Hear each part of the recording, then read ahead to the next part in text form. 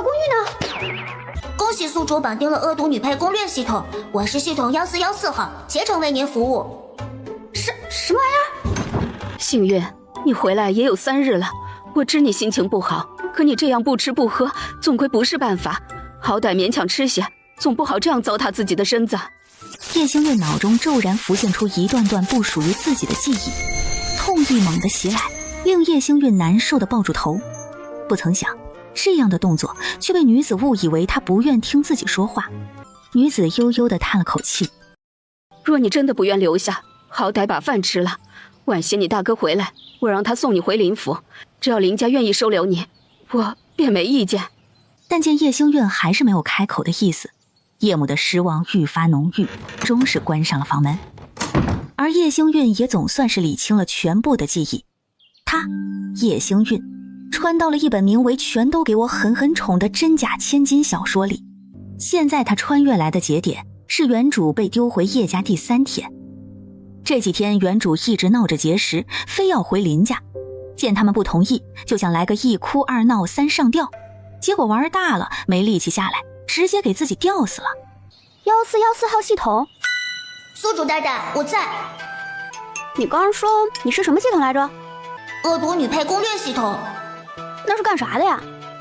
简单来说，需要宿主大大按照原剧情将世界延续下去，否则世界线崩塌，这个世界就会毁掉。原主那不是作死吗？我那么做的话，得死得多惨啊！没关系的，宿主，你死得越惨，奖励值越高。我都死了，要奖励有个屁用！别给他画大饼。不是的，不是的，只要您完成最终任务，在您死亡后，系统可以送您回原世界，所有奖励也会发到您的原世界。哦，这倒是有点意思。什么奖励？您可以带回系统送您的空间，以及系统额外奖励您的10亿元。10亿？瞧你这话说的，我是看重奖励的人吗？主要是恶毒女配这活我爱干，而且我干的可好了。系统表示，要不咱先把资质的大牙收回去呢？对了，你刚说空间？是的，鉴于系统检测到宿主是意外被拉进来做任务的素人宿主，特此破例送您一个灵泉空间，算是补偿。叶星韵的手腕上瞬间多了一个羊脂白玉的手镯。宿主大大只要将指尖血滴上去，便可以激活空间。提示：因空间能力强大，开启会伴随一些后遗症。请问宿主是否还要激活？后遗症？什么后遗症？这个根据资料显示，每个人体质不同，后遗症也有所不同。不过我这里有系统商城，无论什么后遗症都可以治愈，就是需要累积恶毒值兑换积分购买。得知可以治愈，叶星韵便再无顾忌，咬牙割破手指，将血滴到了白玉镯上。下一瞬，叶星韵便被吸进一个山清水秀的空间。一个茅草屋耸立在空间正中间，西北方有一汪泛着亮光的清泉，东南方则是一片没有开垦过的土地。除此之外，再无其他。怎么说呢？有种上当受骗的感觉。宿主大大别急，空间是可以升级的。怎么升级啊？系统商城里面有个升级精粹，10滴1级，空间一共可以升5级呢。我肯定是上当了。深吸一口气，叶星韵挥手从空间中撤了出来。你直接把恶毒值什么的都给我讲一遍吧。只要宿主大大按照原剧情做恶毒的事情，就可以累积恶毒值，每1万恶毒值可以兑换1积分，升级精粹20积分1滴。不过宿主大大也不必担心，你每天的任务最少要累积1000恶毒值，所以还是很快的。这是什么值得高兴的事情吗？唉，不过事到如今，后悔也来不及了。再说，只要死了就能回去，还有10亿元。突然就觉得干劲满满。但是话又说回来，叶星韵蹙眉检查了下自己的身体。不是说有后遗症吗？我怎么没有感觉哪里不舒服啊？难不成是有内伤？宿主大大稍等，我给您检查一下。检查完毕，您身体很健康。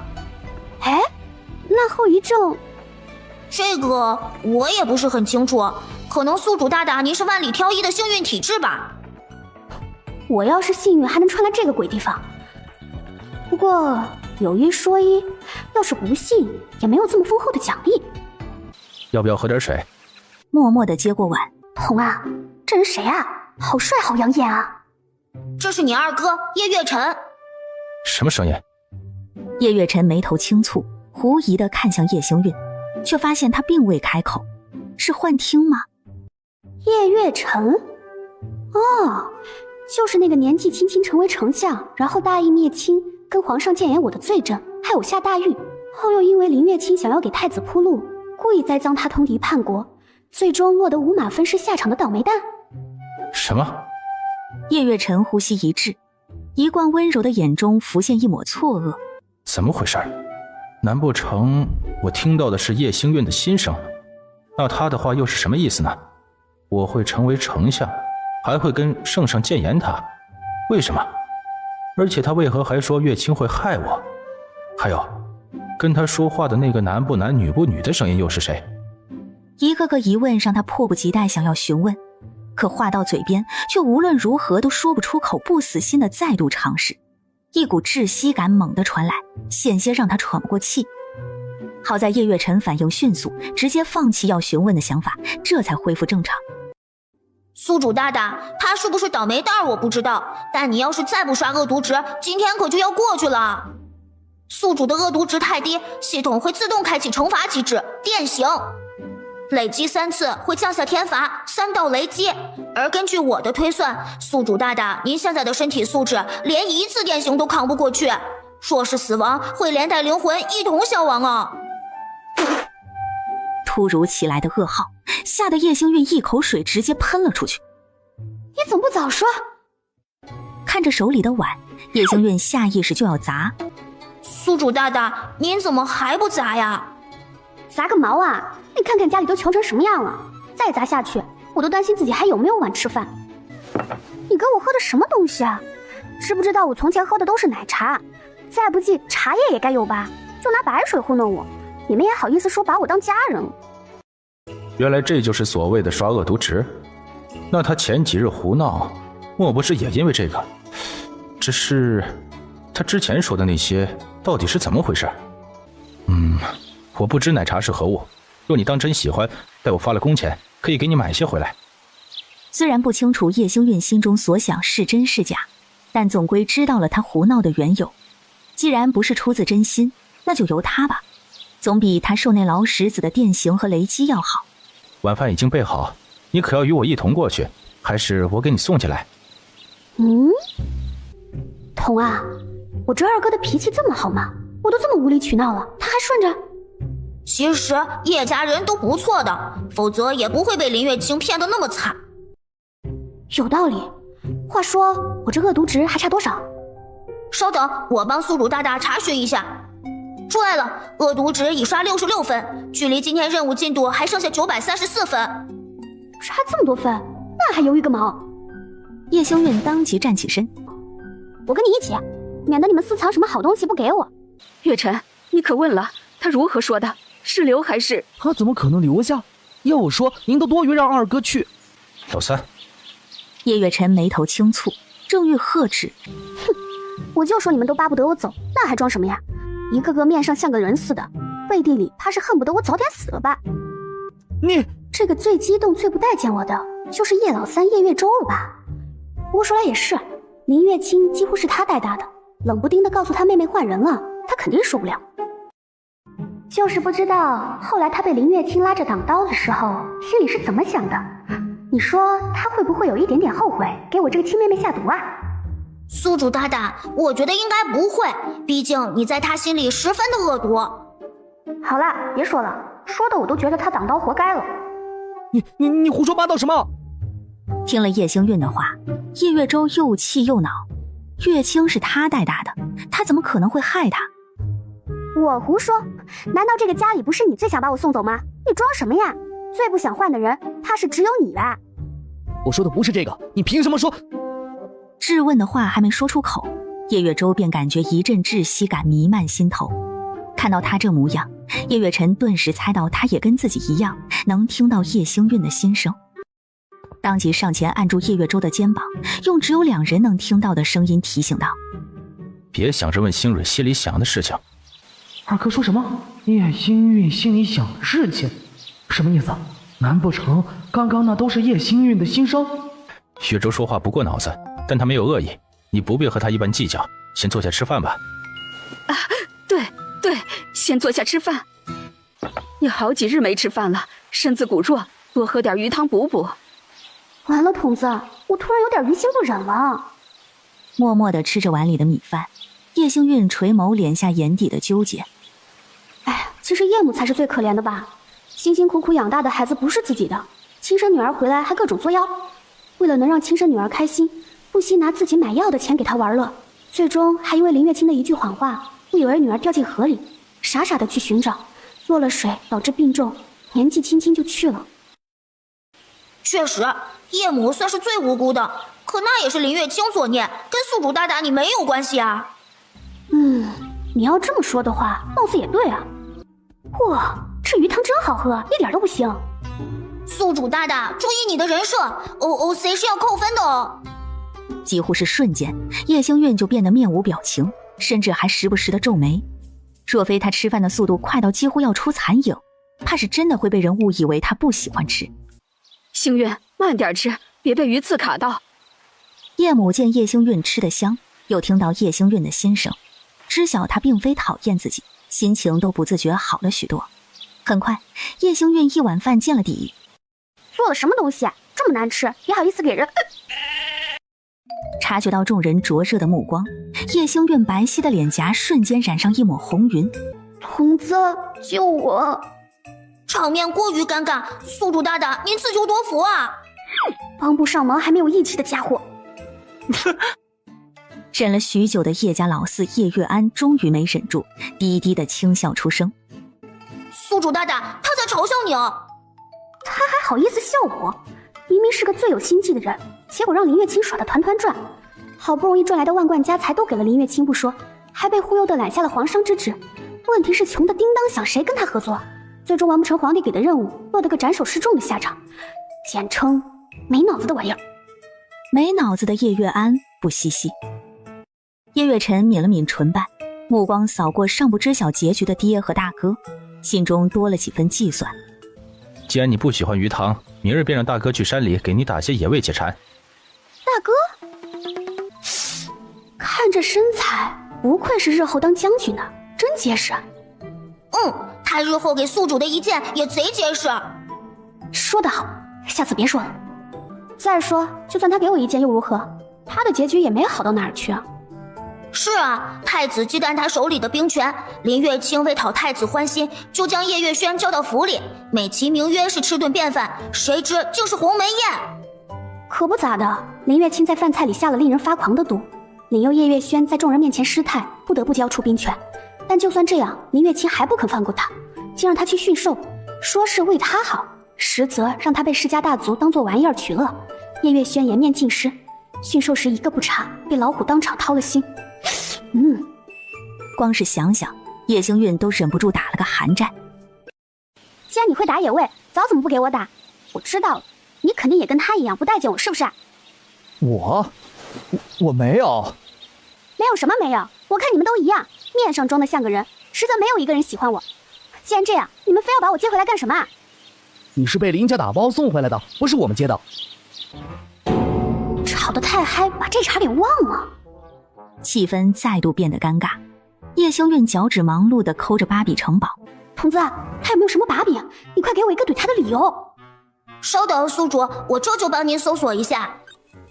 一旁的叶父在叶月辰的眼神示意下沉声训斥：叶周，不许欺负你妹妹。带着几分沙哑的嗓音，引得叶星运侧目。这就是我爹，颜值的确不错，难怪能让曾经身为千金的我娘死心塌地。可耻啊，他还十分深情嘞。叶母去世后就一直守在坟前，虽然孤独，但至少能终老。可偏偏林月清那个不安分的，非要缠着太子出门狩猎，结果遇到黑熊，两人逃亡的路上看到了叶母的坟，林月清那个缺德的直接将墓碑推倒，恰好狩猎回来的叶父看到了，加上一旁的黑熊还在暴躁怒吼，顿时被误会。叶父愤怒地攻击黑熊，黑熊也不甘示弱，结果就是2败俱伤，林月清得利。若只是这样就算了，他甚至不给叶父收尸，还不帮叶母把墓碑扶正，简直太丧天良了。哦吼，没看出来你还是个蛮有正义的小筒子嘛。那是，虽然人家是恶毒女配攻略系统，但不代表人家是坏的。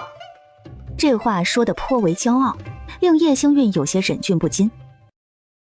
那既然林月清那么恶毒，为什么还能当主角？因为这本书原本3观也不正，就为了写出林月清的团宠日常。至于其他的，不过都是林月清奔向幸福生活的垫脚石罢了。我勒个了了，不是主角就这待遇，太过分了。没办法，说定如此，统统我也很无奈呀。听到叶星韵全部心声的叶月辰身侧的手不自觉紧握，眼中迅速划过一抹晦暗。是啊，林月清的幸福生活却要我们一家人的命做垫脚石，凭什么？你少在这里胡说八道！你知道什么？你凭什么如此说？什么玩意儿？我说啥了？这会抽什么风？不知道啊。月州，从你回来那日起，便鼻子不是鼻子，脸不是脸。家里人为了迁就你，百般委屈自己。你倒好，不感恩，还在这里到处挑事儿。我告诉你，你若再说……宿主大大，我搜到了。叶月舟小时候贪吃，结果家里没油水，上不出来茅厕，憋得肚子大大的，然后跟小朋友玩家家酒的时候，被强硬的当成孕妇，气得他自己找了根小木棍抠，结果力度没控制好，一整个戳进了菊花里，疼得他直接掉进了茅坑。还好叶父回来的及时，把他捞了起来，又给他煮了野蜂蜜水，这才把他的孕肚消掉。这个什么桶是怎么回事？为什么连这种事情都知道？笑什么笑？不可理喻。叶星韵的笑容犹如魔音穿耳，让叶月舟的脚步愈发迅速。好半晌，笑到腹痛的叶星韵才努力压下笑意，抬手擦了擦眼角的泪花。我知道你们对我有很多不满，但是我肯定改不了，所以就辛苦你们改改吧。望着叶星韵的背影，叶月辰当即给大哥叶月轩递了个眼神，示意他去将叶月舟叫回来。老二啊，说说吧，到底怎么回事啊？具体如何我也不是很清楚，只是我给他送水，准备询问他时，便发觉能听到他的心声。我试过要询问，但一有这个想法就喘不过气来，直到放弃才恢复如常。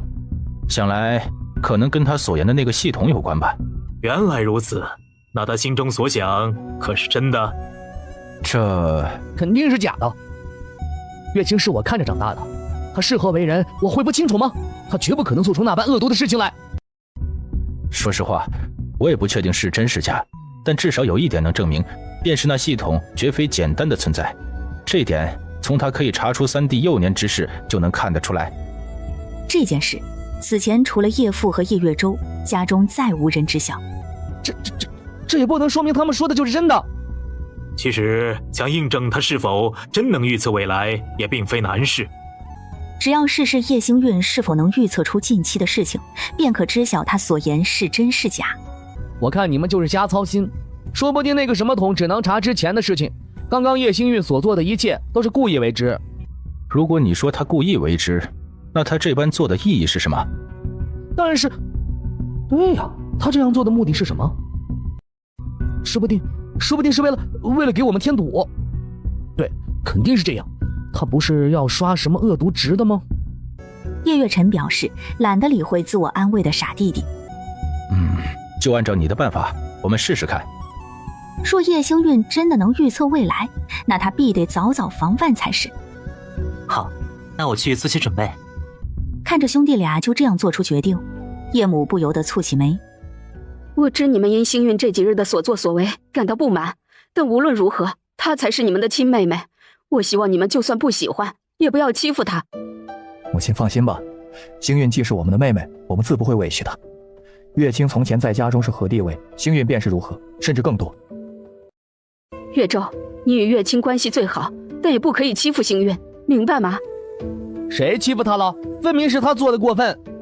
叶月舟对上叶母满是担忧的目光，到底是没忍心拒绝。好啦，我答应，只要她日后不过分，我便不与她计较。这怕是够呛。此前我听他与系统所言的意思，是他必须要积累恶毒值，否则便会受到电刑与雷击，而他所做的恶毒事情便如同今晚一般，各种找事儿给人添堵。什么？婉儿，你说的是真的？那星运他……娘，您先别激动，我知道您担心他，但星运现在应当不会有事，日后我们配合着些，由他给我们添堵，想来他便不会受罚。此话当真？如果他与那系统说的都是真的，那便是真的。那便好，做不过是闹些脾气，大家让让他也就是了。对此，除了叶月舟以外的叶家人均表示赞同。不过叶月舟明着也没说什么，只是心里愈发觉得叶星运就是用了什么手段，让他们听到他的心声，好针对月清。他是不会让叶星运得逞的。也就是说，我都这么作妖了，今天的进度还差300多。是的。这恶毒值怎么还那么难搞？总不见得我要出去杀人放火吧？其实没那么难，只要宿主搞点人身攻击，让人生气的话，恶毒值会更高。人身攻击？你觉得除了穷，我还能攻击他们什么？叶家几个儿郎个个都是好样的，若非叶母生原主的时候难产伤了身子，每月必须要吃药，加上林月清身子骨弱，经常生病，叶家园也不至于穷成这样。烦躁地挠了挠头，叶星运环顾四周，寻找着能砸的物件，打算先把今日的 KPI 完成。算了，还是研究一下怎么人身攻击吧。迈步走出房门。哟，这叶家人是背着我开小会去了。听到叶星运新生的叶家几人，心中都多了几分慌乱。宿主大大，这也没办法，谁让你天天作妖，他们会想办法对付你，也是正常的。对付我？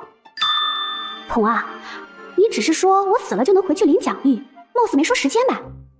好像的确没有。那我明白了。怎么有种不好的预感？既然没有规定时间，那我早早的作死，不是就能尽早的回去了吗？啊，这……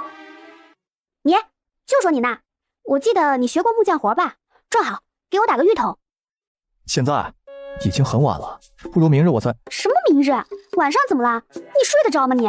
我不洗澡我就睡不好，赶紧的，有这磨磨唧唧的时间都做好了。还有你也别闲着，去给我烧水。你去给我找点皂角来。至于你呢，我记得你有一身衣服是去年新做的，拿出来，让娘给我改改，我当睡衣穿。你说什么？大半夜不睡觉，你让我们给你做这做那就算了，还想要二哥的衣服？你知不知道那是二哥考试时要穿的？我知道啊，那又咋了？那又咋了？你，我再说一次，那是二哥考试时穿的。他不是考完了吗？年末还要考秀才呢。那是年末的事情了，跟现在有啥关系？大不了到时候再给他接块布。你别你我的，赶紧烧水去，磨磨唧唧的，还考试，家里这情况，你怕是连考费都凑不出来。是啊，家里穷，今年又欠了那么多债，活下去都是问题，哪里还有闲钱给二哥交束修和考费？猜到叶月舟心中所想，叶月辰伸手拍了拍他的肩，无声地安抚着。叶月轩拿起一侧的斧头，大步朝院外走去。叶月安也没多说什么，从院子一角拿了些晒干的皂角，捧着石臼坐在叶星运身边开始凿粉。就连叶月辰都从房里拿出了衣服交给叶母，可以说除了叶月舟，没人对叶星运有任何意见。对此叶星运不懂，叶星运大为震撼。童啊，我记得你说只有他们越生气，恶毒值才会越高。是的，如果对方不生气的话，获取的恶毒值会大打折扣。问题是他们也不生气啊，我都这么无理取闹了，除了叶月舟以外，竟然没有一个人说我半句，这合理吗？就刚刚自己那个德行，叶星运都恨不得给自己2个大嘴巴子，结果叶家人竟然接受的如此良好，不理解也尊重不了一点。这个可能他们觉得女儿好不容易回来，想着能顺从就顺从。可是这样，我的任务起飞完不成了。没事的，宿主，您今日份的任务已经完成了。好嘞。是叶月舟的愤怒值过高，加上您的话还戳到了他脆弱的自卑心，让他觉得自己没用，不能替家里分担，所以您的任务不仅完成了，还超额了不少哦。闻言，叶星运当时眼前一亮，连带看厨房里的叶月舟都顺眼了不少。叶星运已经暗中将叶月舟列为固定刷恶毒值的角色。叶家众人得知叶星运完成今日任务，纷纷松了口气。同时众人意识到，他们日后得稍微配合着些，以免叶星运生疑，也防止叶星运会完不成任务。不多时，叶月安将碾碎的皂角粉放在小木盒里，推到叶星运面前。那今晚你先拿去用，明日有时间我再给你熬一锅皂块。察觉到叶星运一直盯着他，小妹怎么这般看着我？当然是因为你好看了。心里这般想着，叶星运面上却是一脸嫌弃。谁说我看你了？咋那么自恋呢？我在研究皂角粉够不够，闲得慌就再给我弄一点。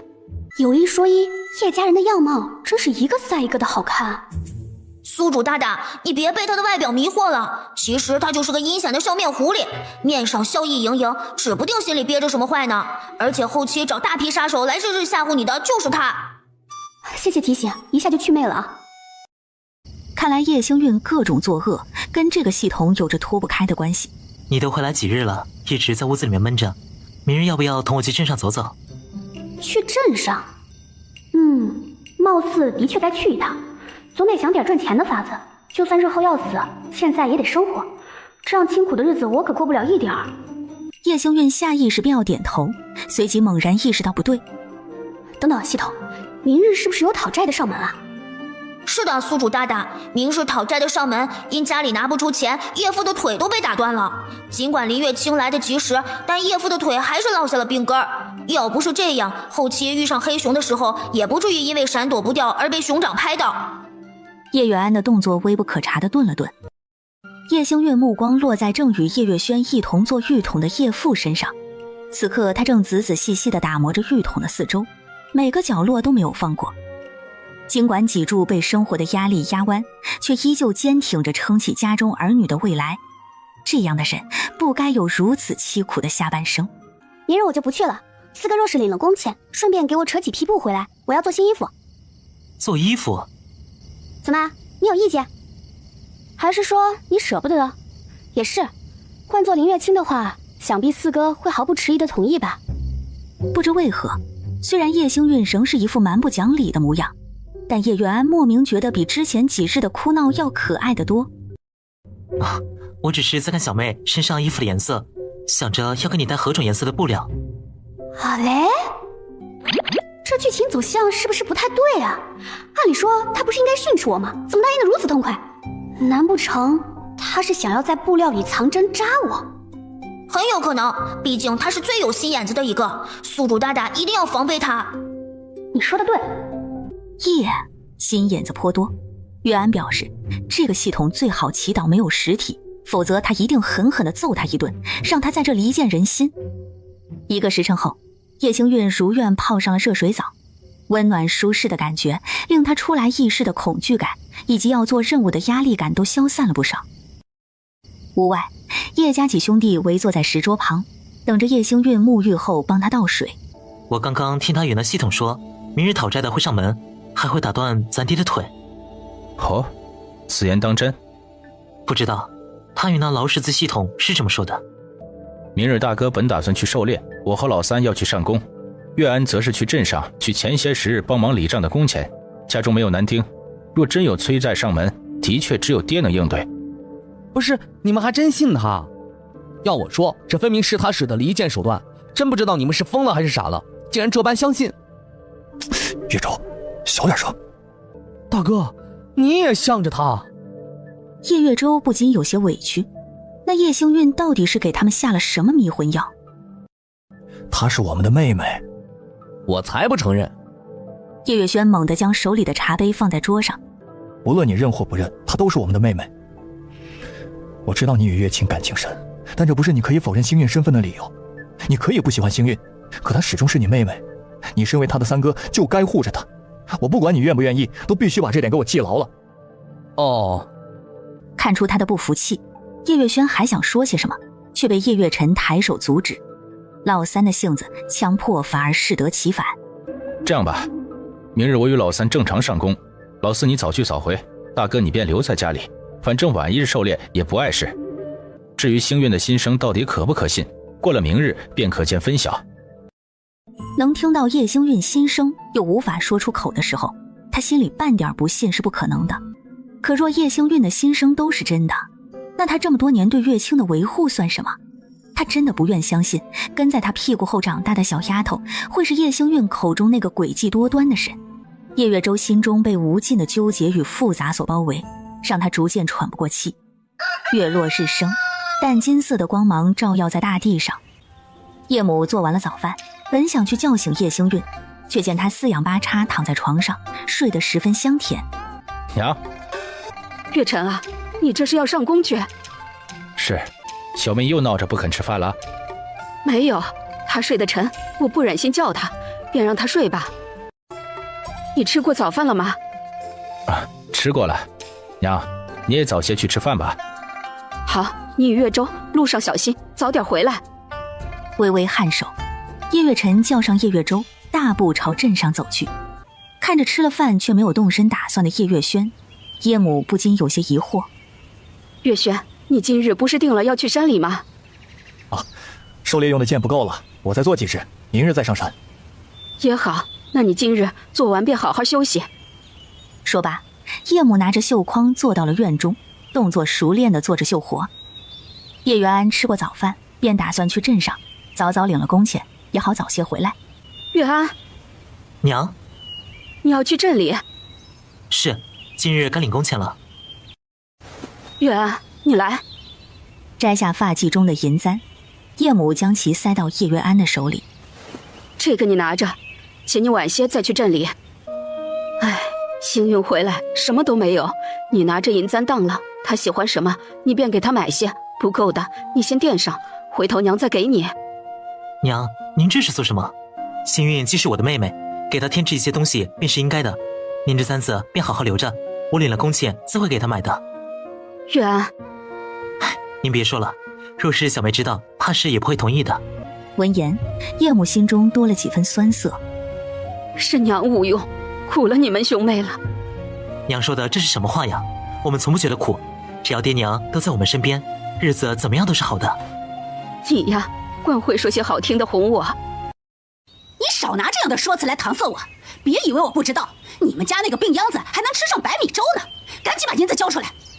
骤然坐起身，叶星月茫然四顾，这是哪？他是谁？平日里我这里有什么，你们不是比我还清楚？我不过昨日才买了些白米给燕儿补补身子，你们今日便闻着味儿过来了。不知道的，怕以为你们是蝗虫转世呢。就你家老大那身子，补的有什么用啊？就知道浪费银子，早点死了还省得耽误家里呢。你说什么？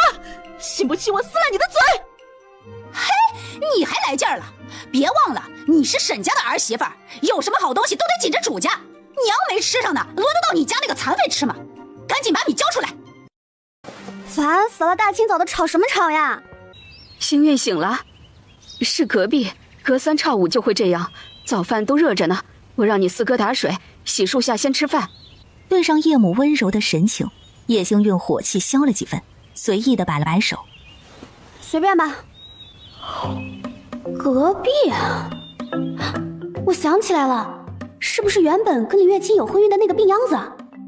是的，不过准确来说，现在病秧子是宿主大大你的未婚夫哦。叶星月脑中回忆着关于病秧子的剧情。我记得这病秧子是被气死的吧？是的，按照剧情，沈家的亲戚各种欺负他们家，就算是一枚铜板都会被搜刮走。那沈家亲戚就趁着沈母出门的时候，硬生生将病秧子气死了，甚至死后连棺材都买不起，还是叶家老三求了林月清才拿到了几两纹银，勉强算是给他葬了。病秧子的爹娘就这么任人欺负？没办法呀，古代孝道大于天，病秧子的爹又是个老实巴交的性子。说的也是。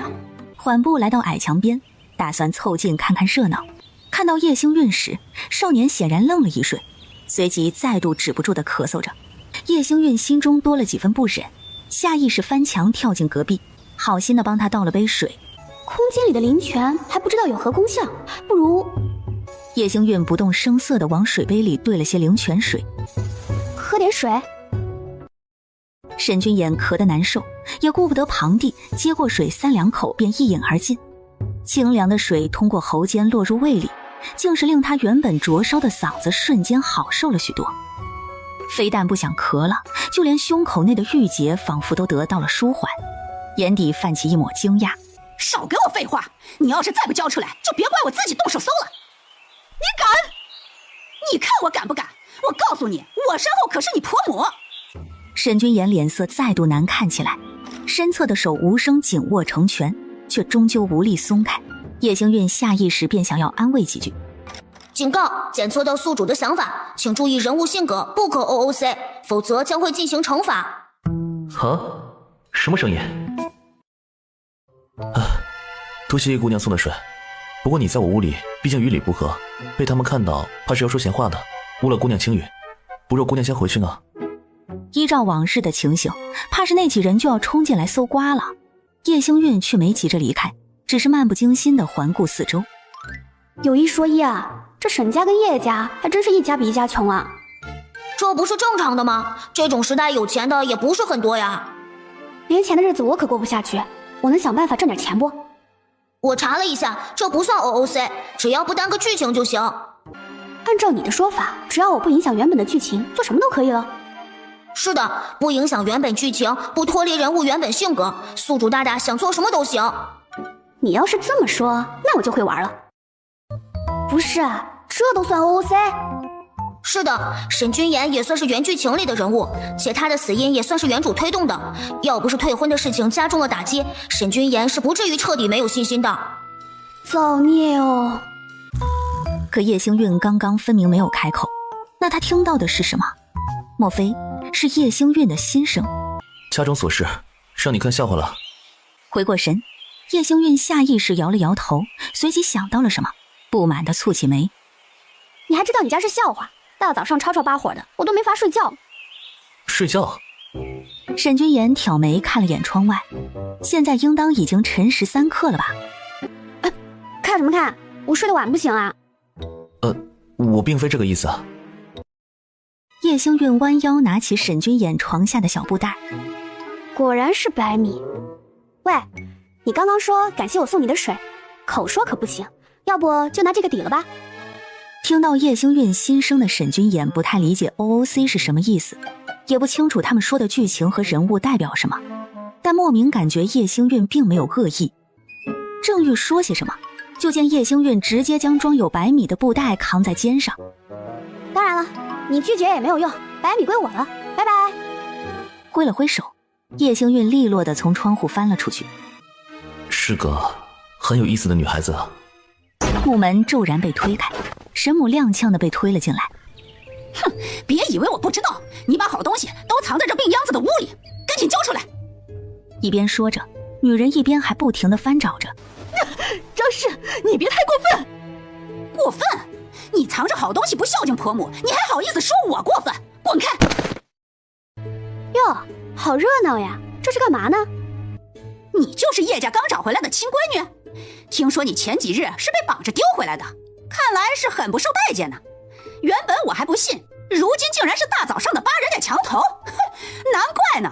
换做我呀，怕是也不敢要这样的闺女，指不定什么时候做出丢人的事儿呢。住口！沈君也恼火呵斥，看向张氏的目光满是厌恶。哟，这还护上了，看来是早就勾搭上了呀。张氏，你给我闭嘴！我儿子与叶家姑娘向来清白。清白？哼，谁家清白能直接翻墙头啊？啊，我家闺女就做不出这种事儿，还是说大户人家就这教养？这位婶子说的是，我家里的教养真是太好了，才让我干不出去看男子床底的事情。不过婶子啊，你好歹这么大年纪了，就算家里男人不行，你也不能盯上人家未婚娶的少年郎啊，这不是欺负人家年纪小吗？你胡说八道什么？我咋就胡说八道了？你那手现在还抓着人家的床单呢，甚至还擅闯男子的卧房，传出去，哎呀，你倒也罢了，这般年纪没脸没皮的，但人家怎么见人了？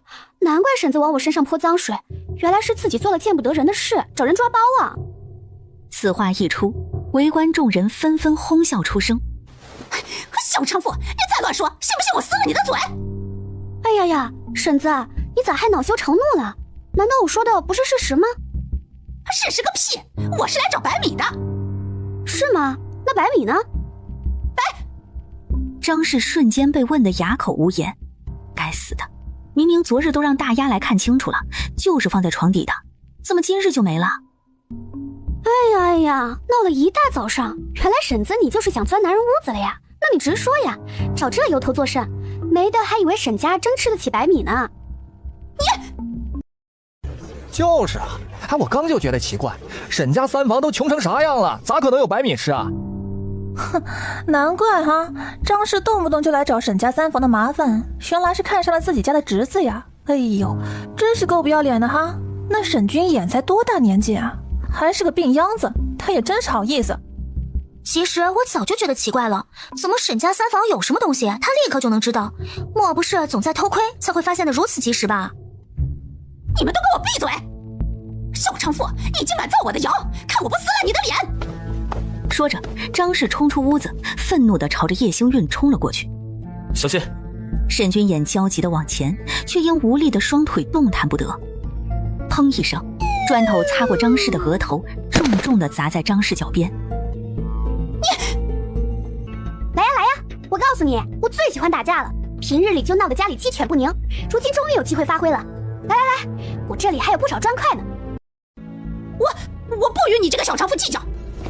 说罢，张氏恶狠狠地瞪了眼叶星韵，转身大步离去。跟我斗？不知道姑奶奶我练过吗？宿主大大，你这恶人演的是越来越熟练了，今日累积的恶毒值已经超额完成了。小 case， 这点事情手拿把掐。得意雀跃的声音令沈君衍悬着的心彻底放下。原来他此前说的是这个意思，不过作恶，这分明是为民除害。看什么啊？白米我是不会还的。说罢，叶星韵转身从矮墙上跳了下去。白米？妍儿，他说的什么白米？是你藏在我床下的，我给他了。与其给沈家人拿走，倒不如给叶家，也算是还一些叶家多年照拂的恩情了。哎，你说的也是，总比给了沈家好。只是这米本来是给你补身子的。我这身子补的有何意义啊？沈母张了张嘴，却终究没再说什么，默默地走出了房间。没事吧？有没有被张氏抓到？我没事儿，就张氏那样的10个也打不倒我。话是这样说，但你是未出阁的姑娘，对上张氏的时候还是要小心，他们嘴里不干不净的，脏了你的清白不好。满心满眼的关心令叶星韵心中多了几分暖意。前世身为孤儿的她，除了院长婆婆，还没人如此为她着想过。来，星韵，快吃饭吧。吃了饭，你四哥带你去镇子里逛逛，缺什么就买点什么。来啦！早饭是蒸的番薯，还有一碗浓稠的素米粥和炒野菜。家里没什么好吃的，你先凑合凑合。要是实在不爱吃，就让你四哥带你去镇上吃碗馄饨。是没什么好吃的，但叶家估计也拿不出别的吃食吧。何止，叶家的米缸都见底了，给你的是最干的，他们几乎喝的都是米汤，就等着叶月安去领工钱买米呢。太可怕了，我已经很久没有这么穷过了。一边想着，叶星韵一边慢吞吞地吃着早饭，全然没有注意到叶母窘迫的神情。一旁的叶月安倒是不以为意，愈发肯定恶事绝对不是妹妹情愿要做的，心中暗戳戳给系统记了一笔。哎，大哥，什么情况？叶月轩不是出门打猎了吗？怎么回来了？不知道，系统没显示这里的剧情有异常。不对啊，看时间，催债的马上就要登门了。叶家老大要是没去打猎，叶父怎么可能会被打折腿？可能是回来取东西。你不是出去打猎了吗？怎么突然回来了？今日本是要去的，出门时发现见不多了，打算做些再去。原剧情里有这段吗？没有。那这不算我的问题吧？应该不算吧，毕竟不是宿主大大留下他的。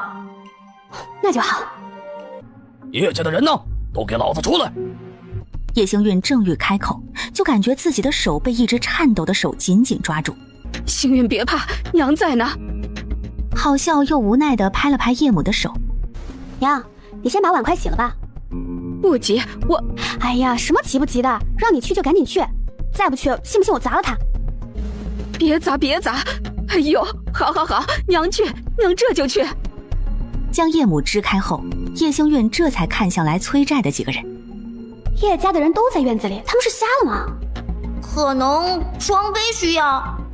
我是叶家老大，你们有事可以跟我说。上个月你家跟我们老大借了100两银子，现在该还上了。100两？我爹分明只借了50两。啊，小子，你想不认账？住手！刚刚从地里回来的叶父一进门就看到这一幕，连忙跑上前挡在叶月轩身前。你们做什么？做什么？欠债还钱，天经地义。老东西，别说你不知道。看看，白纸黑字清清楚楚的写着，借款100两，1月内还清，否则每天多加1两的利息。什么？叶父满脸的不敢置信，颤抖地伸出手拿过欠条。怎么可能？我当时明明看过契书，上面不是这样写的。可上面的签名又分明是他的。当然不是这样写的，否则你怎么可能会签字呢？阴阳合同给你看的是一半，给你签字的是另一半，签字时2份合同叠在一起，叶家这是妥妥吃了老实人的亏啊！可不是嘛，不过也不能怪叶家人，毕竟要不是这次着急，他们也不会去借钱。但你说他们要是知道叶月清根本就是装病，实则只是因为知道了自己的身世，想着给自己留点贴己钱，你说叶家人会不会更崩溃？宿主大大，你这嘴脸也太恶毒了！胡说八道，我这分明是单纯的八卦。一人一桶斗着嘴，叶家几人却听得震惊不已。阴阳合约已经让他们愤怒，林月清的事情更是让他们满心错愕。装病提前得知身世，天哪，不敢想叶星韵说的要都是真话。林月清的心机是有多深？这不是我们签的合约，我们只借了50两，且当时说的是1个月还5两，10个月还清。哟呵，你这是质疑我呢？小杂碎，给你脸了！这位兄弟啊，你消消火，有话咱们好好说。谁他娘的是你兄弟？烦躁地推开叶父，好在叶月安及时扶住了他，这才没有摔倒。想和平解决，那就拿银子。这么多银子，我们咋可能拿得出来吗？没有，那就别怪哥几个不厚道了，给我砸！阴阳合同现代都解决不了的问题，放到现在就更没有什么好办法了。宿主大大，其实也不是全然没有办法。能有什么办法？现代是法治社会，可现在不是。虽然有律法，但比之现代可是很多漏洞。哈哈，你的意思是，嘿嘿，会不会太缺德啊？对付恶人就得以恶制恶。再说，我是恶毒女配系统，宿主大大，你不能指望我是个五好系统啊。有道理。催债的几个人里，忽然有人注意到叶星韵的身影，当即眼前一亮，朝着叶星韵便抓了过来。星韵！叶父最先反应过来，没有丝毫犹豫，直接挡在了叶星韵面前。叶星韵看着即将招呼到叶父身上的重拳，神色一凛，反手就是一个漂亮的过肩甩，砰一声，人高马大的壮汉被重重的摔倒在地。宿主大大，你在干什么？你是不是忘了自己的人设啊？闭嘴！你能不能淡定点？再说我怎么就忘了人设？我都恶毒了，我动个手有什么问题？你，而且这不也没有响警报吗？对呀，他警报怎么没响啊？不是，这对吗？这你恶毒女配，不是啊？我都恶毒了，动手跟动嘴还有什么区别吗？总觉得哪里不对劲，但又无力反驳。宿主大大说的对。坐下聊聊。几乎是瞬间，男人便权衡出利弊，欣然点头同意。我也不想闹得大家不愉快，但白纸黑字的写着，你们不能不认账吧？欠债还钱天经地义，可不是我们欠下的，我们也不能认，不是？你什么意思？不打算还钱？我爹借了50两，利息5两，便是55两。按照约定，每月5两，11个月还清。小丫头，你不识字儿，你家里总有认字儿的，这上面写的清清楚楚。哎，不等说完，就见叶星韵直接拿过欠条，毫不犹豫地撕了个稀碎。小贱人，你耍我！急什么？你们那里不是还有一份正版的欠条吗？再说我们一家都是老实人，欠了多少肯定都会还清，有无欠条并不重要。你们借债求的是钱，我们还钱求的是平安。但你若是非要动手，那我势必要报官。可是现在阴阳借条都没了，你确定你还说得清我们借了你多少银子吗？而且你要是伤了人砸坏了东西，我只要稍微报价高一点，到时候谁给谁银子怕是更说不准了吧。哼！好半晌，男人嗤笑着摇了摇头。想不到我堂堂宋虎竟在你一个小丫头片子的手里栽了跟头。虎哥这话就不对了，我只是在帮您分析利弊，是虎哥你愿意高抬贵手放我们一马。先给1巴掌，再给1颗糖。好个妙人儿！行，今儿我给你个机会，照你说的，每月5两，现在拿钱吧。没问题，爹，拿钱。已经愣住的叶父茫然的点点头，本能的起身回房间拿银子。你们先去隔壁要账，我在这儿等着。得嘞，虎哥。隔壁沈家也欠钱了？是啊，沈家欠的还多呢，毕竟沈君衍的身子需要花费不少银子调理。他们没有阴阳合同？没有，沈母会仔细看，他们坑不上，但还钱却是最大的问题。我们这个月真的拿不出那么多，求您宽限几日。我们好歹也认识了这么久了，我不会欠着不给的。说这些没用，没钱是吧？那就给老子死！不要，住手！住手！剧烈的咳嗽声，小孩的哭闹声，都让叶星韵揪心不已。大哥，让你的人住手！小丫头，隔壁可没有阴阳合同，而且这是他们自己没钱，难不成你想帮忙还？宿主大大注意人设。我的意思是，他们都穷成这样，你让他按月还都还不出来，还不如直接给个期限，让他们一次性还出来，也免得你们打杂一通，总比还不上的好。你这小妮子心够狠，脑子也够快，我喜欢。老六，去把这姑娘的话告诉隔壁，跟他们说，我就给1个月的期限，还不上，我打折他们家里每人1条腿。小妹，就连叶月安都维持不住一贯的笑容，错愕地看向叶星韵，对上叶月安不解的目光，叶星韵别开脸。看我干嘛？难道我说的不对吗？这哪里是对不对的事情啊？但想到叶星韵是好心，又不忍苛责。5两银子，您查查。有铜钱，有碎银，一看就知道是一点一点攒的。不必查了，让你们也没胆子骗我。小丫头，隔壁可是实打实的欠了我100两银子，虽然你是好心，但他们可未必领情。真要是为难你，你可以来飞虎赌庄找我，毕竟我对你还是蛮喜欢的。宋虎大笑着离开了叶家，叶月轩和叶月安脸色骤然黑了下去，就连叶父也忍不住蹙起眉。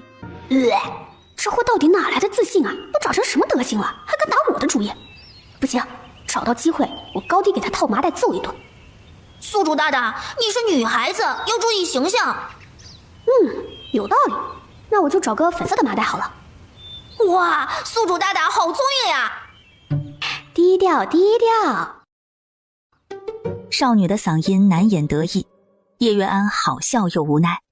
也是，这丫头此前一直在林家，大门不出二门不迈的单纯千金，哪里知晓他们这样的人家攒够100两需要多久？晚些时候，他们一起帮着沈家想想办法好了。时辰不早了，你还要同我一起去镇上吗？要去。好，那我去找牛车，你在家里等我一会儿。目送叶月安离开后，迟疑片刻，还是没忍住走到矮墙边。此时，沈父沈母刚刚将沈君衍抬回床上。沈君衍这个样子真的好娇啊，好想揉。娇？入什么什么？多谢。谢我？你不觉得是我害了你们？害？沈君言自嘲一笑。哈，说是没有你，沈家今日怕是逃不过一劫的。我也不过是给你们延迟了1个月，还不上，你们家人怕是比现在还惨。我知道，但至少有1个月的缓冲，虽说用处不大。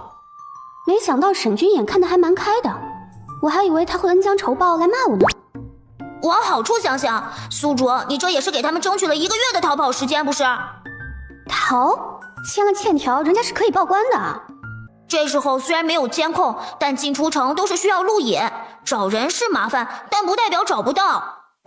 是啊，想跑都跑不掉。他这个废物，除了拖累家里，还有什么用？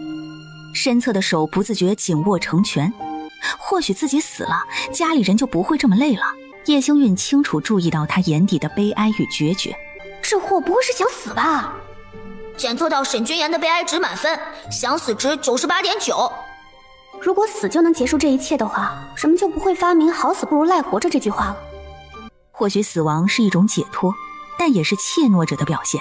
望着叶星韵的背影，沈君言张了张嘴，却不知要说什么。宿主大大，你是在生气吗？生气？谈不上，只是我无法理解不敬畏生命的人。他家里那么困难，都坚持把他养到现在，他倒好，净想着逃避。这也不能怪沈君言啊，他明明聪慧不比你二哥差，可却因为自幼双腿无法行走而不能科考，一腔抱负无法实现，他真的很惨的。你这么说的话，倒是也有些道理。话说回来，他的腿是怎么回事啊？不知道，原剧情没说，好像就写了一句因母亲怀胎时中毒导致体弱无法行走，类似这样的描写。中毒吗？如果是这样，那我倒是可以试试看。宿主大大，不可以啦！啊，为 OOC 嘛，我知道了啦。你好烦哦。声音逐渐远去，沈君言却猛然抬起头。那个什么系统说什么？我是娘胎里中的毒，真的假的？叶星月还说能试试，他当真可以？可为何那老石子系统说不行 ？OOC 又是什么意思？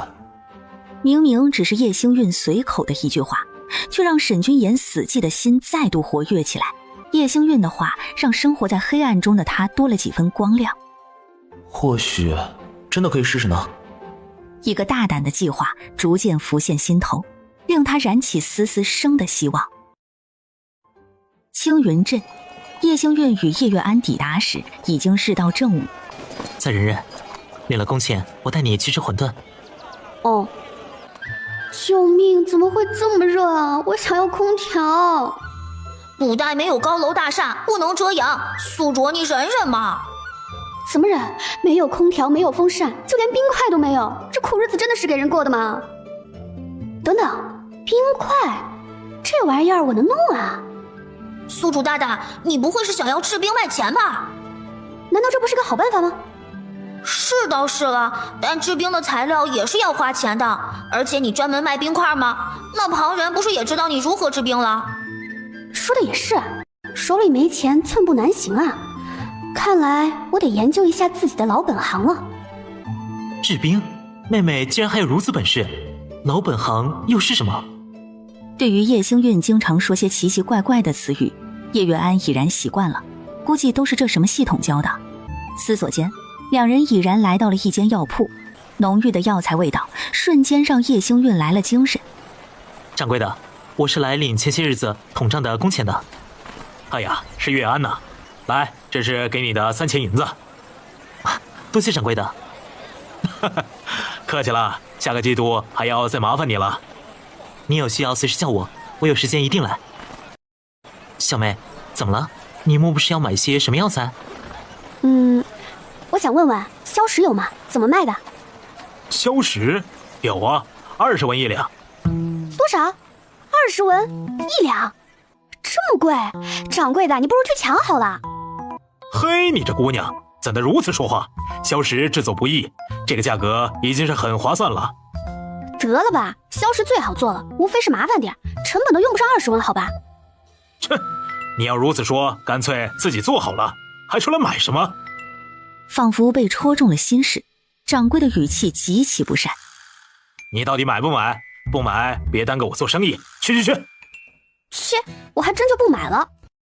小妹啊，药材普遍都贵，20文已经算便宜的了。照你这么说，我岂不是可以去卖药材？当然，镇子里很多药铺都是药材，不过咱们附近的山上都没啥值钱的草药，你去了也是白搭。这样啊，旁人或许赚不到多少，我可不一定。叶元安也没再多说，只是带着他来到街角的一个馄饨摊。来，快吃吧，吃完我再带你去布庄买些布，晚些叫上2哥和3哥，我们一会儿回去。香，没有任何现代的工业香精，纯天然的食材，简直香到飞起。慢点吃，我又不跟你抢。说着，叶月安还将自己碗里的馄饨拨出一半到叶星运的碗里。你都给我了，你还够吃吗？没事，我不是很饿。再说了，我经常能来镇子上，随时都能吃，你多吃一点。闻言，叶星运也不跟他客气，3下5除2就将馄饨一扫而空。唉，舒坦。宿主，注意形象。我都恶毒女配了，还注意个毛？童啊，那边那个人咋这么眼熟呢？能不熟悉吗？那是你3哥。3哥？怎么了？难不成小妹想要去找3哥？你不是说带我去布庄吗？啊？哦，对啊。那走吧。就这么走了？那3哥呢？不找了？宿主大大，你不去看看叶月舟吗？这个时间叶月舟既然没在工作，那肯定是在陪林月清。我凑过去岂不是讨人嫌？再说，我也不想跟林月清打交道。为什么？废话，你见过哪个配角在主角面前落得好处了？更别提我是恶毒女配，过去不是找虐的吗？和你就算现在躲了，晚上也还是要见面呀，早死早超生啊，宿主大大。那我晚死会儿还能多享受会儿呢，让暴风雨来得再晚一点吧。风和布庄，掌柜的，叶小公子来了。来得正好，我刚好把银子准备出来了。啊，先不急，佳妹想要选购一些布料，晚点一起算就好了。长亲，还不带着叶姑娘去选布料？得嘞，姑娘跟我来。叶星运挑了好半晌，才选中一匹藕粉色的棉布。这个要多少钱一尺？50文一尺。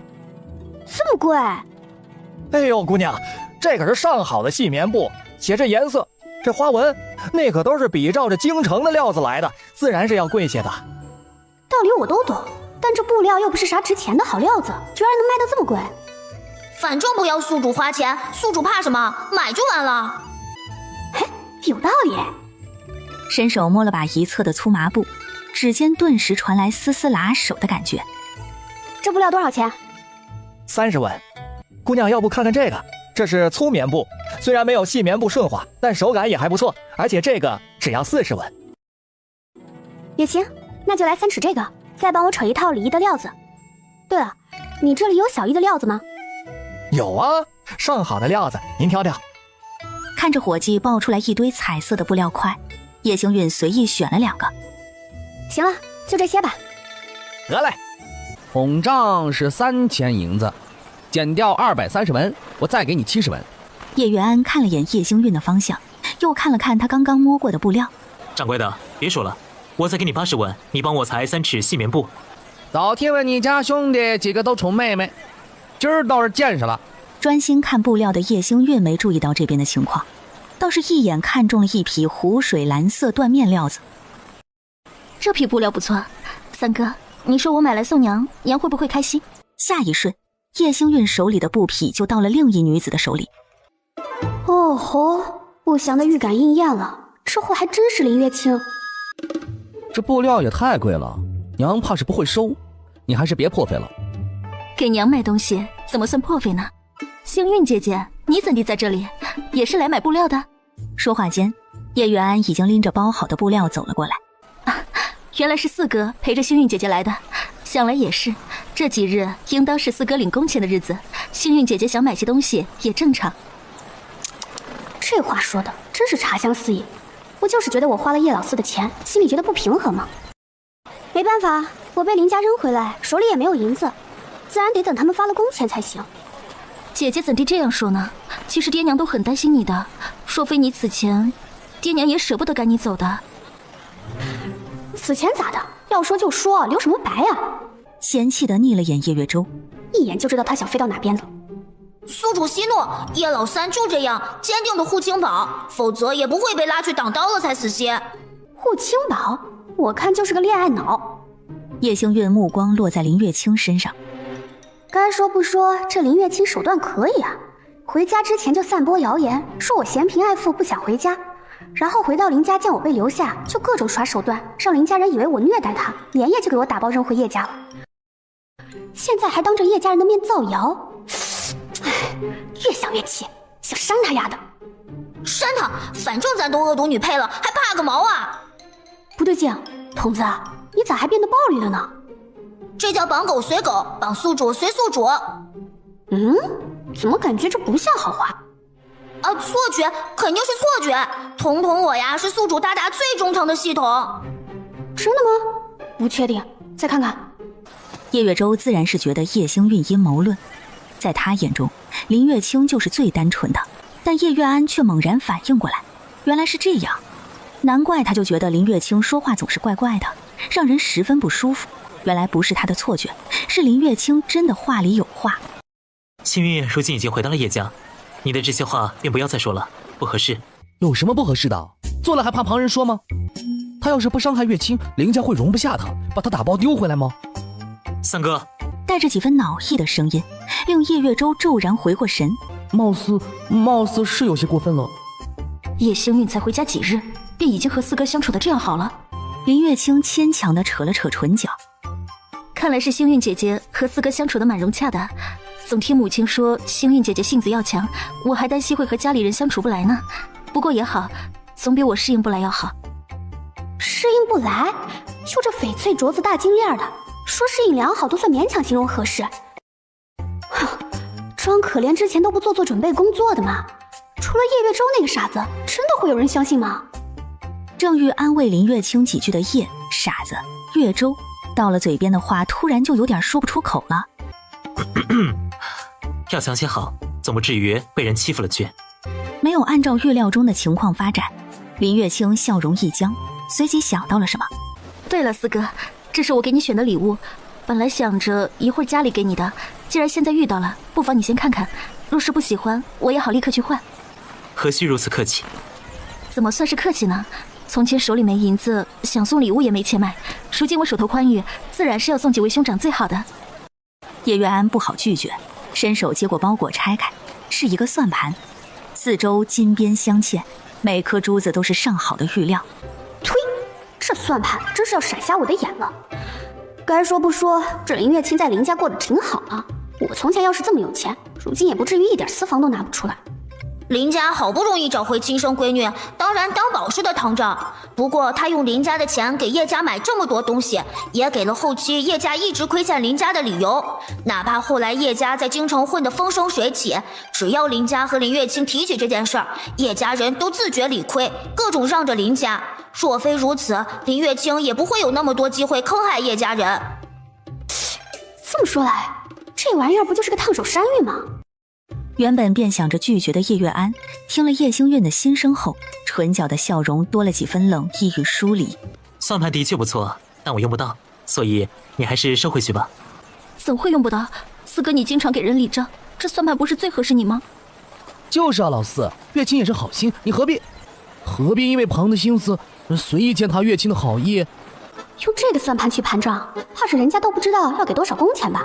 卖又不好卖，留着当传家宝的话，又显得没什么见识，当真是没用的玩意儿。宿主别说的如此直白嘛，好歹给人家留点面子噻。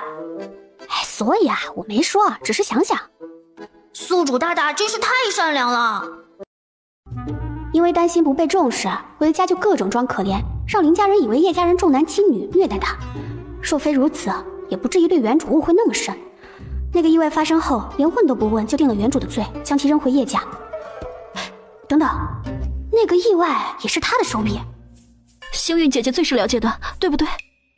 对个屁！星运姐姐，别叫我姐姐，咱俩没那么熟，而且咱俩同一天出生，谁大谁小还不一定呢。林月清顿时红了眼睛，仿若受了天大的委屈。叶新月，你怎么说话呢？月清是出于礼貌唤你姐姐，你不领情也不必如此凶她吧。今日闷热，星运心情本就不好。再者，星运说的也是事实，三哥何必小题大做呢？不是见到心意，是我真的用不上，好意心领了，东西还是收回去吧。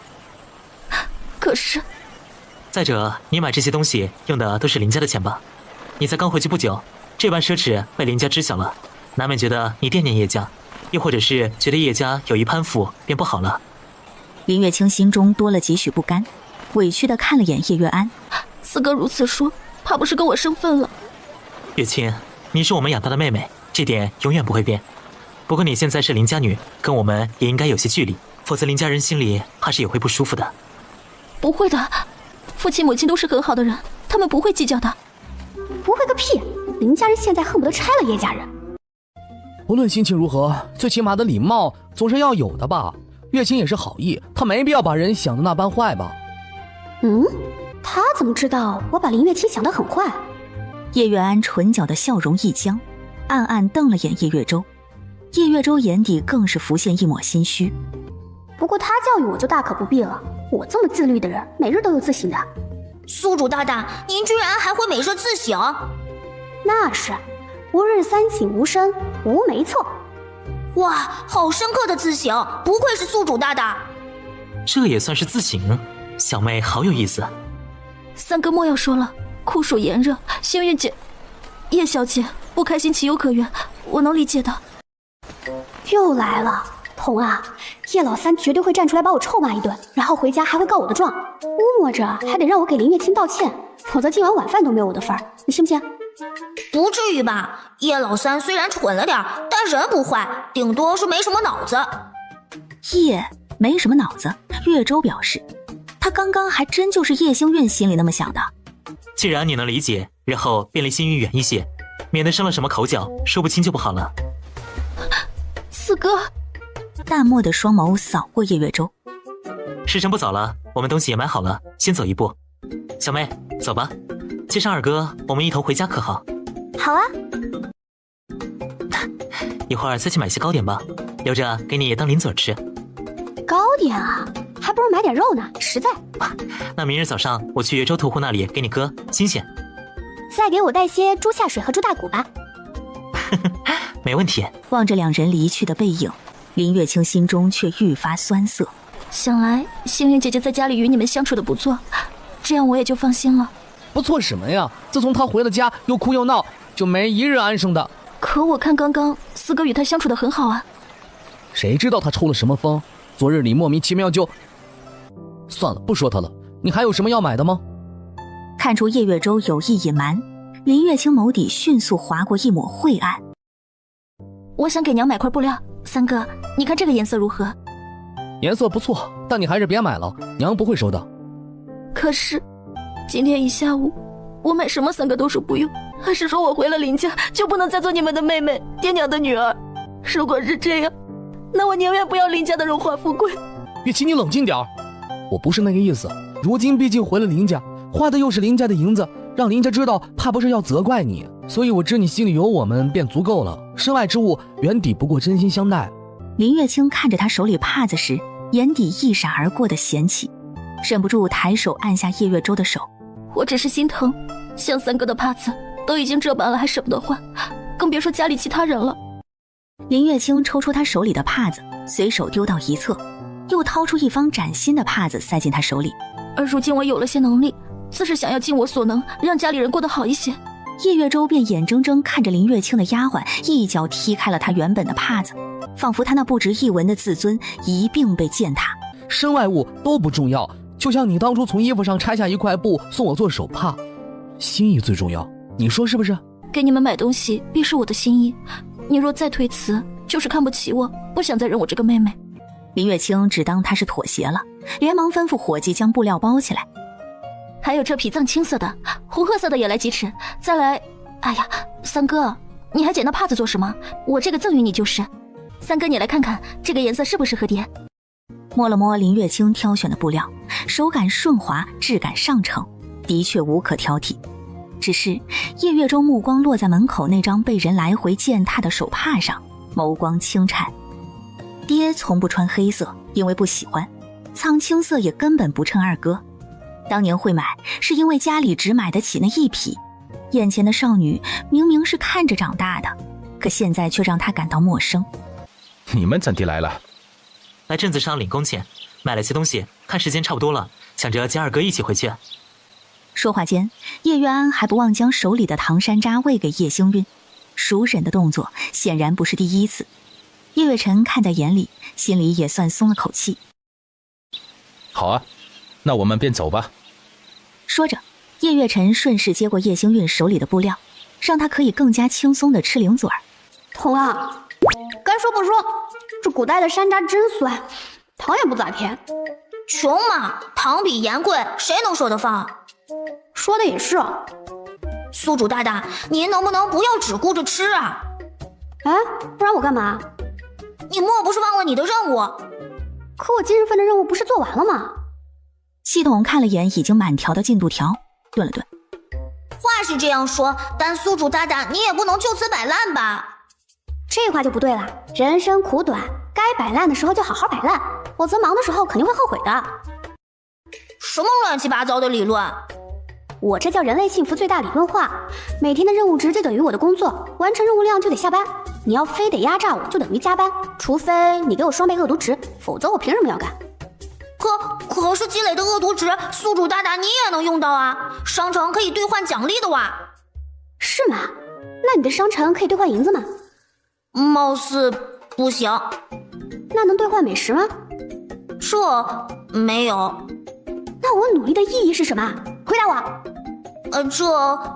对，可以积攒积分，升级系统。只要我升级了，系统商城也会跟着升级，到时说不定就可以有宿主想要的东西了。少给我画大饼，写吃腻了。总之，每日日常我正常刷，其他的你少管。哦。今日睨了眼叶星韵的方向，见他没有注意这边，叶月安才轻轻点了点头。催债的上门了，叶星韵的心声预言皆是真实。若真是这般，那他们便该尽早防范起来了。哎呀，你也别那么沮丧，想刷业绩还不简简单单？怎么说？一会儿林月清不是要登门吗？你还担心我刷不下来恶毒值？对哦，宿主大大加油，我相信你一定能刷死他。怎么好像哪里怪怪的？林月清怎么又跟他扯上关系了？刚刚买布料遇到了三哥和月清。哎呦，你们怎么才回来呀？我看你家月清啊，都回来小半天了。可说呢，月清是真过得好了。哎呦，那一身绫罗绸缎，那马车，值钱的嘞。还有，我看他们拿了不少礼物回来呢。叶星韵加快了步伐，眼底是掩盖不住的期待。宿主大大，你怎么好像很兴奋的样子？马上就能看到大戏了，难道你不兴奋？什么大戏？养了多年的女儿被认回，一朝归家带了不少值钱礼物，看似孝顺，实则炫耀。这画面难道你不想看？感觉叶家人的尊严会被按在地上摩擦，就确实蛮想看的，是吧？哦，看到了，嘿嘿，大戏我来了。哼，二哥，看来小妹怪喜欢看戏的。你不也是？叶月安不置可否地挑了挑眉，快步跟上了叶星韵的步伐。叶月辰好气又好笑，摊上两个爱看戏的弟妹怎么办？貌似除了宠着别无他法。二哥，没料到叶月辰会躲闪，林月清骤然抓住一侧看热闹的叶星韵，试图拉着她给自己垫背。嘿，我个暴脾气，我看上去很好欺负吗？林月清重重地摔倒在地。星月，你怎么样？有事没事？我哪有什么事儿？摔倒的是林月清，又不是我。宿主大大，恶毒啊！这不是污蔑林月清刷恶毒值的最好机会吗？叶星韵当即狠狠地掐了手臂一把。有道理，看我来个先哭制人，先哭制人，制人制……哎，宿主大大，你咋了？奇怪了，我都使出吃奶的劲儿拧自己，怎么不疼呢？不应该呀，系统没屏蔽宿主大大的痛觉呀。哎呀，要不咱看看拧的是谁呢？宿主大大，你快把手撒开，你拧的是林月清啊！好嘞。林月清浑身颤抖不已。星月姐姐，你怎么？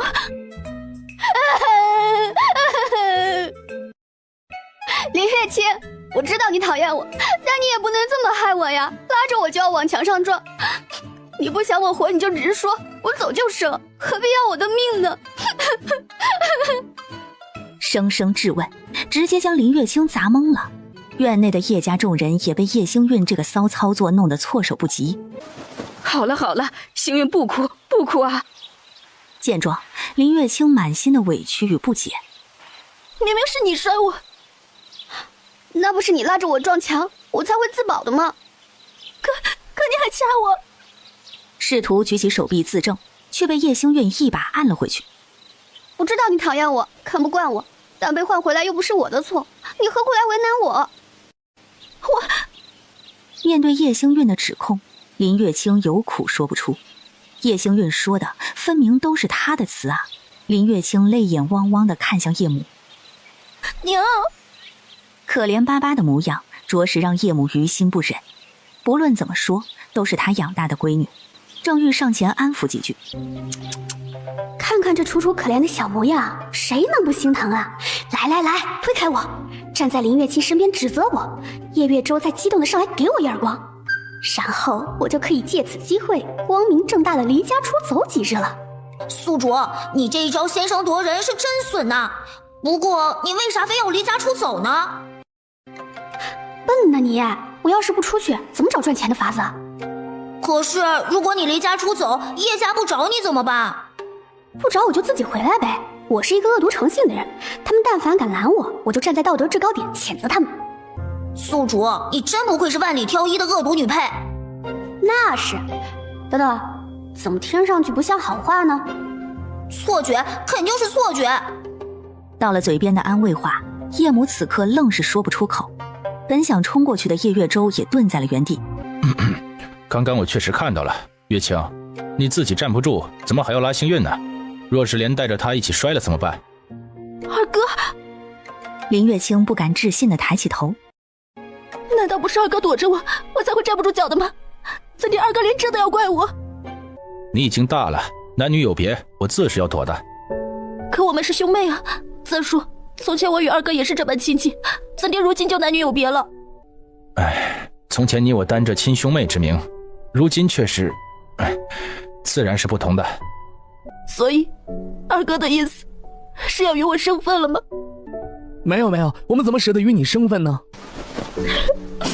三哥，二哥，你看看你做的好事。月清是我们妹妹，哪怕她不是亲生，也永远是我们的妹妹，甚至在我心里，她就是我唯一的。叶老三，话未说完，便被叶月辰的厉声呵斥打断。你拦着我，我也要说，月清就是我认定的唯一的妹妹。月舟，她就是我唯一的妹妹，怕不是情妹妹吧？肯定是的，按照剧情，叶月舟早就喜欢上自己养大的妹妹了，只是一直不自知。后来得知不是亲妹妹，兴奋的一宿没睡着。要不是这样，后期也不至于被林月清当狗似的，又是挡刀，又是被砍手砍脚的。别说了，你这说的我都想花钱开超前点播了。那多没意思，慢慢看他是怎么被林月清当狗玩的，不是更有期待感吗？说的有道理啊。被这样一打岔，院子里只剩林月清轻轻啜泣的声音。哎，咋没声了？一个个的都干啥呢？月清是我们养大的，论感情大家都有，但她现在毕竟是林家女，不是我叶家的人，哪怕是你也该有些分寸距离。罢了，终是我不该来。三哥，你莫要因为我与二哥争吵，是我不对，忘了如今的身份已变，可无论如何改变，在我心里，你都是我娘，几位兄长也永远都是我的兄长。情真意切，就连叶母都不免动容。这话说的真有水平啊！该说不说，这林月清见人说人话，见鬼说鬼话的本事真牛批。看看，都快把叶家人哄成胚胎了。可不是呢，在叶家人面前说心里都是叶家，在林家人面前又说自己在叶家受了委屈。宿主，你也学学这收买人心的办法，有用的嘞。我学这玩意儿干啥？我不是恶毒女配吗？对啊，那宿主大大，您只要我行我素就好了。乖。叶母表示，今儿这情绪起起落落的，还真是让人有种不知应该干嘛的无措感。半晌，叶母只能将求助的目光投向二儿子。娘啊，你有好几个儿子，要不咱换个人指望呢？迟迟没等到叶家人开口，林月清机不可见地蹙起眉。该死，难道是我装的不够惨吗？还是说叶星运当真有如此本事，回家短短几日就已经收买了叶家所有人的心？不行，我不允许，叶家人何该是宠着我的才对，肯定是那日走得过于果断，让叶家人伤心了。对，定是这样。对了，光顾着说话都忘了我还给大家带了礼物。娘，这是我特地给您和爹还有二哥买的布料，我特地挑选了缎面的，比棉布穿着舒服。娘您的手艺好，做成衣服肯定好看。目光落到林月清手里的布料时，叶母罕见地怔愣了一瞬。哦吼，红褐色、黑色和藏青色，到底是林月清眼光不行，还是他故意的？怎么啦？这布料的材质看上去都蛮不错的呀。红褐色最显老，尤其是我娘这个年纪，穿上之后说是5、6十，怕都有人信。虽然黑色最不挑人，偏偏我爹整日风吹日晒，皮肤又黑又糙，穿上黑色，整个一个大写的土字。你这么一说，好像还真是哦。不过藏青色又怎么了？此前叶月辰不就有一件藏青色的吗？叶月辰那件藏青色袍子是家中没银子，不得已才选了那块打折布，能撑起来全靠他年轻容颜好。实则那衣服极其显老，以叶月辰的年纪，更适合殿青一类，不算深也不算很浅的颜色。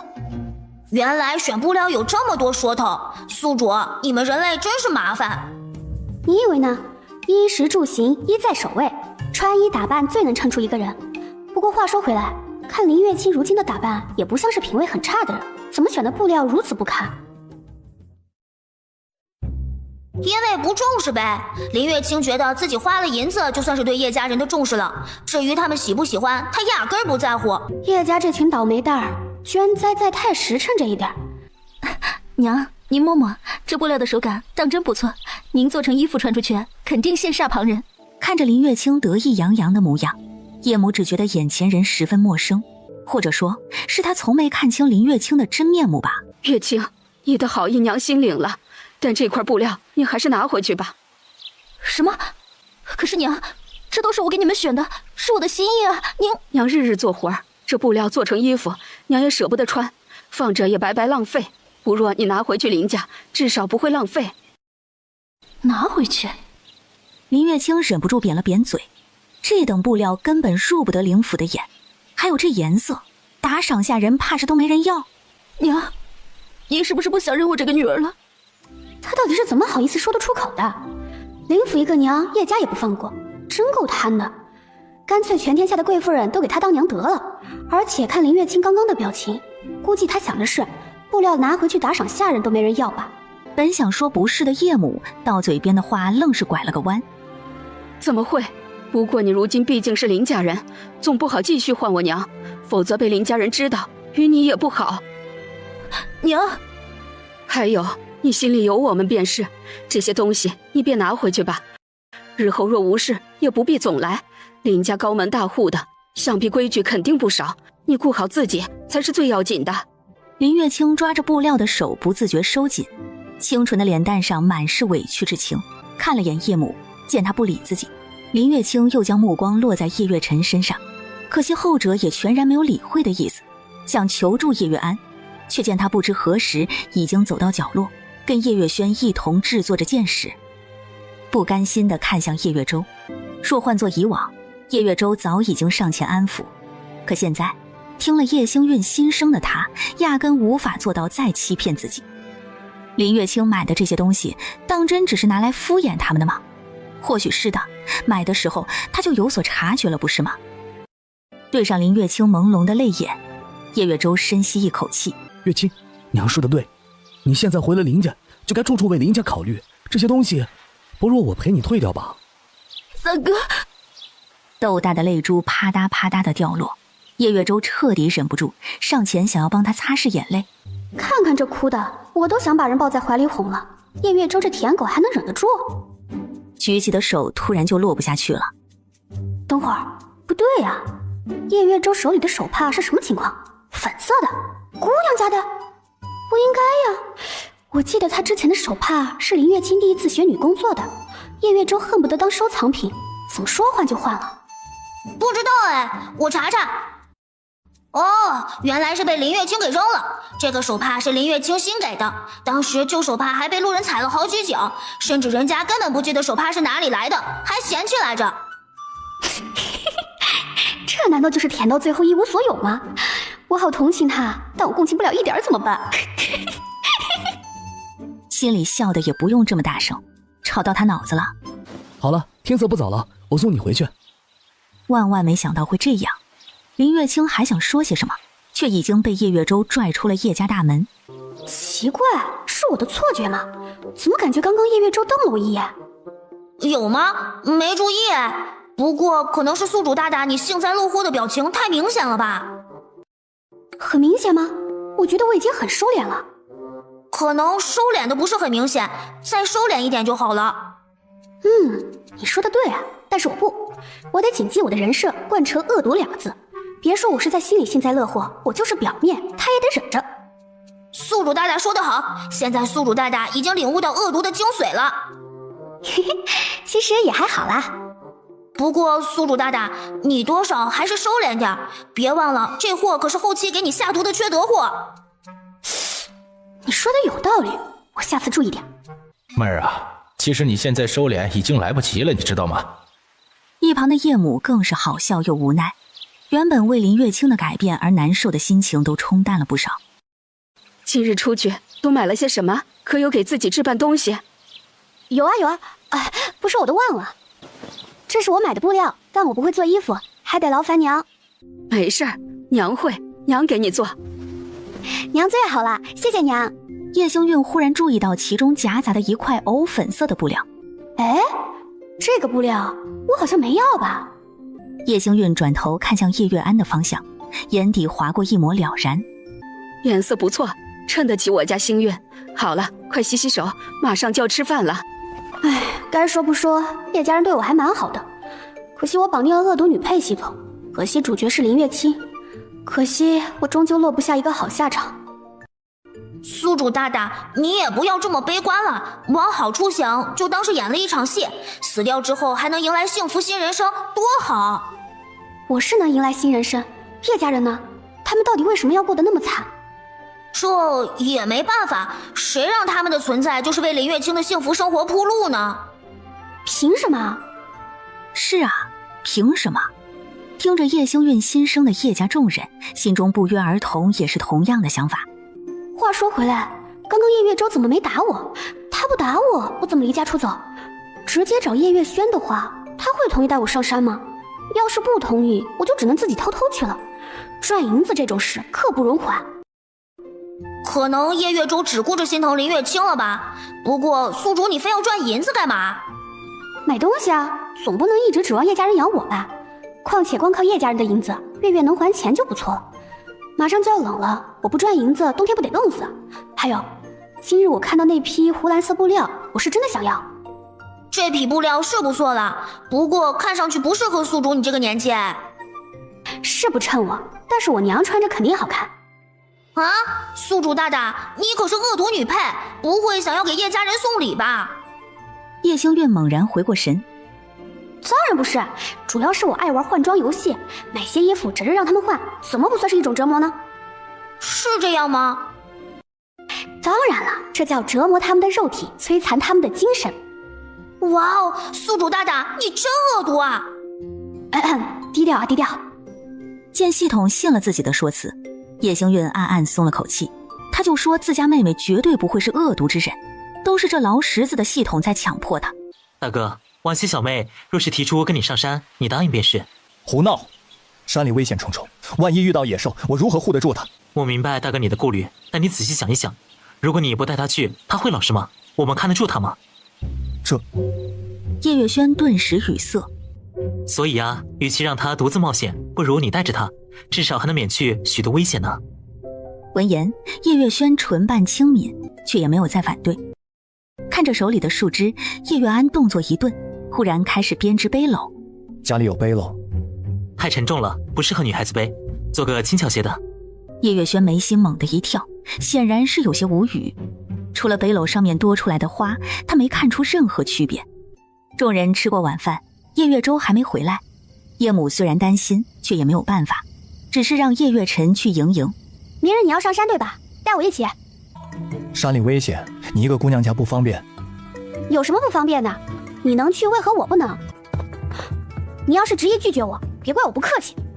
仿佛幼兽在张牙舞爪，没有半分威慑力，止于可爱。叶月轩忍了半晌，到底还是没忍住，抬手揉了揉叶星韵的小脑袋。带你去也行，但你要乖乖的，不可乱走。他在干嘛？他在摸你的头。叶星韵耳根传来灼烧感，白皙的脸颊染上一抹粉。我，哎呀！半晌凑不出一句话，叶星韵索性转身就跑。宿主大大，你跑啥？别跟我说话！迅速跑到墙角。宿主大大，你找什么呢？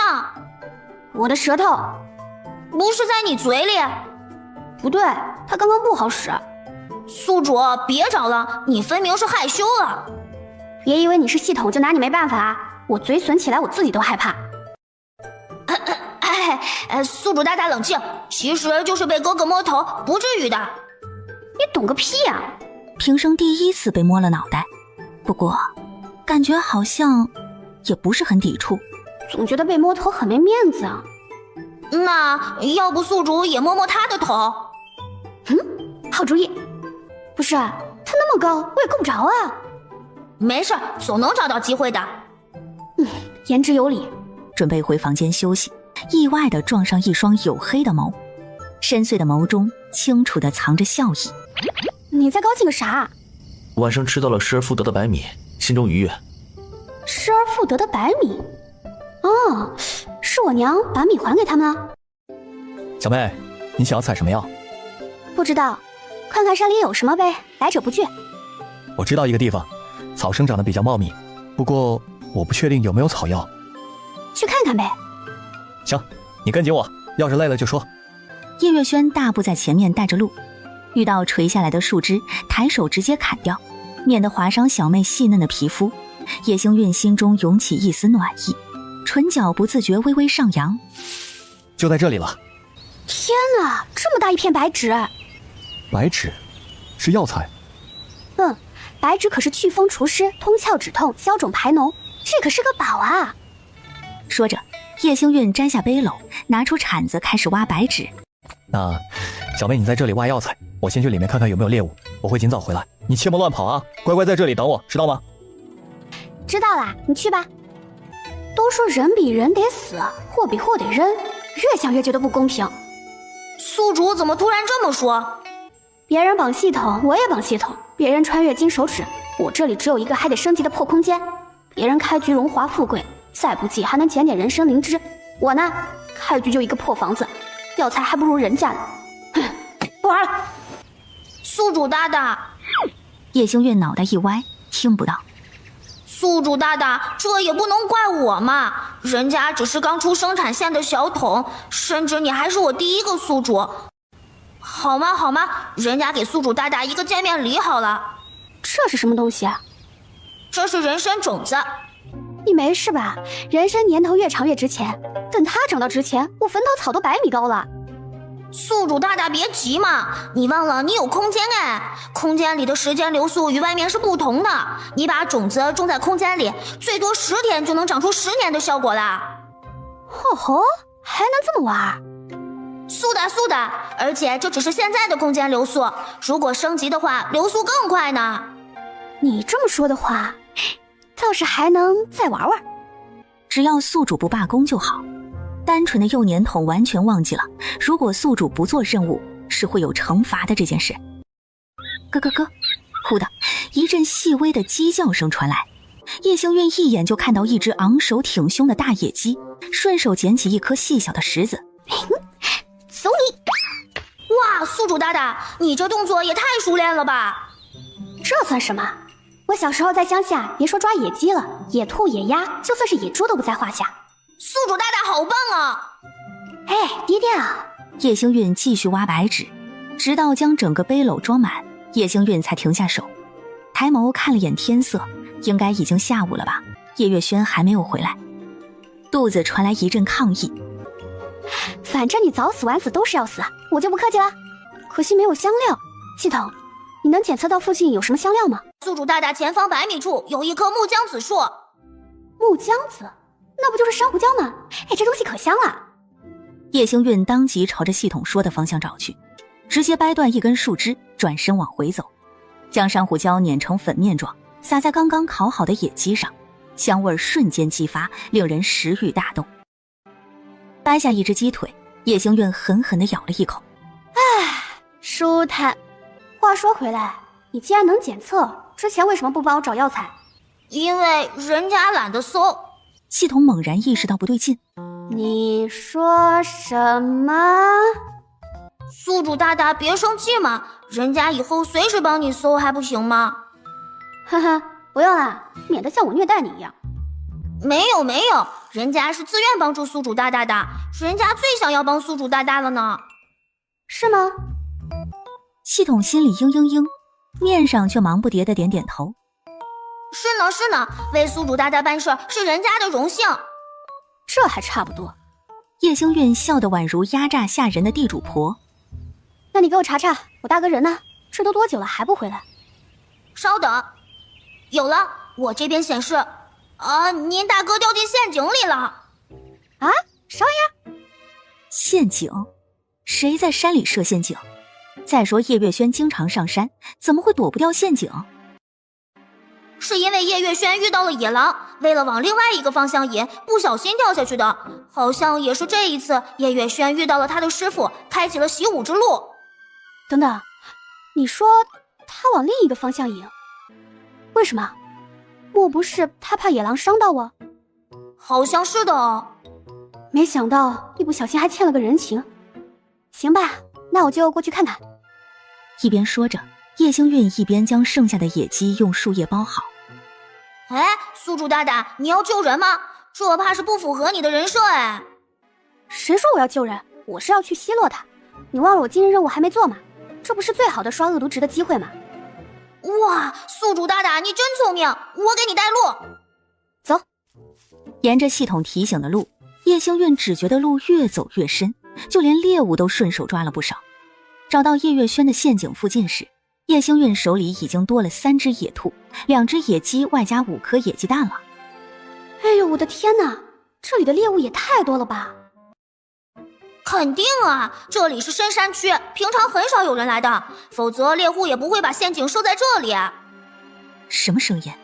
陷阱里的叶月轩错愕抬眸，是听错了吗？为什么会有小妹的声音？话说回来，我要是不来，叶月轩得待多久啊？不一定，那猎户3、5天来一次，也有可能10天半个月来一次。因为每次叶月轩上山都要4、5天，所以家里人压根儿没发现，他自然也不可能说，因而没人知道他掉进陷阱的事儿。还怪可怜的嘞。这么危险，他怎么过来的？心中焦灼，叶月轩挣扎着站起身，奈何脚疼得厉害，直接将他摔了回去。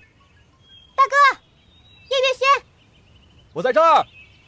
巨大的深坑足足有4、5米深，约莫2米宽，四周和底部都有不少的尖锐竹片。叶月轩此刻靠在边缘坐着，身上的衣服全是血痕，最严重的是他左腿似乎使不上力气。我的天哪，果然好惨！宿主大大，你可以尽情的羞辱他了。这要我怎么说得出口啊喂？没事，就当他是敌人，狠狠的羞辱他。你说的轻巧。你来这里做什么？不是让你在原地等我吗？知不知道这里有多危险？你好意思说我？看看你自己造的，什么德行？打猎还能给自己整到陷阱里来？你是傻子吗？我什么我？就你这样的，以后也别打猎了，在家里混吃等死得了。叶星月目光一直盯着叶月轩受伤的腿，估摸着到底是哪里受了伤，当然嘴里的讽刺也没停过。真不知道娘怎么说让你保护我，看你这倒霉样，我保护你还差不多。脏死了，我还得想办法救你，烦死了。嫌弃的将野鸡丢了下去。算了，本姑娘吃剩的，赏你呢。你就在这里待着吧，我反正是要下去了。看着被树叶包得完好的半只野鸡，叶月轩清楚他说的话都是为了任务，不过想到什么，面上故作愤怒道：我是你大哥，你就这般说话吗？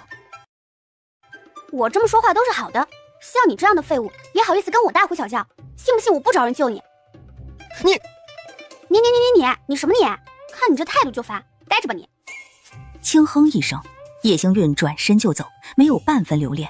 见状，叶月轩松了口气的同时，不免觉得好笑。这样的小妹也挺可爱的。系统，我今日的恶毒任务差不多了吧？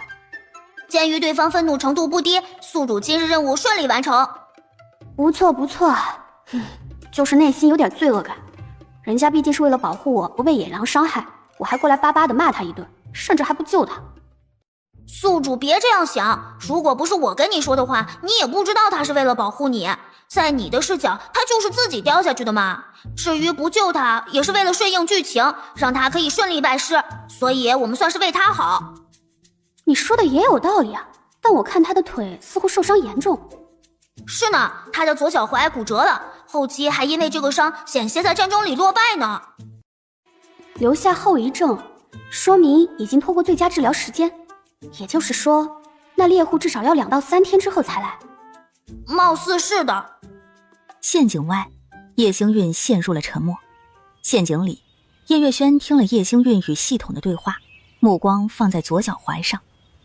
他倒是不担心自己，毕竟在小妹的心声里，虽然有后遗症，但至少她能活。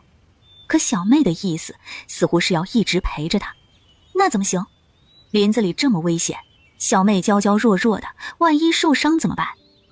不行，得想办法从陷阱里出去。什么拜师机遇，小妹的安危才是最重要的。想着，叶月轩掰开野鸡，大口大口地吃着。他得积攒点力气从这里上去。不过话说回来，这野鸡怎么这么好吃啊？没一会儿，野鸡就被尽数吃光。叶月轩看着手里的骨头，意犹未尽地舔了舔满是油光的唇。小妹的手艺真是不错，看来日后得想办法多打点野鸡，让小妹烤来吃。该死，这到底要怎么上去啊？陷阱里的叶月轩焦灼时，叶星韵正在树上拍蚊子。这林子里哪里都好，就是蚊子多，救命啊！我要被咬死了，痛啊！宿主，我也没招，要不咱下山呢？那能行吗？下山了谁看着我大哥？出事了咋整？不会出事的，他能挨到猎户来的。不行，下去还得被家里人问东问西，到时候要是人先找到，大哥的机遇不就没了？你剧情也崩了呀！宿主大大说的对，不能下山。可是我快被蚊子吞了呀！哎呀，脑子里都是叶星韵磨人的尖叫，系统忍无可忍。要不我们去找猎户，把人引过来如何？叶星韵眸光微闪，故作惊讶。这主意不错呀，筒子啊，你还是很有用的嘛。嘿嘿，能帮到宿主大大就好。能，太能了！你简直是世界上最棒的头，别人家的系统哪有我家的统统好啊！哎呦，人家也没有宿主大大说的那么好啦。涉世未深的小系统哪里见识过如此吹捧，险些要被哄成胎盘。但是话说回来，我们这样做不算是 OOC 吗？系统仔细想了想，应该不算吧，毕竟我们也没做什么，只是加快了猎户来的速度。但归根究底，猎户本就要来，所以本质上影响不到后续，就不能算 OOC。况且他家宿主这么好，怎么可以留在山上喂蚊子？叶星韵悬着的心彻底落了下来。那还等什么？指路！得令！一人一桶的声音逐渐远去，坑底的叶月轩心中担忧极了。小妹一个人，也不知道会不会遇到危险。叶月轩暗骂自己没用，居然还要小妹保护自己。老天爷，拜托你，护佑小妹不要遇到危险。这边的叶月轩无助祈祷，那边的叶星韵已经根据系统的指示找到了猎户所在的林间小屋。筒子，你确定这招管用？放心吧，宿主，我查过猎户的资料，他的属下曾被狼咬死，所以他对狼可谓是嫉恶如仇。只要你披着这身狼皮，他肯定会追你的。有了系统的保证，叶星韵这才放下心。啊呜！没反应。叶星韵狐疑地蹙了蹙眉，再度嚎了一嗓子。啊呜！你是何人？哎呦妈呀！叶星韵吓得抓起身侧的石头，朝着对方狠狠地砸了过去。男人甚至还没反应过来，就满脸错愕地倒了下去。你在干什么？不是，主要你说这深山老林突然有个人从你身后出现，你说你害不害怕吧？害怕你也不能下这么重的手啊！我也不想啊，关键他把我下应激了，我没控制住。系统看了眼地上倒着的猎户，那现在咋整？我怎么知道呀？但是话说回来，我砸人是我不对，可你不觉得他弱弱的吗？你那是砸一下吗？要不是人家脑壳硬，现在怕是都凉透了。哎，为今之计，宿主你不如直接把他扛过去，然后弄醒他。谁扛？我吗？难不成还是我吗？哎，好像确实没有别人了哈。叶星韵上前试图扛起猎户，奈何原主的力气不大，加上他之前又是杀狼又是来回走的，耗费了不少的体力。算了，叶星韵咬了咬牙，抓起猎户的双腿，用力地往陷阱处拖。系统看着东磕一下西撞一下的猎户，虽然感受不到疼，但莫名感觉自己好疼是怎么回事？回到陷阱附近时，叶星韵已经累得直不起腰。哎呦我的娘，这人也太沉了。系统看了眼满头包的猎户，哎呦我的个亲娘啊，这人总算是扛过一劫啊。什么话？我辛辛苦苦把他拖过来，还有什么可扛过一劫的？宿主大大，要不你睁开眼睛看看他呢？我不信你两眼空空。看他咋了？他不好好的吗？我去，他怎么这副德行了？问你呀，你咋把人整过来的？宿主，你心里真的没点数吗？那也不能都怪我呀，我这不是扛不动吗？不过，貌似真的有点惨了。没事儿，我给他上点药，问题不大。说着，叶星韵蹲到猎户的身边，伸手摸索着他身上的药瓶。宿主大大，用人家的药给人家上药，你真不是强盗吗？我也不想，但是我没药，要不你给我？看了眼自己为数不多的积分，其实强盗也不错的，宿主你能给他治伤就已经很不错了。我的宿主真是人美心善呐。哼。叶星韵很快找到了猎户随身携带的药瓶，打开嗅了嗅，是金疮药的味道。没有犹豫，叶星韵直接倒在了猎户的伤口处。焦灼地站在陷阱里，叶月轩不停地探着头看向洞外，试图看清一些。昏迷的猎户眼睫轻颤，悠悠转醒。是谁？猎户正欲仔细看看，眼睛忽然被一只手捂住。你是谁？不是，这货醒的也太快了吧，我还没有擦完药呢。怎么办？我咋跑？宿主淡定，大不了咱再打昏他。醒了就打昏，你还搁这卡 bug 呢？猎户已然抓住了叶星韵的手腕，试图扒开他的手。得罪了。趁他松手，这才转身逃离犯罪现场。该死，到底是谁啊？难不成是他仇家？可是为何不要他的命，而是将他带到这山上？这里似乎是他之前挖的陷阱。猎户强撑着站起身，小心翼翼地探头看了眼陷阱。赫然与陷阱里的叶月轩四目相对，心中错愕。猎户上下打量着叶月轩。你是上河村的？您是上次遇到的前辈？想来把他弄到这里的那位，就是想要他救人吧？猎户目光落在叶月轩身上。伤到哪儿没？晚辈的脚使不上力气。你且等等，我去草绳拉你上来。有劳前辈。两人配合着，很快便将叶月轩救出了陷阱。小妹是已经回去了吗？她平安到家了吗？天色已经黑了，小妹路上会不会遇到危险？嘿嘿，这猎户有点子力气在身上吗？小妹还没走，她在哪儿？你怎么了？没事，多谢前辈搭救。别谢我，谢那个把我带过来的人吧。哼，不惜把我从林中小屋带过来，想必那人是你很重要的人吧？是啊，很重要。哎呀，真好啊！猎户上前掀开叶月轩的衣袍，检查了下他的腿。看样子应该是骨折了，但看着问题不大。回去我给你接个骨，好好养养就成了。麻烦前辈了。没事儿，说来这陷阱是我挖的，虽然不知道你是怎么掉进去的，但总归与我有关，我该负责。哎呀，来，我背你去我那里。这怎么好意思？哎呀，别推辞了，再晚就更难走山路了。出门着急又被打昏，根本没带火折子。察觉到猎户的尴尬，叶月轩连忙掏了掏自己的怀里，探头看了眼陷阱，果然是掉进去了。系统，他俩干啥呢？猎户没带火折子，你大哥的还掉坑里了。唉，人才呀！叶星韵从怀里摸出火折子，悄咪咪地丢到叶月轩手边。什么声音？是火折子，应当是我身上的，刚刚掉了下来。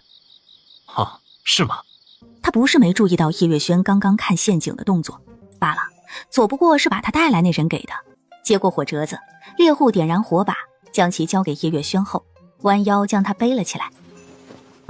你照着路，我尽量快着些。麻烦前辈了。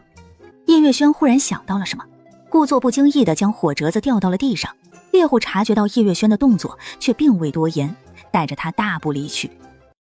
两人走远后，叶星韵才慢悠悠地从树上滑下来，弯腰捡起地上的火折子。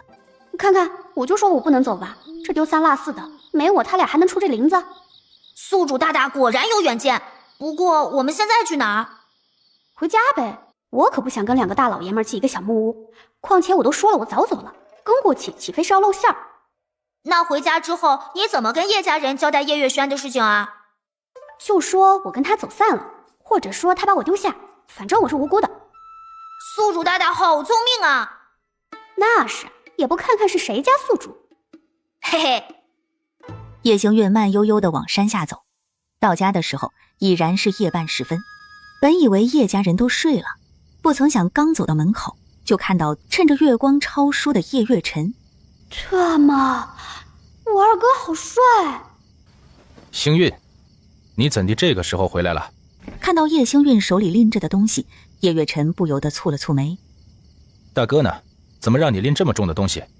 你大哥现在正在猎户家，他是要几日才能回来呢？心里想着，叶星韵面上却一脸无辜。我不知道呀，大哥说晚些来找我，然后他一直没回来，我就自己回来了。估摸着是被什么事情给绊住了，真是的，怎能把你一个人丢在山上呢？待他回来，我定然收拾他，给你出气。得收拾，不然岂非白白浪费了我辛辛苦苦把猎户拖过去救人的力气？我觉得行。叶星韵走到水井旁，一眼就看到叶月辰抄的书，字写的真好，要不说人家是未来的状元郎呢。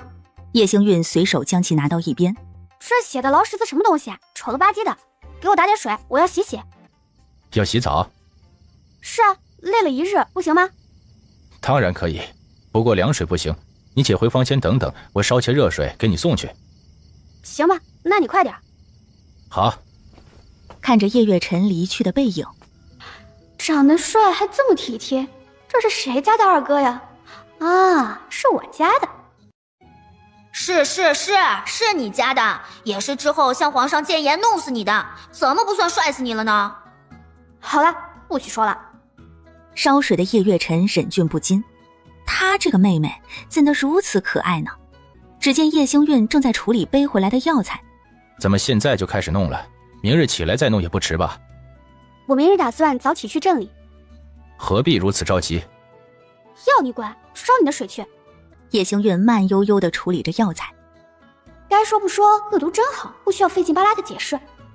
是吧，宿主，你终于体会到个中的好处了。不过话说回来，宿主，你为啥这么着急啊？能不急吗？且不说我害得隔壁沈家1个月要还100两银子，得帮着想想办法。单单是我自己手里没有半分银钱，出去都不方便，哪里能等？赚钱刻不容缓，好吧？哦，宿主大大，你要帮沈家呀？听出系统的迟疑，叶星韵动作微不可察地顿了顿。怎么，沈家也不行？怎么说呢，倒是没有明确的禁制，可沈家有沈君衍，你要帮了忙，他后续不死怎么办？他是怎么死的来着？被上门打秋风的亲戚活活气死的。哦对，在那之前还有宿主你羞辱了他的前提，可谓是多重打击。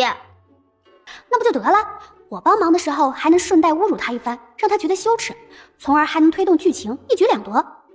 哇哦，宿主大大，你真是太聪明了！身侧叶月辰看向他的眼神已经变得愈发温柔，他便知道他的小妹是最温柔心善之人。我帮你一起弄。不用，你烧水就行了。叶星韵想也不想便拒绝了。大半夜的还要抄书，估计今晚都不能睡了。要不是我身上全是土，也不用让他给我烧水了。你会个啥？别给我捣乱就行。好，那我去给你看着水。舒舒服服地泡了个热水澡，叶星韵心满意足地回到房间沉沉睡去。而叶月辰则是坐在水井旁抄书至天明，才终于抄完了最后一个字。怎的醒这么早？睡不着便起来了。叶母也没多想，理了理袖子，便打算去做饭。待会儿还要去镇里上工，你再回去歇会儿，别太累了。说着，叶母忽然注意到院子里多出来的猎物，不禁有些惊讶。你大哥和小妹回来了？小妹回来了，大哥未归。怎么回事？好，是这样的，昨晚……言简意赅地解释了下昨晚的情况。都是小妹心中所想，娘莫要说漏了嘴。原来如此，不过轩儿没事就好。叶母看了眼叶星韵带回来的药材，正巧你醒着，那就去河边处理下这些猎物。晚些你小妹要去镇里，你就顺便陪她卖了吧。写好。叶母则是回到厨房，掏出白米开始煮粥。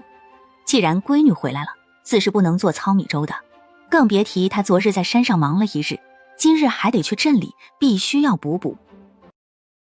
没多久，浓浓的米香味便从厨房传了出来。半梦半醒的叶星韵用力嗅了嗅，真香，好饿。醒了，来洗把脸，水都给你打好了。星韵醒了，正好，粥熬好了，洗了脸就来吃饭。叶父虽然没有说话，但却在默默地处理着叶月辰收拾好的野兔皮。一会儿吃了饭，我陪你去镇上把药材和皮子卖了。至于兔肉和鸡肉，直接让你三哥带去他做工的酒楼，晚些给你带些银子回来，你看如何？明明没什么特别的，叶星韵却莫名觉得鼻酸。要是这一切能一直维持下去，该有多好。叶星韵胡乱地点了点头，捧起水泼到了脸上。宿主大大，你眼睛红了耶！上一边去，我这是昨晚没睡好。哎呦，宿主大大，您是骗不了我的，您分明是被叶家人无微不至的体贴感动了。其实这也没什么不好意思承认的嘛，宿主大大，您不用太害羞的。叶星韵无语。彤彤啊，你有没有听过那样一句话？什么话？知道太多的人都不长命的。可人家只是个系统。知道太多的系统也是要报废的。宿主大大，你想干嘛？我可以不做任务带着你同归于尽。嘤，宿主大大，我错了。滚蛋。好的，嘤。院内听到叶星韵新生的几人，唇角都止不住地上扬着。吃早饭时，叶星韵看了眼自己碗里稠稠的米粥，又看了眼其他人稀汤寡水的粥。怎么不吃啊？叶母见他没动筷，扫了眼空空如也的饭桌，神色多了几分尴尬。是不是光喝粥喝不下呀？晚些娘试着做些腌菜，明日给你下粥可好？没有，我只是有些热，我晾晾。热就慢点吃，不着急。对了，我拿回来的山鸡和野兔留下2只吧，晚上炖了吃。家里一直没什么油水，平日里连大哥带回来的都不舍得吃。若非没营养，娘也不至于身体差成这样。现在养养的话，之后说不定还能好些。眼中划过一抹动容，叶母却还是舍不得。不必了，爹娘年纪大了，吃不吃都行。你几个哥哥也是吃什么都行，就拿去卖掉吧。你们不吃我吃。我自从回来以后一顿肉都没有吃过，你们不觉得这是在虐待我吗？别以为顿顿给我吃粥就算对我好，我要吃肉，吃肉懂不懂？一家子没用的废物。你说什么？干什么？你废物还不让别人说了，听不得就滚，别影响我吃东西。你还想说些什么，但叶月辰已然出手，将其按回椅子上。好好吃饭。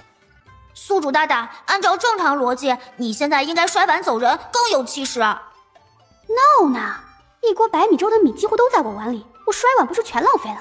浪费粮食可耻，知不知道？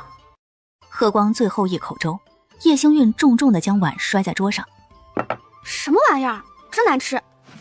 说罢，叶星韵起身朝外走去，将叶家众人抛在身后。不是，他都这么羞辱我们了，你们还能忍？闭嘴！叶月辰警告地瞪了眼叶月舟，随即转头看向叶母。娘，您别生气，小妹言不由衷的。我知道她心里是想着我，才会想着把肉留着的，我怎么可能生气？什么心里想着您？您看他说的都是什么话？难道你不知道小妹绑定的系统是个牢石子，恶毒的吗？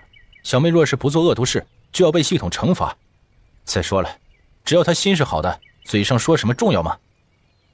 我是啊，月舟，看一个人不能看他说什么，要看他做什么。你应当试着了解你小妹，而不是光凭她说的话就认定她不好。就像她口口声声说我做的饭难吃，可实际呢，却是将粥吃得干干净净。她看似嫌弃，但是做的每件事都是不嫌弃。月舟啊，从小我便教导你，不要随便轻信旁人。现下我再告诉你，不要过于独断地相信自己，眼睛有时是会骗人的。了解一个人要用心。说罢，叶母没去看叶月舟的反应，起身收拾着碗筷。叶月舟张了张嘴，终究什么都没说。叶父叹了口气，起身拿起锄头，大步离开了家门。娘，我接了米铺的伙计，这几日就在镇子里面住，您不必做我的饭了。好，注意安全，别太累着自己。放心吧，娘。叶元安跟着叶月辰一同找到叶星韵，准备与他一起出门。小妹，你带的东西多，我去找个牛车载着我们一起去镇上吧。行，你去吧。叶月舟注意到叶星韵要去拿背篓的时候，还是忍不住上前接了过来。看你那小身板，背这个别再给你压死，还是我来吧。不会说话可以不说话，真让人败好感。哼，算你有点眼力劲儿，愣着干嘛？还不把那些猎物都拿上？我告诉你，要是晚上拿不回银子，别怪我剁吧剁吧炖了。真是大小姐，去镇里还得花钱坐牛车。说到底还不是你没用，要是你买得起牛，还用花钱坐牛车吗？没事的时候好好反思一下自己是不是没有努力工作。我怎么就没有努力工作了？哦，你努力了，那你怎么每月才1两银子？家里怎么还欠着45两外债？甚至你连亲妹妹坐个牛车都心疼。一句句询问，宛若一个个无形的巴掌，重重地扇在叶月舟的脸上。宿主大大骂得好，就该让他知道自己的斤两，还好意思说我家宿主，我呸！你嘚瑟个啥？他也不过才18岁，1个月1两银子已经不少了，换做现在相当于1个月4、5千块了，还要什么自行车？啊嘞，那宿主你刚刚……我这叫维持恶毒人设，也是让他警醒一下，没事别总围着林月清转，月月赚的钱几乎都给了林月清不说，甚至家里欠的钱都跟林月清有关。那结果呢？人家非但嫌弃廉价，还觉得叶家虐待他，银钱给他还不如买包子喂狗，至少还能冲他摇摇尾巴。宿主大大说的对，给林月清花钱，活该倒霉一辈子。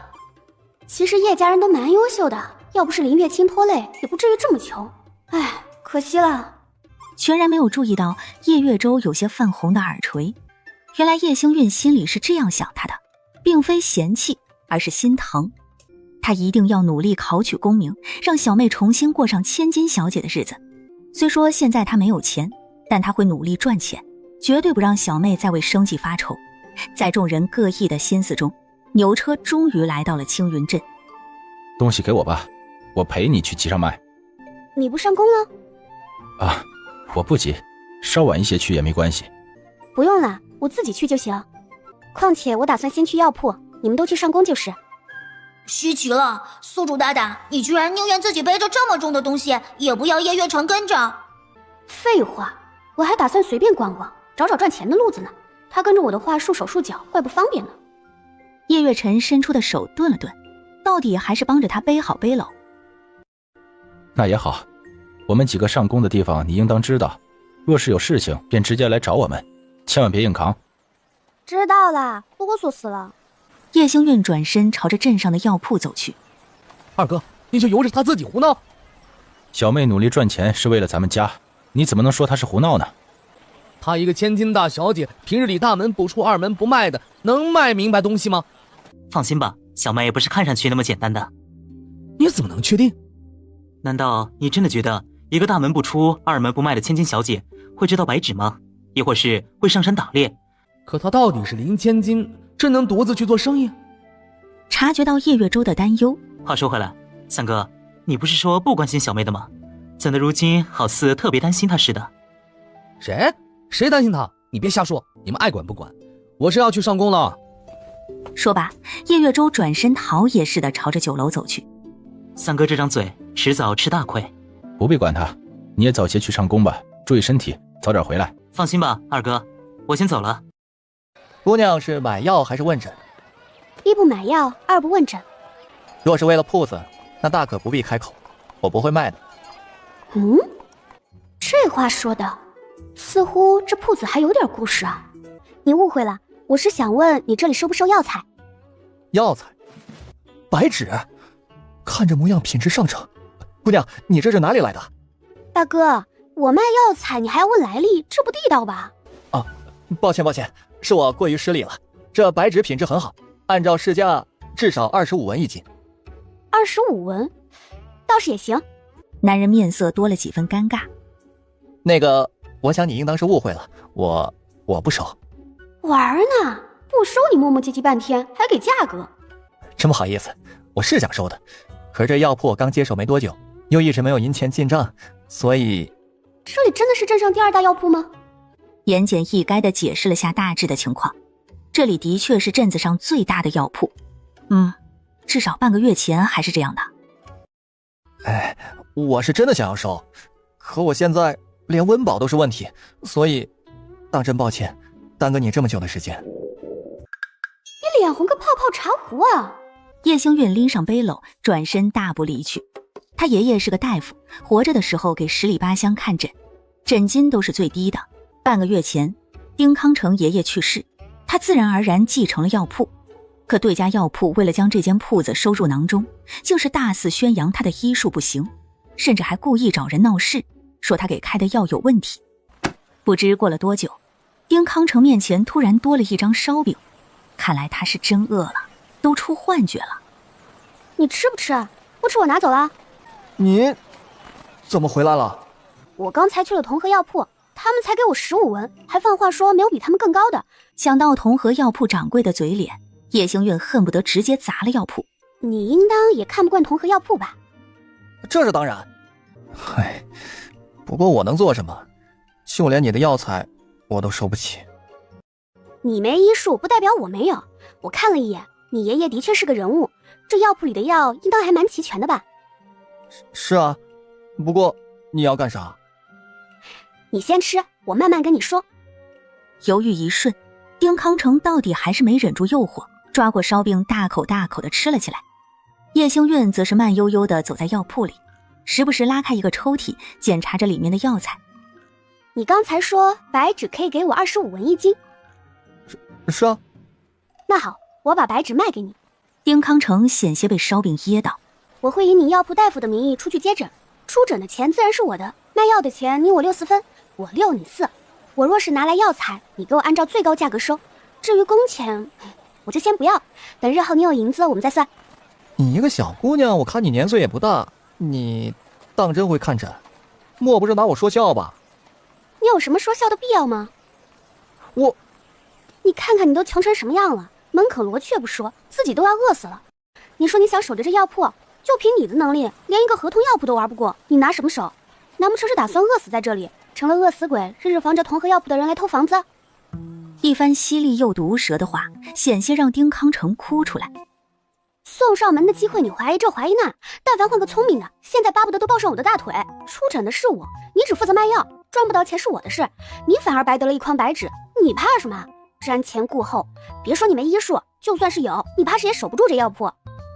丁康成被说得无地自容，根本没法反驳叶星运的话。我都说了这么多了，你到底怎么样？表个态，别装死啊！我同意。他还有拒绝的理由吗？早说不就完了？3个字磨磨唧唧的。从丁康成面前的桌上掏出一张纸，叶星月拿起笔刷刷刷地写下一张合约，递到他面前。签字。哇，好字啊！让你欣赏书法呢，签字。丁康成大气都不敢喘，迅速签下自己的名字。那姑娘打算去哪里出诊？不知道，再说吧。你这里有大一点的纸吗？有几张没裁剪过的。叶星韵也不客气，直接提笔在上面写了几行大字，随即转身离开了药铺。这姑娘当真是个奇人啊！宿主大大，你这是要干啥？看不出来吗？重操旧业呗。我倒不是质疑你的医术，只是你为啥要跟一名药铺合作？那丁康成看着就不靠谱。什么声音？丁康成错愕地抬起头，看着声音远去的方向。丁康成震惊之余，立马找出医书，试图给自己把脉。没毛病啊，难道他医术退步了？爷爷，你孙对不起你孙该死啊！其实我一开始也不想选一名药铺，但同和药铺的嘴脸你看到了，毕竟僧多粥少，小的地方护不住我，大的我又看不上他们的做派。可你为啥非要出诊？你当我愿意啊？还不是药材卖不上价？你看看，一筐白纸也就能卖个100文。可是宿主，我觉得你这么年轻，当大夫估计也没多少人信吧？这就看命了，毕竟治病救人讲究的也是缘。思索间，头顶多出一片阴凉。姐姐，你要买点兽皮吗？宿主，你中病毒了！这软萌的妹子是谁？把她霸气的宿主还回来！滚一边去，别打扰我忽悠，呸，打扰我做生意啊！这才是我的宿主大大。懒得搭理系统。姐姐，这都是自家打来的猎物，手工剥的皮子，可好了。哎呦，你这妮子的嘴倒是挺甜的。来，给我看看是什么皮子。这些都是野兔的，姐姐你看，油光水滑的，你拿回去做个皮子外套，冬日一穿，保暖的嘞。这一张是野狼的，就这一张，做什么我是想不到，但看姐姐这手，一定是个手巧的，肯定能做出好东西来。哎呦，那是，别的我不敢说，做绣活10里8村都不一定有我好。你这皮子怎么卖呀？野兔皮100文一张，狼皮贵一些，500文一张。100文？你这未免也太贵了吧？不贵，这皮子治好穿在身上，肯定显得您大气华贵。你莫不是哄我的吧？我从来不说谎的，您看我这眼神多真诚。妇人抿了抿唇瓣，爱不释手地摸了摸手里油光水滑的野兔皮。行吧，看你也是个老实的，都给我装上。哎呀，姐姐真大气！来，今日我与姐姐有缘，这竹篮直接送你。你这小嘴啊，是真的甜。来吧，8张野兔皮，1张野狼皮，一共1两3钱，你数数。不用数，我不信谁都不能不信姐姐呀。叶星韵一边说着，一边伸手接过银子掂了掂，确定没问题，笑容愈发乖巧。你这妮子当真是让我喜欢。妇人接过竹篮，目光扫过地上的白纸。不过你这纸上写的是什么呀？我是前面一名药铺新聘的大夫，可治各种病症。哎呦，看着你年纪轻轻的，居然还是个大夫。您别看我年纪小，我师傅可夸我学的最好了。星韵姐姐。叶星韵暗戳戳翻了个白眼儿。星韵姐姐，我知道叶家穷，但你也不能出来坑蒙拐骗呀。把你的嘴巴放干净点，我坑你了，蒙你了，拐你了，还是骗你了？就算你屁股通大脑，也不能张嘴就拉吧。这是刚才一脸乖巧叫她姐姐的小姑娘。冲呀！宿主干他，打倒绿茶婊！林星月，刚回叶家几日，怎能变得如此粗俗？林家教你的教养呢，都到狗肚子里了。首先，教养是要给有教养的人。你身边的狗不拴好，上来说我坑蒙拐骗，砸我吃饭的招牌，我没骂他娘，都已经算是我有最好的教养了。而且你哪位啊？不知道我姓叶吗？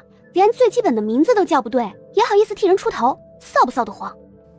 你，星韵姐姐，我知道你看不惯我，那你只说我就是，怎可如此说三哥呢？他毕竟曾经也是你的兄长，你这般放肆，不怕遭雷劈吗？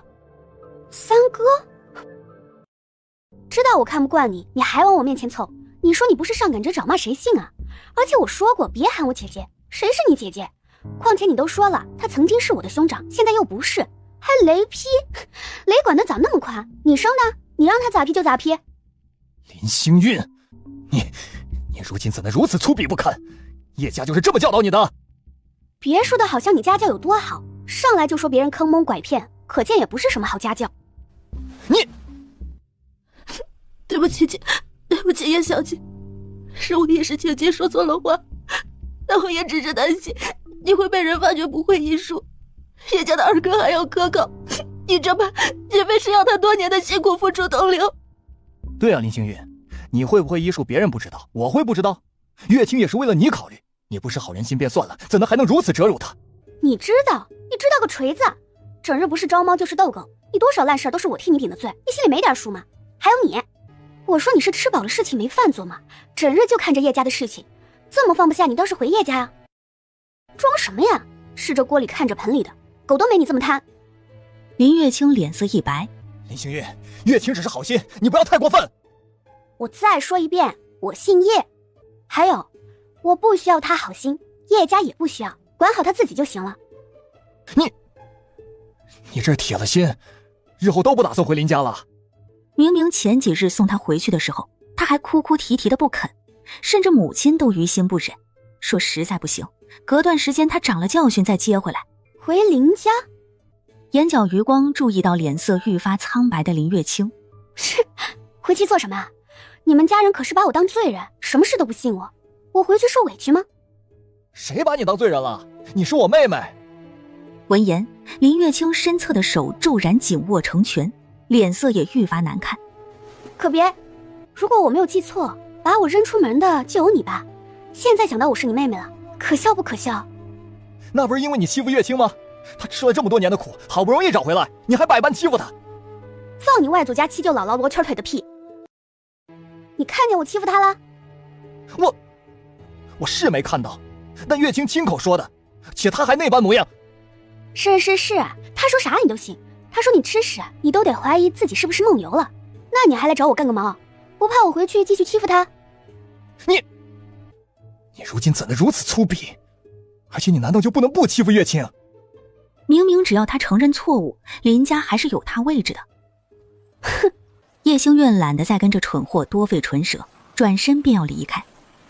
叶小姐，林月清顿时急了，连忙上前争夺叶星运手里的纸。你做什么啊？叶小姐，我不能让你耽误旁人的病情，更不能让你害了叶二哥的名声。说你真的缺钱，我可以给你，但你万不能赚着昧良心的钱。我怎么样轮不到你来管，离我远点。林月清一个踉跄，整个人不受控制的往后跌去。月清，你没事吧？三哥，不怕，三哥在呢。这缺心眼怎么在这里？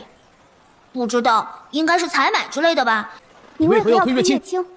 宿主大大，你都能预判了。三哥，你快劝劝叶小姐，不要让她做傻事。傻事？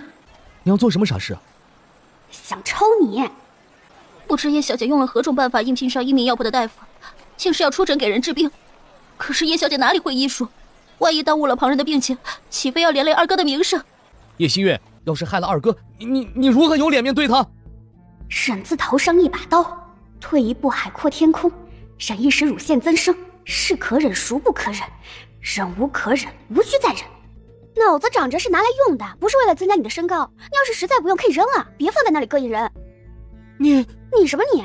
天生把智慧洒向人间，唯独你俩打了把伞，还带了10层蓑衣，生怕沾上一点是吧？他说什么你信什么？他说屎是甜的，你是不是还得尝尝咸淡啊？叶小姐，你叶你奶奶个腿啊！别人的事情你咋那么愿意管呢？家住在海边啊？既然那么喜欢叶家，那你挖空心思回林家干什么？我哭，一天天的就知道哭，这点子福气都让你哭没了。你那么愿意哭，要不明儿直接给人去哭丧得了，免得埋没了你的才能。叶星宇，你不要太过分。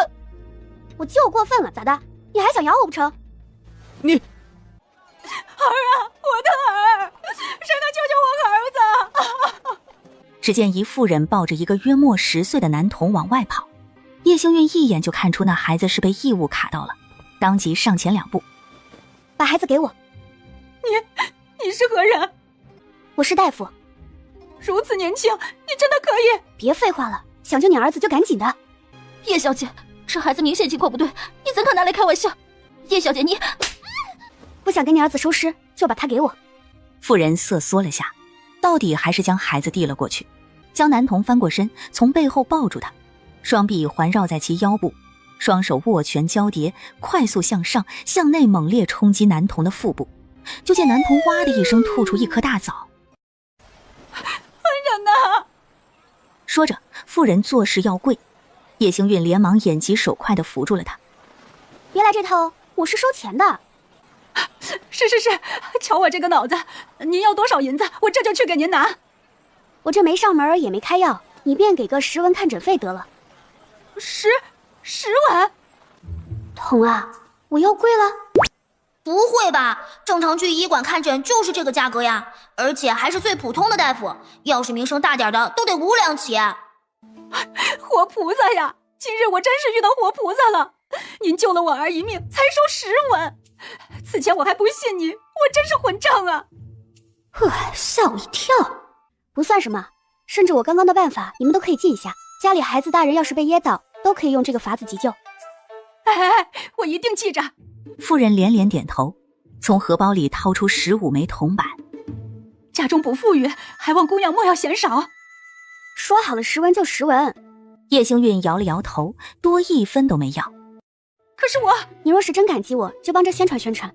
我如今在一名药铺挂名，有任何疑难杂症都可以找我。我一定宣传。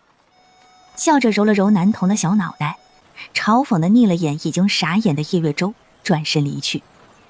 三哥，你快去拦着叶小姐，这次是凑巧她的方法有用，万一碰到其他病症，她给人诊治出问题了怎么办？这……回过神的叶月舟显然有些犹豫。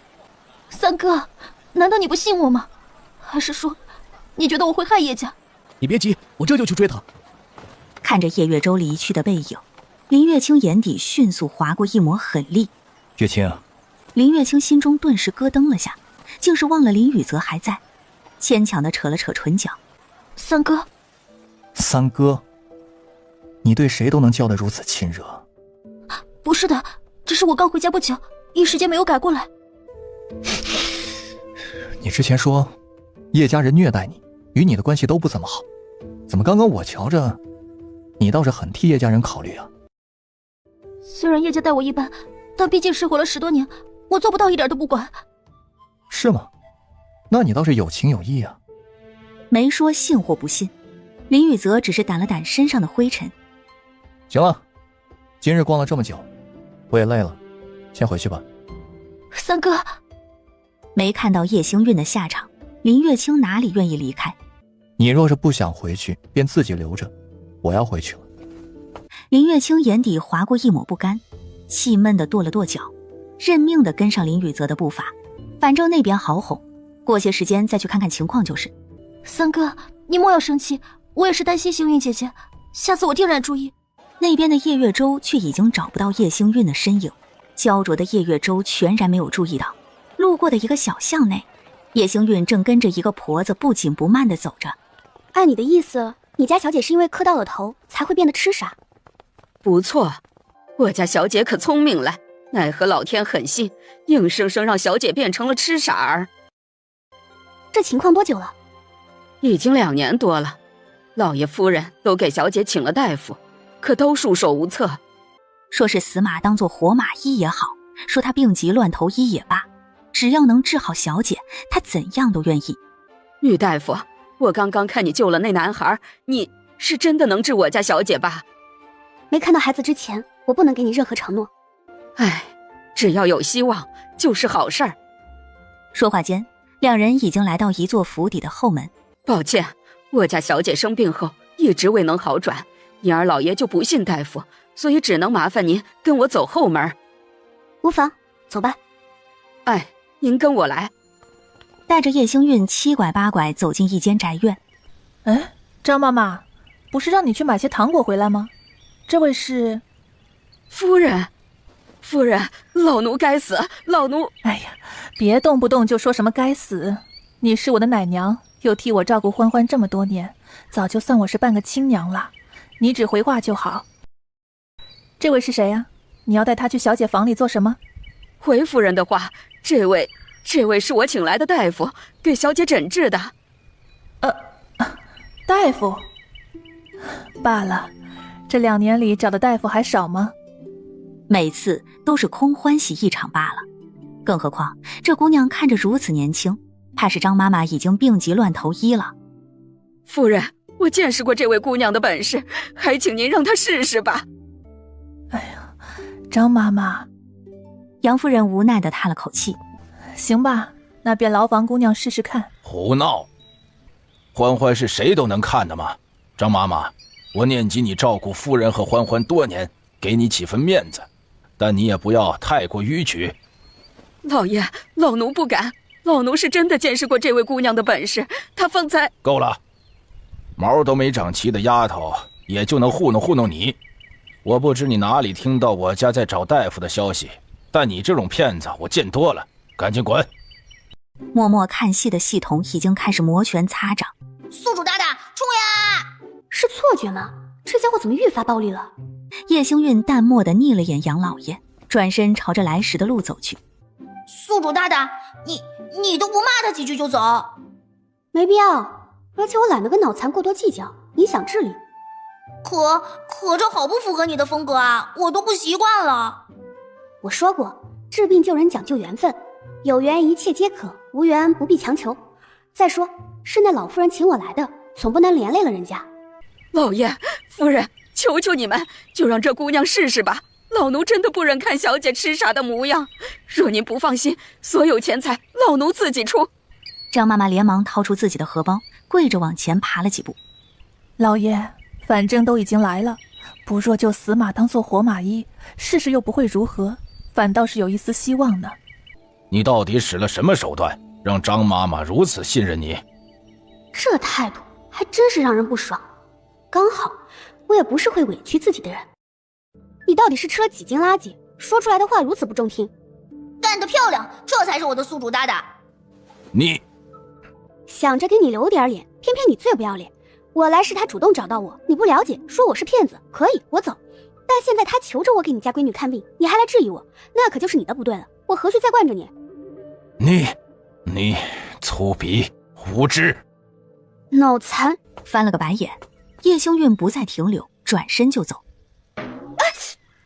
哎呦，欢欢！杨夫人焦急地上前扶起小姑娘。欢欢，你有没有怎么样啊？飘飘，帆帆，可爱的模样令叶星韵动作一顿，迟疑地伸手接过杨欢欢递来的花。嘿嘿，飘飘，喜欢。见状，杨老爷的神色缓和了几分，杨夫人忍不住抹起了眼泪。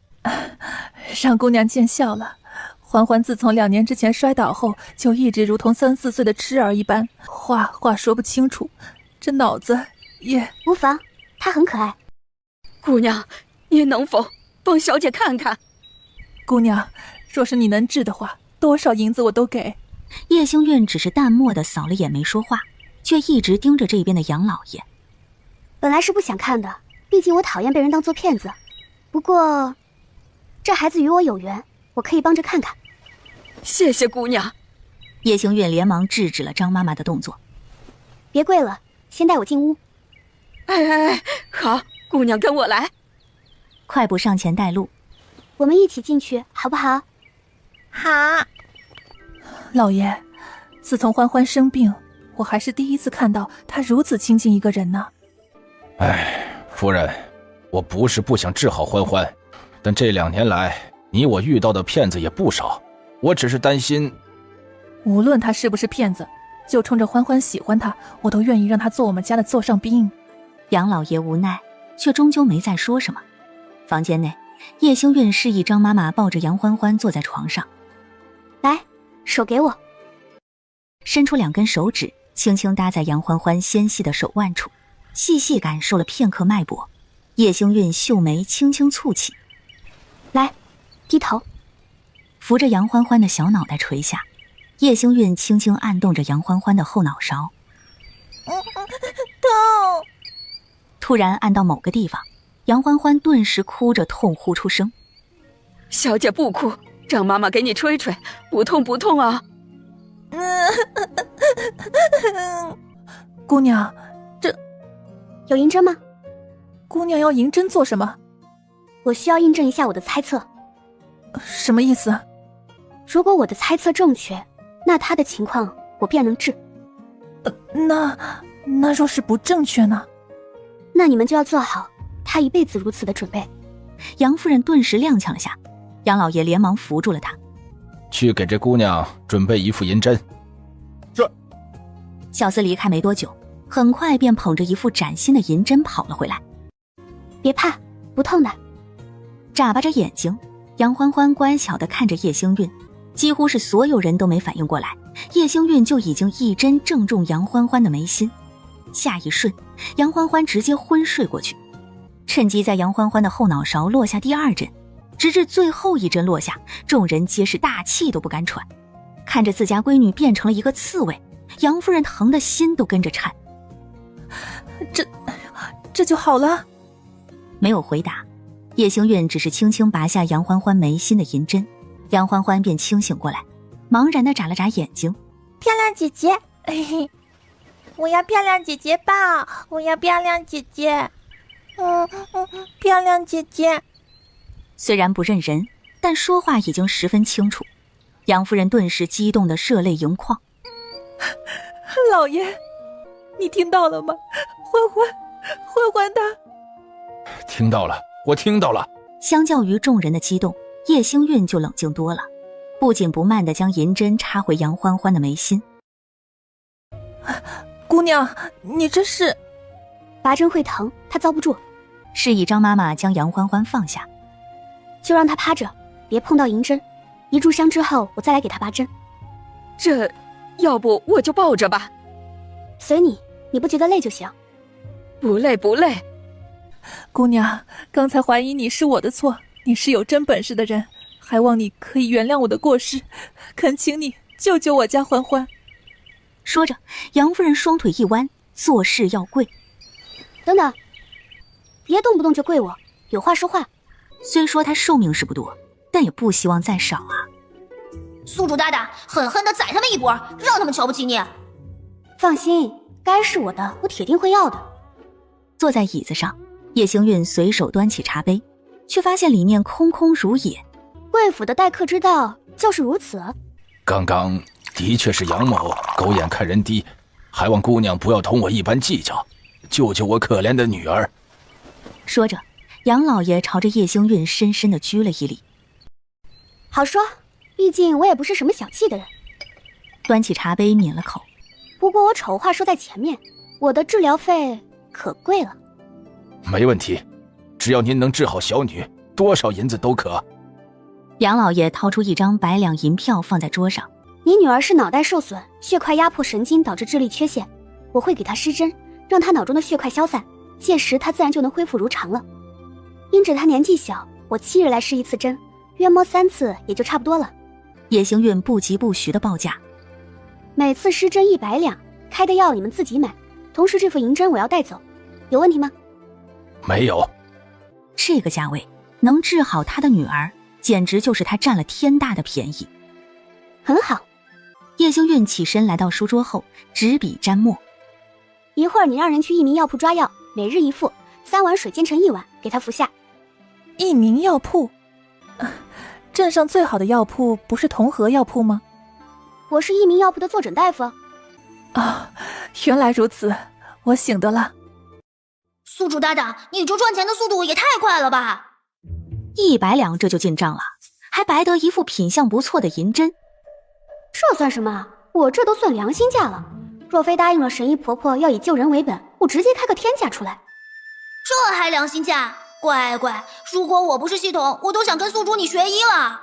直到一炷香的时间过去，上前给杨欢欢拔了针。眉心的银针拔掉没多久，杨欢欢便迷迷糊糊醒了过来。杨夫人满心期待地唤了一声：“欢欢啊，欢欢，喂！”姑娘，真是谢谢你，你就是我杨家的大恩人，我简直是不知道要如何感谢你了。别，银货两讫，你不欠我的，不必如此客气。叶星运收好银针和银票，记得给他抓药，我7日后再来。期间若有事情，也可以去上河村叶家来找我。哎，张妈妈，你送送叶姑娘。好，叶姑娘，跟我来吧。有劳。从杨府离开后，叶星运并未急着回家，而是回到了集市上。布料买，调味料买，糕点买，猪肉买。叶星运几乎是报复性的消费着，凡是想要的通通收入囊中。不多时，叶星运2只手就已经挂得满满当当。宿主大大，你这副样子，说是要去逃难我都信。没办法，人一旦突然有了钱，就会忍不住报复性消费。可你有没有想过你要怎么回家？这种时候当然是要找免费劳动力了。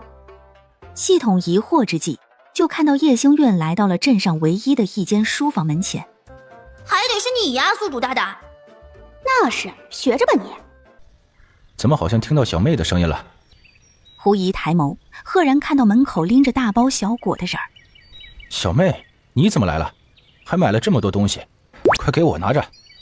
赚了点银子，就随便买了点。宿主大大，你说要是叶月辰知道你是给人看诊赚的银子，会不会跟叶月舟一样怀疑你的医术？看诊？医术？小妹还有如此本事？反正林月清都让我骂了一顿，不差再来一回。宿主大大，你这样好战不太好哦。但话又说回来了，咱总不能被人欺负不是？骂，狠狠的骂。到底咱俩谁才是好战的那个？林月清，叶月舟，看来今日又发生了不少的事情。来，坐这里，喝点水歇歇。你啥时候下工？这么多东西我懒得拿，你得跟我一起回。约莫还要2个时辰，你是留在这里等我，还是我先给你去叫个牛车送你回去？等会儿呗，反正回去太早也没事做。叶星运随手拿起桌上的一本书，翻开看了眼，乖巧的模样，看得叶月辰唇角不自觉微微上扬。叶月辰从柜台后面掏出一个纸包，这是之前掌柜的给我的蜜饯，我不爱吃甜食，给你当零嘴吧。不爱吃甜的，怕是没舍得吃吧？捏起一块蜜饯放到了嘴里，甜丝丝的味道瞬间弥漫整个口腔。叶月辰目光落在叶星运买的那些东西上。对了，还没问你怎么赚的银子。我看你这些东西应当都不便宜，只是那些皮子估计赚不到这么多银子吧？童啊，如果我直白的告诉他我会医术，你说他会信吗？不一定，说不定也会跟林月清一样怀疑您的实力，从而担心影响他之后的科考，阻止您不让您继续胡闹。那样的话，我能揍他吗？反正我都恶毒了，动嘴跟动手也没差别了吧？可是宿主大大呀，你就不怕自己的下场会更惨吗？我的下场已经很惨了，再惨一点有什么区别吗？这倒也是，不过我还是需要提醒宿主大大，如果他被您打得无法科举，后果可是会更加严重的哦。是，能有多严重？大概也许可能取消您原定的奖励。瞧你这话说的，我怎么可能是暴力的人呢？这位可是我尊敬的二哥啊！系统无语啊。虽然没什么信服度，但我算不算是逃过一劫呢？怎么了？不能告诉我吗？莫问来路，山人自有妙计。叶月辰终是忍不住轻笑出声，抬手揉了揉叶星运的小脑袋。好，那二哥就不问了，你自己在这边找书看吧，二哥还得继续忙，你有事换我就好。宿主大大，你居然也会静下来看书？看个毛的书啊，这里面的字我都认不全，看得我脑仁都疼。唉，我就知道。那你看得聚精会神的，看啥呢？我在想事情，你别吵。叶星运，果然是你，我总算是找到你了。没完没了了。快跟我走。干什么啊？你要带我去哪儿？不说清楚，今天哪里也别想带着我去。你到底要胡闹到什么时候？难道你这样害得二哥不能考取功名？叶家到底哪里对不起你？我是看不惯你，但你摸着良心说，二哥对你如何？吵嚷的声音令叶月辰快步赶了过来。老三，小点声，也不看看这里是什么地方。跟我走。走你二大爷！我说你能不能用用你那个脑子？头长在身上不是拿来当摆设的。你说什么？脑子不好就是够麻烦的，现在耳朵也不好了。我最后跟你说一遍，我会医也懂医，你信或者不信跟我没有关系。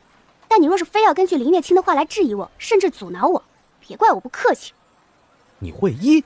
你一个娇生惯养长大的大小姐，你知道几种病？不要以为认识白纸你就会给人看诊，万一出了点什么事情，影响的不单单是你，还有二哥的名声。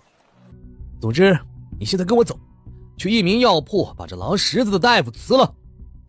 行了，别胡闹了，事情我都听明白了，无非是小妹当了坐诊大夫，这不是好事吗？好事？二哥，你没糊涂吧？他一个不会医术的人去当大夫？谁说我不会医术？林月清，你就那么相信他的话？不关旁人的事，你自幼长在林家，林家从商，且也没传出有人懂医。你又是唯一一个女儿，林家怎可能让你学医？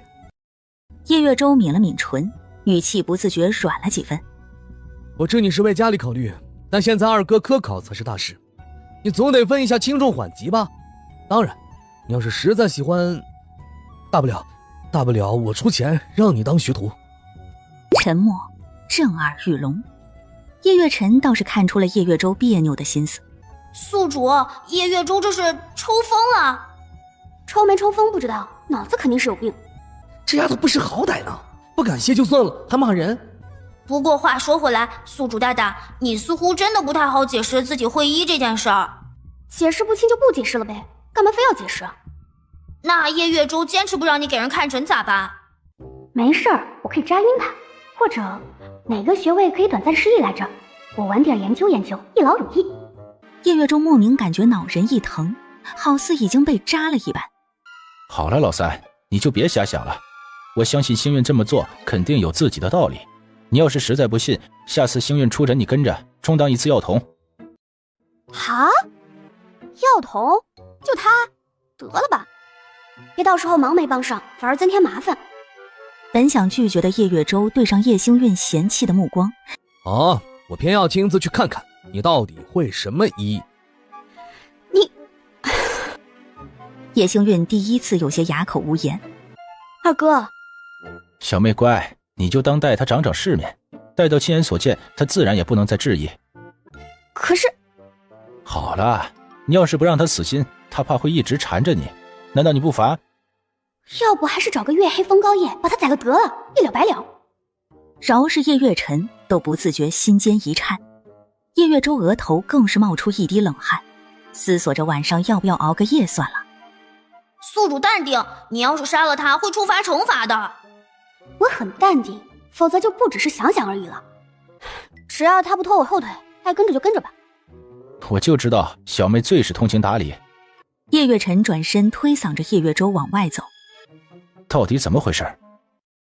你真如小妹心中所想，是听了林月清的话才来质疑小妹？我不是，起码不单单是因为月清。二哥，难道你就不担心他会坏了你的名声？我相信他，我知道你担心我，也担心星运，可比起担心，你要做的是相信他。最初星运做的那些事情的确有些伤人，但我们是一家人，牙齿和舌头都有打架的时候，给星运一点时间。再说了，科考靠的是真凭实学。闻言，叶月舟张了张嘴，到底还是没再反对。反正事关二哥你都不在意，我还能说什么？我出来这么久也该回去了。二哥，你继续忙吧。叶月舟转身大步朝着酒楼的方向走去。哎，这个老三哪儿都好，就是太轴了。希望他能早点看清内心吧，否则迟早有他后悔的时候。叶月辰转身回到书房内。有心事？没有啊，你聊完了。叶月舟呢？啊，他回酒楼了。你确定你没事？我确定啊，你怎么这么问？只是看你心事重重的，有些担心。你想多了，我就是在看书而已。是吗？是啊，哪里有问题吗？你的书拿反了。我就爱这么看。啊？你不懂，这是一种新式的看书风格，倒着看别有一番滋味。小妹是把我当成老三那个缺心眼来忽悠吗？行吧，如果你坚持的话，你慢慢看，我去忙了。叶星运长长的松了口气，宿主大大，你这理由多少有点扯淡了。闭嘴！这都是啥破玩意儿？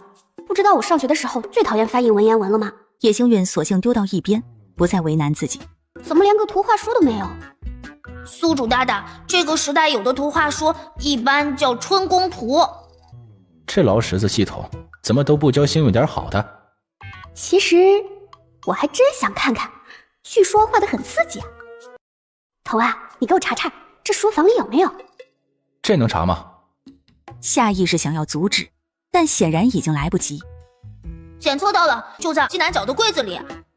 小妹有了这个系统，以后还能好？不行，不能让系统把单纯可爱的小妹带坏了。快步走到系统说的位置，叶月辰迅速将柜子上了锁。做完这一切，叶月辰又极其自然地回到书架旁，注意到叶星韵鬼鬼祟祟的身影，叶月辰只当没看见。哎，怎么上锁了？说不定是掌柜的珍藏。你这么一说，我更想看了。可是柜子上锁了，宿主，你要砸柜子的话，怕是会引来众人围观哦。你现在真是越来越暴力了，一个锁而已，砸它干嘛？哎，叶星韵晃了晃手里的头发丝，将其对着碾成细丝，缓缓插进锁孔。好嘞，宿主，你还有这手艺？想当初被罚没饭吃的时候，我都是靠这招撬锁，手拿把掐。咔嗒，清脆的一声，锁头被打开，叶月辰悬着的心也彻底死了。虽然很心疼小妹刚刚说的撬锁遭遇，但不代表她可以看那种污秽的东西。小妹，你在这里做什么？叶星韵被吓了一跳，连忙站起身，双手背于身后。随便看看。一会儿我收拾完陪你下会儿棋，你且乖乖等我一会儿。好。直到叶星韵的身影消失不见，叶月辰才堪堪松了口气。还好阻止的及时，没让小妹碰到那阿杂之物。嚯，宿主大大，你的手也太快了，居然真的拿到了！天哪，叶月辰恨不得去将图册拿回来，可若是这样，怕是也会暴露自己听到他心声的事情，主要是直接要，他也担心会伤到小妹的脸面。害人的玩意儿，不行，他得想办法拿回来。随手将拿到的图册丢进了空间里，看肯定是要看的，但不急于一时。随手抓起一包糕点，叶星韵漫不经心地吃着。好甜啊！这玩意儿当零嘴是好，就是吃多了腻得慌，茶又有点苦涩，要是有奶茶或者果茶一类的就好了。宿主，你可以自制啊，而且这玩意儿应该可以卖哎。你倒没想过，主要是好茶叶贵，牛乳更贵，再加上还要白糖，做出来怕是成本都回不来。也是哦。又是奶茶，原以为是茶叶的一种，不曾想竟然要这么多的配料。小妹，二哥陪你对弈一盘。也好。有了事情做，2个时辰便很快混了过去，将书房彻底收拾干净。叶月辰这才锁好门，带着叶星韵坐上了回村的牛车。果然是乞丐，居然连酸果都摘。这东西狗都不吃，俺家的猪都不喂这个。听到这话，小女孩脸上多了几分难堪，默默地将酸果抱得更紧。我最看不起浪费粮食的了，所以只要你当着我们的面把这些酸果都吃了，我就放了你们，如何？你简直是不讲道理，这酸果如何能吃得完？吃不完你还敢摘？李正伯伯都说了，浪费粮食是要打板子的。你们不吃，就别怪我不客气。不客气就不客气，我早就看不惯你了。哼，就凭你还敢跟我叫板？你动手啊！我看看你家里能不能赔得起。一句话瞬间让男孩紧握的拳头松了松，狗蛋愈发得意，夺过女孩怀里的酸果，用力地朝着男孩嘴里塞去。来，别客气，我请你吃。看着男孩无力的挣扎，叶星韵机不可见的蹙起眉。最讨厌霸凌这一套了。宿主大大，那俩人是沈君演的弟妹，也算是半个主线人物，你不能管。下次能不能早点说？抱歉，也是裁剪错的，毕竟这俩孩子的存在感在剧情里极低。什么意思？因为他俩死的比沈君演还早。闻言，叶星韵眉头蹙得更紧，下意识看向被欺负的2个孩子。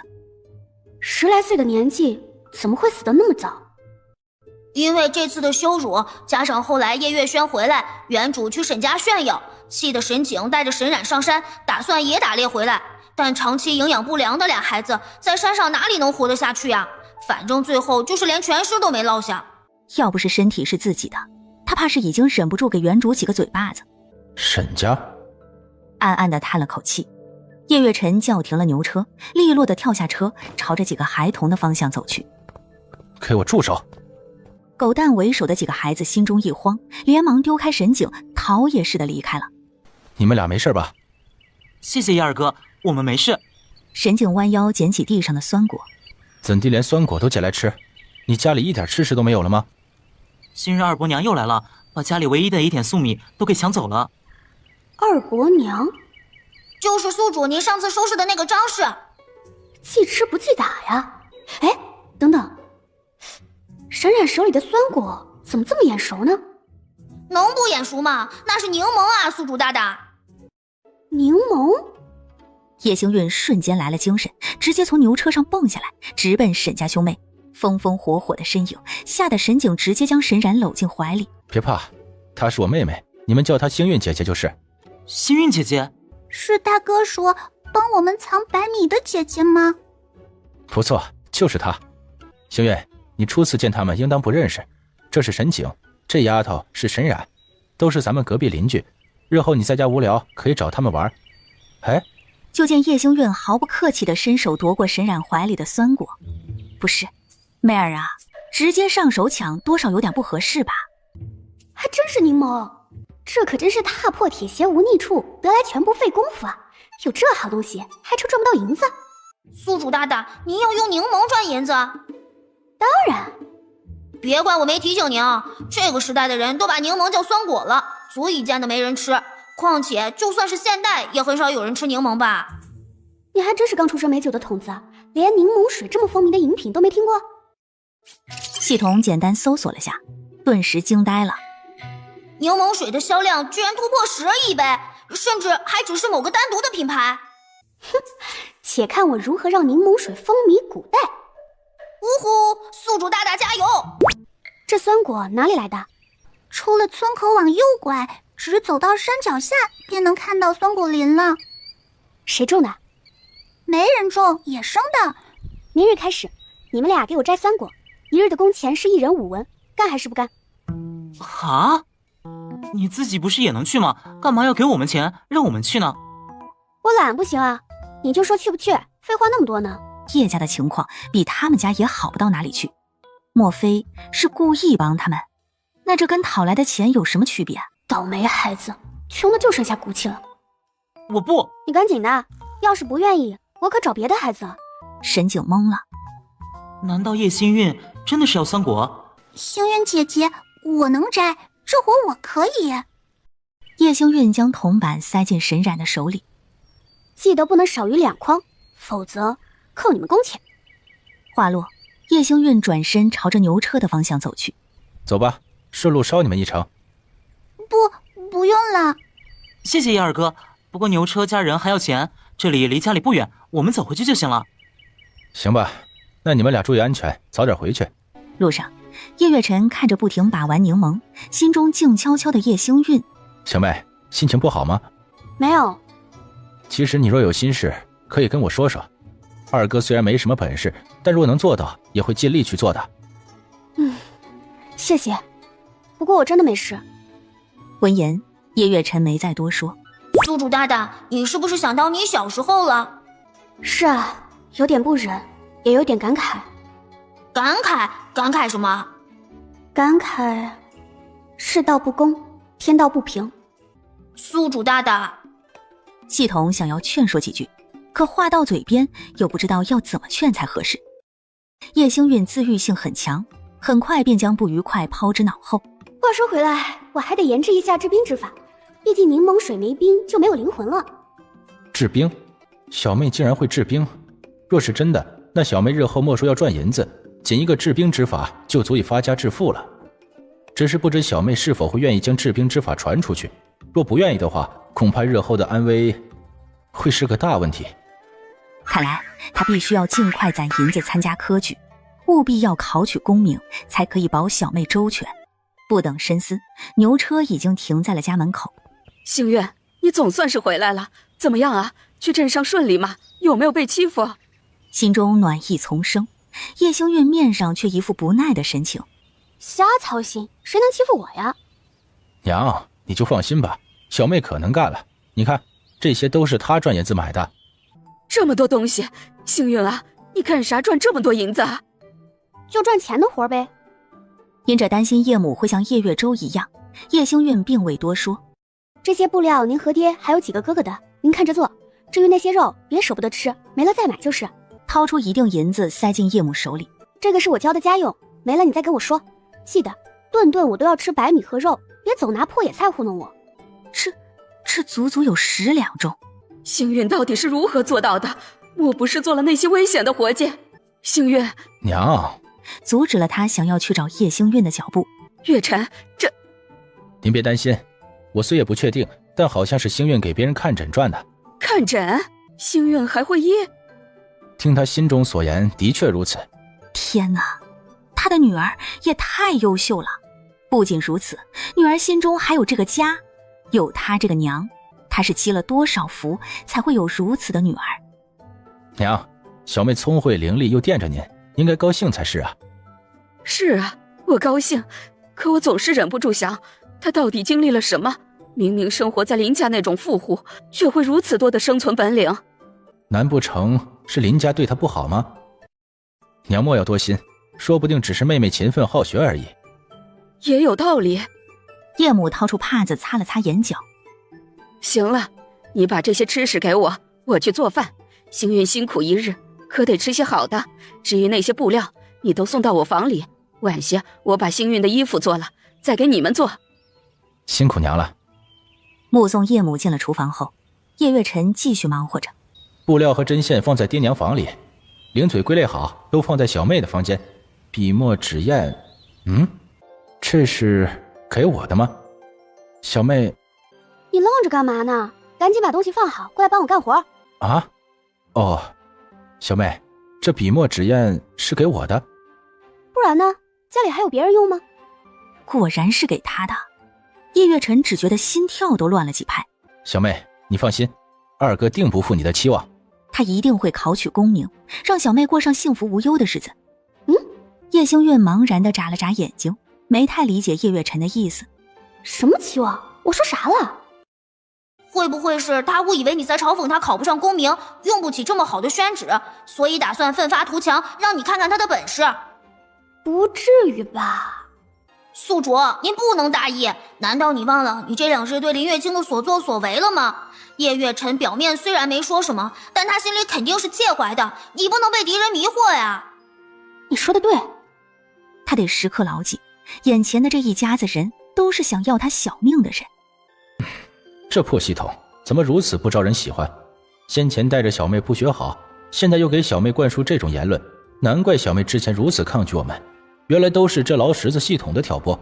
不行，必须得想个办法，让小妹相信我们才是对她最好的。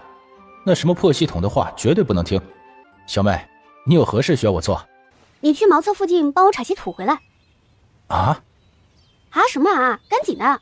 叶月辰照做，罢了，就当陪孩子玩了。娘，家里有没有草木灰和不用的大锅？草木灰可以现烧，大锅咱家就一个。算了，你让二哥给我烧点草木灰，我去隔壁借个锅。哎，等等。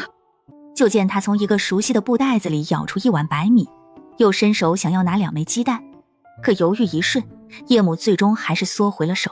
那鸡蛋是闺女买回来的，还是不要轻易送人了。星运，麻烦你顺带帮娘把米带给你沈姨，行不？叶星运上前拿出10个鸡蛋装碗里。家里又不是没有，抠抠搜搜的干啥？叶星运转身朝着隔壁走去，他闺女还真是个嘴硬心软的人儿。你是？隔壁叶家的，这是我娘让我送过来的。啊，你就是星运吧？我还正想要去你家呢。沈母接过叶星运手里的白米，快速地倒进自家碗里。谢谢。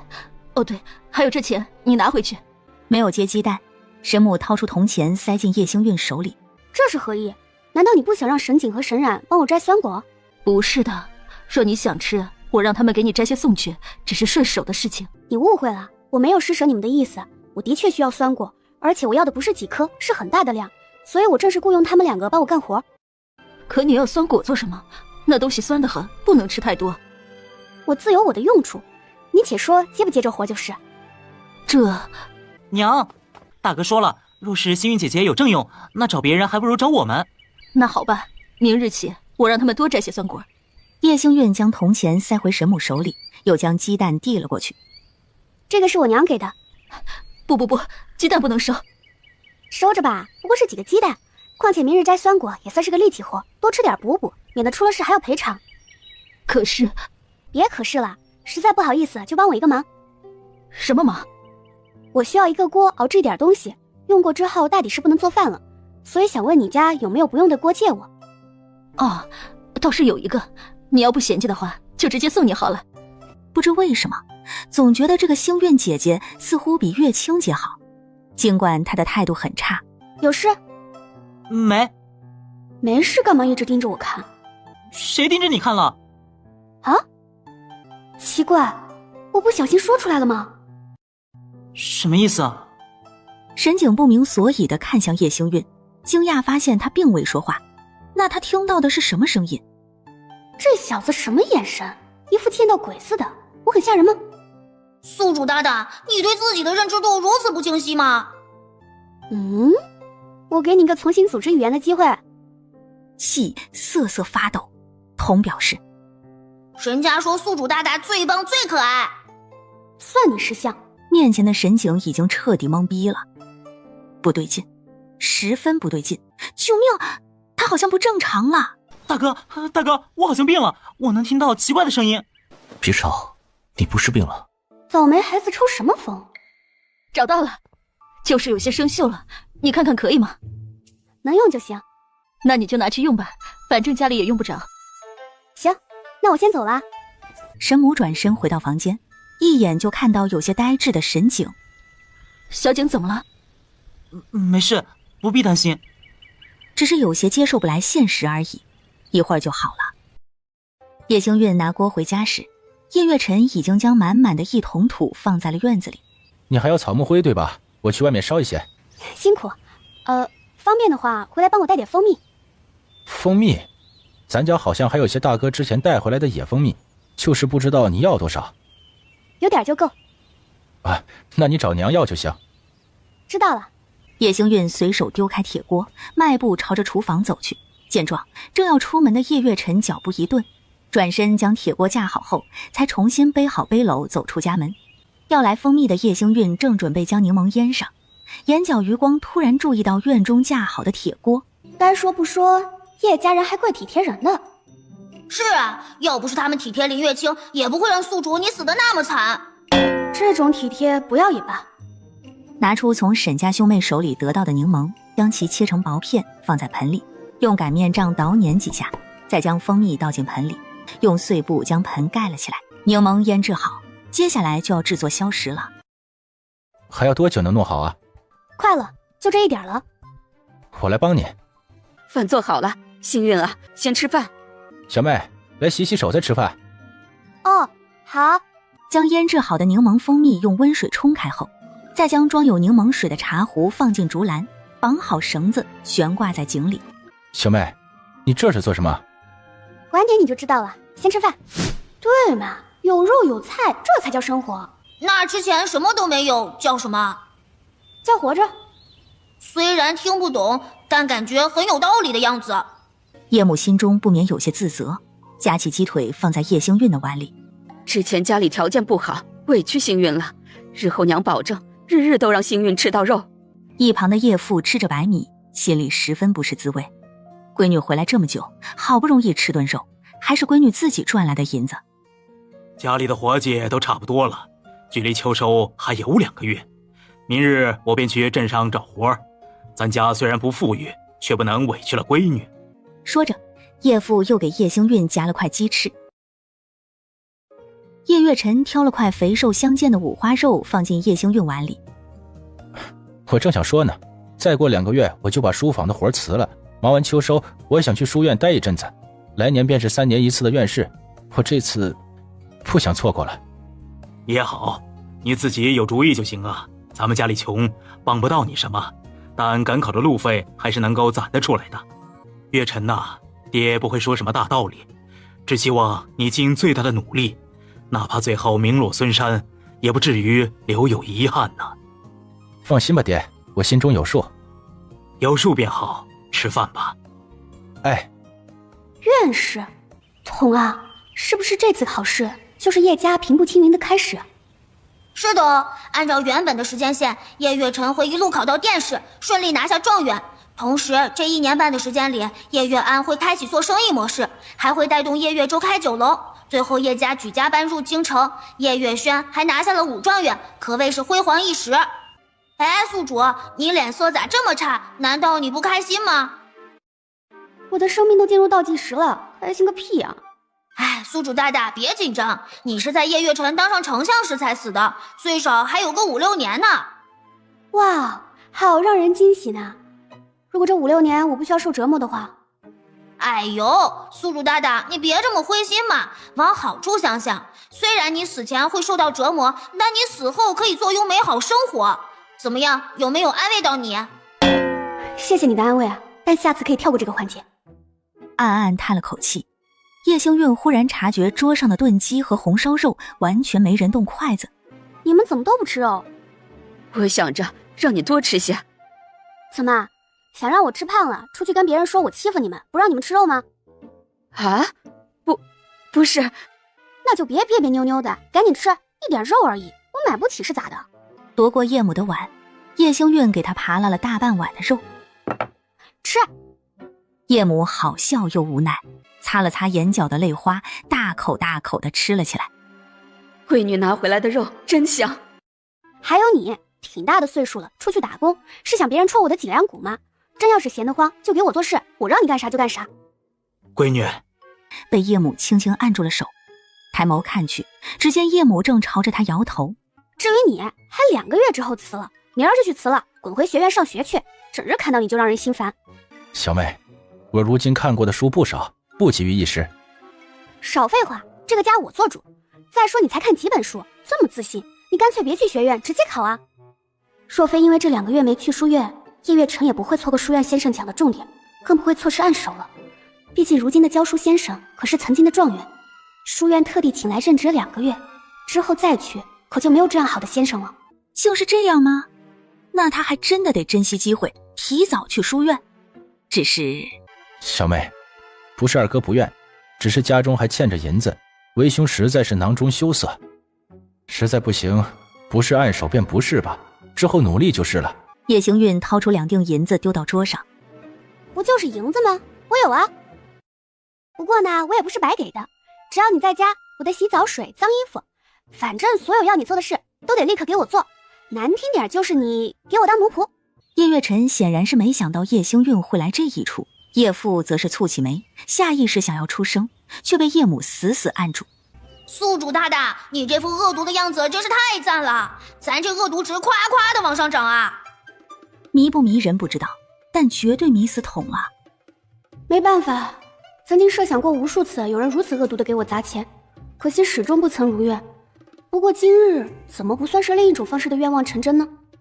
说的有道理，不过宿主，你确定叶月晨会答应吗？如此丧权辱国的条件，迂腐的书生怕是会觉得你在羞辱他吧？不至于吧，洗澡水、脏衣服、随叫随到这些，他平时不也这么做吗？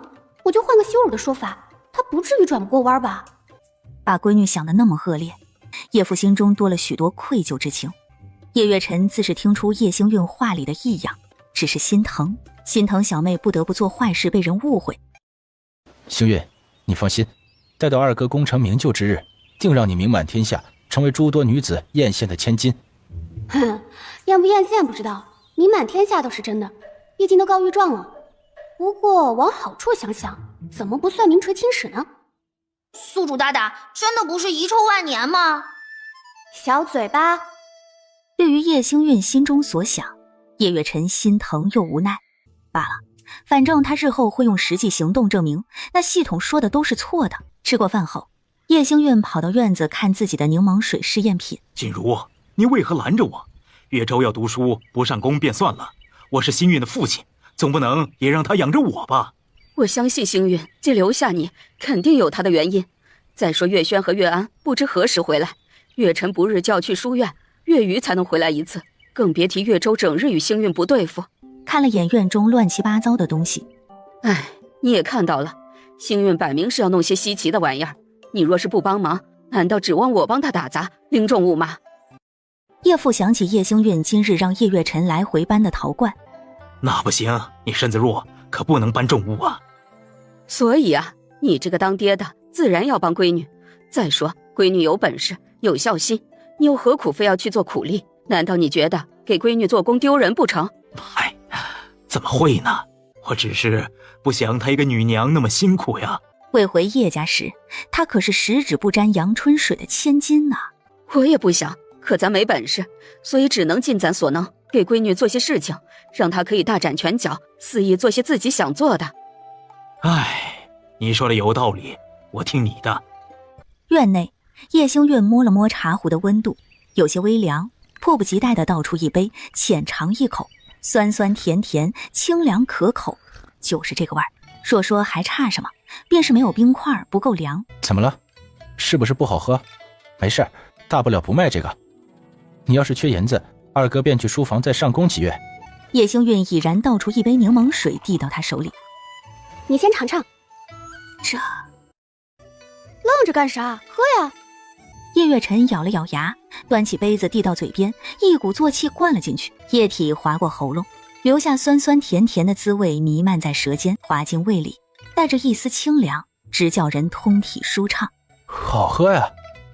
小妹，你真是太让我惊喜了，明明是酸死人的酸果，经你手一做，竟如此好喝。见叶月辰不似作假，叶星运暗暗松了口气，又倒了几杯出来。二哥，你帮我拿给爹娘尝尝，我再去找别人试试。叶星运不等叶月辰开口，抱着半壶柠檬水翻过矮墙，直接跳进了沈家院子。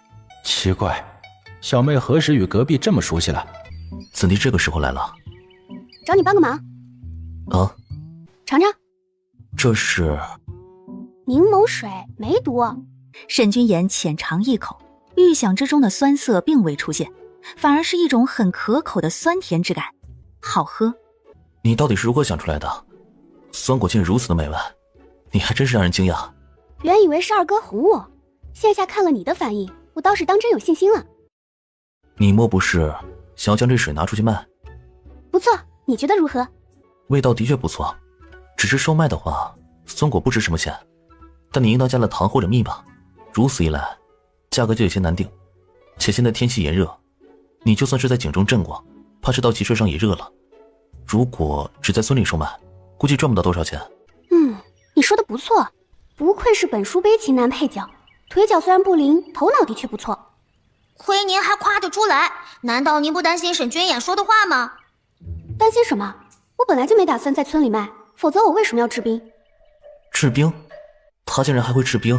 这里还有一些，一会儿你给你爹娘和弟妹都尝尝，晚些告诉我们他们的口感和意见。叶星运起身便要回去，沈君衍下意识抓住了他的手。怎么了？意识到自己做了什么，耳根更是不自觉染上一抹红。什么情况？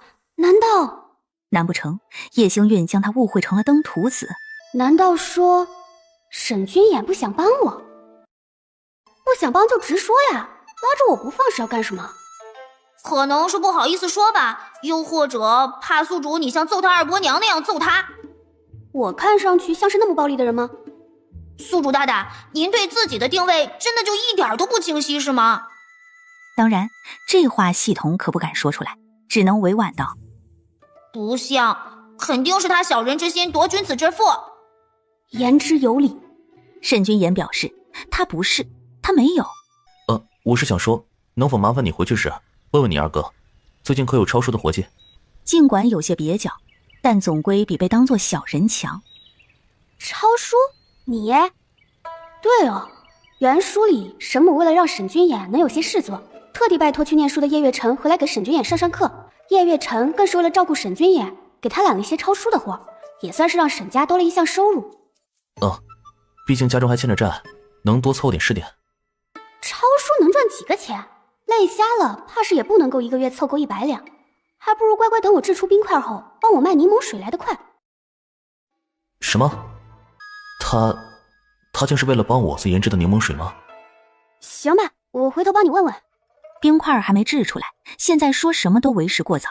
注意到沈君衍还抓着他的手，叶星韵蹙眉握住他的手腕，想要拉开他，指尖不期然搭在沈君衍的脉搏上，虚浮的脉象令叶星韵眉头蹙得更紧。这脉象……抱歉。手下一空，叶星韵下意识想要说些什么。没事。叶星韵没再久留，利落地翻身离去。童啊，我记得你说过，沈君衍是因为娘胎里中毒才会导致身体不好。是啊。那你可知是什么毒？不知道，我的信息录没有记录。不过倒是有一条记录，是他娘说怀沈君衍的时候吃了中毒而死的猎物，才会导致他娘胎中毒。不可能啊！虽然只是一瞬，但那分明是中了石骨散的脉象。石骨散的药材大多出自异域，中原几乎见不到。怎么啦，宿主大大？是哪里不对劲儿吗？没什么。宿主大大，你怎么如此关心沈君衍的事情？关心？你怎么会有这种感觉？难道不是吗？当然不是，非要说的话，应该算同情吧。毕竟一个出生就瘫痪在床、体弱多病又即将早逝的美少年，谁看了都会有些同情吧。啊嘞，我还以为宿主大大费尽心思研究柠檬水是为了帮他呢。你为什么会有这样的想法？难道不是吗？也不能说不是，但主要原因不在他。他研制柠檬水是为了能赚银子，改善下叶家如今的经济情况。叶家人对他很好，好到让他一个孤儿第一次有了家的感觉。宿主骗童，明明第一次看到他，你就给他喝了灵泉水啊！那是因为我不知道灵泉水能不能喝，喝了又是什么效果，加上他刚好需要水，所以我就……合着沈君衍就是一个实验用的小白鼠，刚刚说好的同情的喂。当然了，我想过要是不能喝，你肯定会提醒我的，而你又没有说话，所以我就浅试一下，没想到效果意外的不错哎。我最初是为什么会怀疑宿主关心沈君衍的呀？奇了怪了，小妹拿回来的春宫图到底放哪儿去了？这屋子里里外外他都找了，怎么就是没有呢？虽说小妹暗中往柜台里塞了钱，但那图册怎能给她一个黄花闺女看？我都这么穷了，居然还有贼惦记！宿主大大上啊，给小贼一点教训！叶月辰心里猛地咯噔了下，不妙。叶月辰故作镇定地抓着水杯把玩着，恍若一直在等叶星韵一般。小妹，你回来了。二哥，你在我房里做什么？啊，我等你呢。你不是让我给爹娘送柠檬水品尝吗？叶星韵总觉得叶月辰的神情似乎有些微不可察的心虚。怎么了？只是好奇，二哥你为何不点蜡烛？想给你省着点。我不缺这点，而且我不喜欢别人随随便便进我的房间。若非出生及时，现在都成了一具死尸了。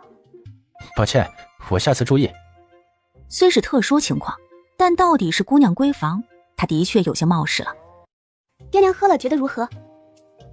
爹娘都觉得不错，就是爹觉得有些甜了。现在的人吃的糖都少，尽管柠檬够酸，还是会有人觉得甜了些。宿主大大，你可以用白糖调和，多糖少糖不就能控制了？白糖太贵了，柠檬水定价如果太贵，怕是不会有人买单。对了，星月，你这柠檬水要是拿出去卖，是不是需要大量的蜂蜜？是啊，怎么了？虽然可能会让你失望，但我必须告诉你，蜂蜜稀缺，尽管山里有野蜂巢，数量不多不说，想要拿还十分危险。若非此前月清病得难受，日日要服药，大哥也不会去寻野蜂蜜，而家里仅剩的一些，如今也都在你那里了。不敢看叶星韵失望的目光。当然，只要你跟大哥说，大哥肯定会去帮你寻野蜂蜜的。可你若是大量售卖，想来也不太现实。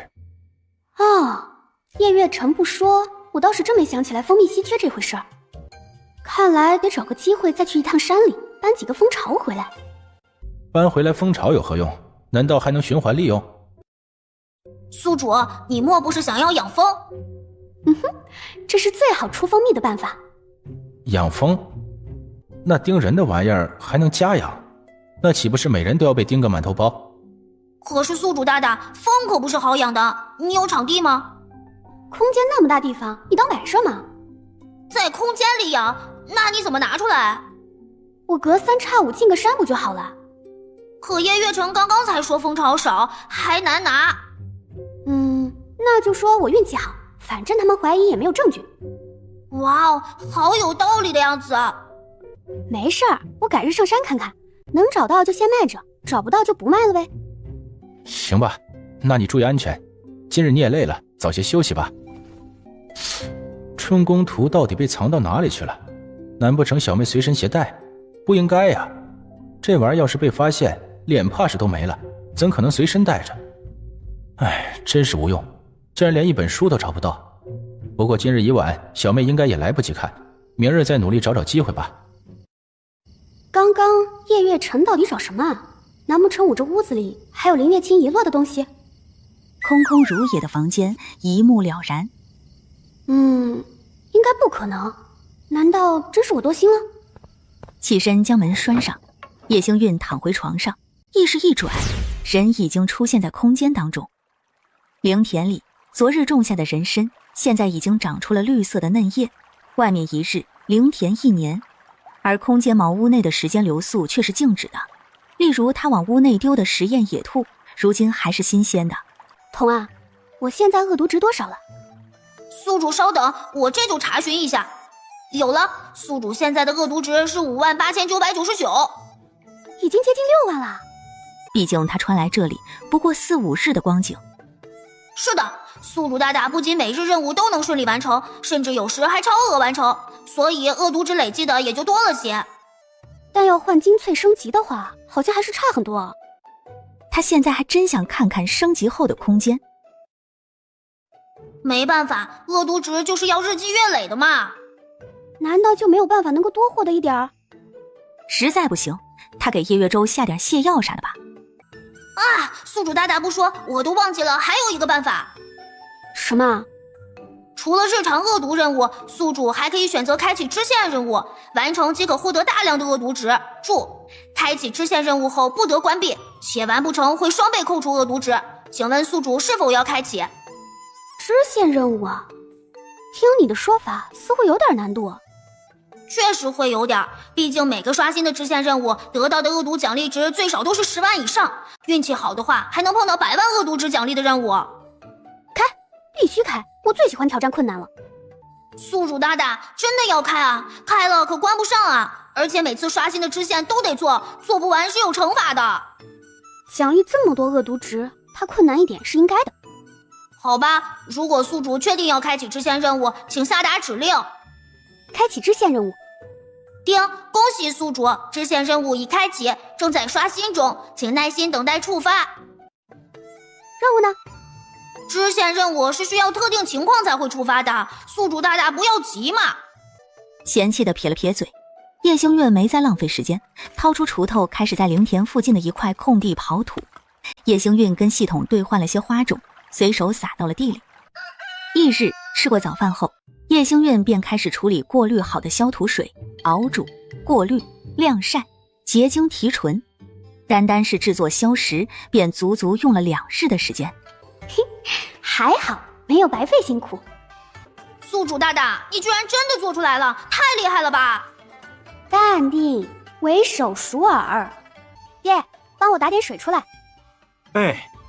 叶星运示意叶父将打来的水倒进面前的空缸里，随即倒入一定比例的消石，让叶父用木棍迅速搅动缸里的水。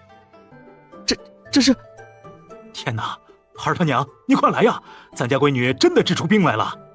听到声音，叶母甚至顾不得放下手里的碗筷，急匆匆跑了出来。看到水缸里的情形，叶母又惊又喜，她的女儿当真是天下最优秀的人。总算是没有白费辛苦，将最后一点腌制好的柠檬蜂蜜倒进水壶，将水盆里的冰块敲碎，放进水壶一些后，叶星运还少兑了几滴灵泉水。来，都尝尝味道如何？好喝，冰冰凉凉的，甚是消暑解渴。哎呀，初次喝到的时候还有些微甜腻，这次倒是半点没有，酸酸甜甜恰到好处，甚至我感觉浑身充满了力气，好似能再去扛1日的沙包呢。爹，您太夸张了，不过就是一杯加了酸果的水而已。叶月舟端起一杯柠檬水，仰头一饮而尽，一口酸甜入喉，2口清凉乍现，冰凉之感瞬间席卷全身，怎一个爽字了得！想好的讽刺到了嘴边，叶月舟愣是说不出口，甚至还想舔着脸再要一杯。也就一般般，还可以吧。山猪吃不来细糠。爹，笑个屁！月舟啊，注意言辞。娘，跟叶母打了招呼，背上背篓便进了山。奇怪了，按理说山里野花不少，野蜂巢不该这么少啊。经检测，翻过这个山头，深山区有5个野蜂巢。深山区啊，速度快些，应当能赶上天黑时回去。好不容易找到最近的野蜂巢位置，那是个什么玩意儿？宿主，您累傻了，那是一头小棕熊啊！我不瞎，我是问你为啥带我来找熊。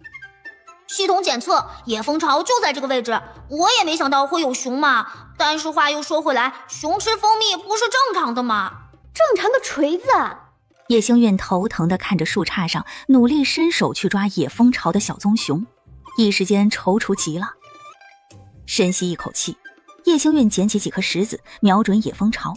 野蜂巢的根部被打到，晃了2下，直直地掉了下来。黑压压的蜜蜂倾巢而出，对着最近的小棕熊便冲了过去。叶星运眼疾手快地接住野蜂巢，顺势丢进空间里，将制作好的驱虫粉在小棕熊身上撒了些。蜜蜂群瞬间失去了方向。叶星运心念一动，在指尖上抹了些蜂蜜，吸引了蜜蜂后，再将其直接渡到空间之中。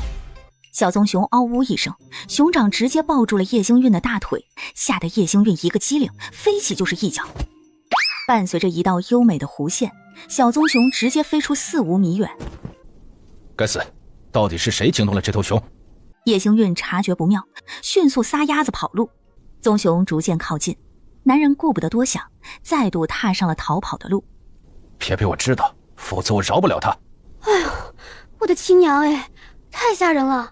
宿主大大，你原来也有害怕的东西啊？废话，我也是个人呢。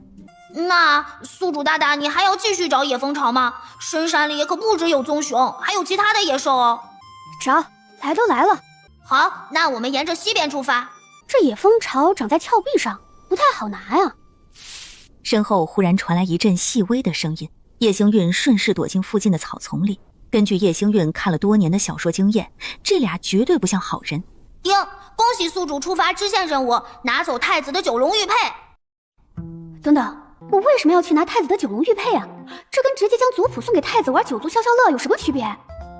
原剧情里不是林月清救了太子吗？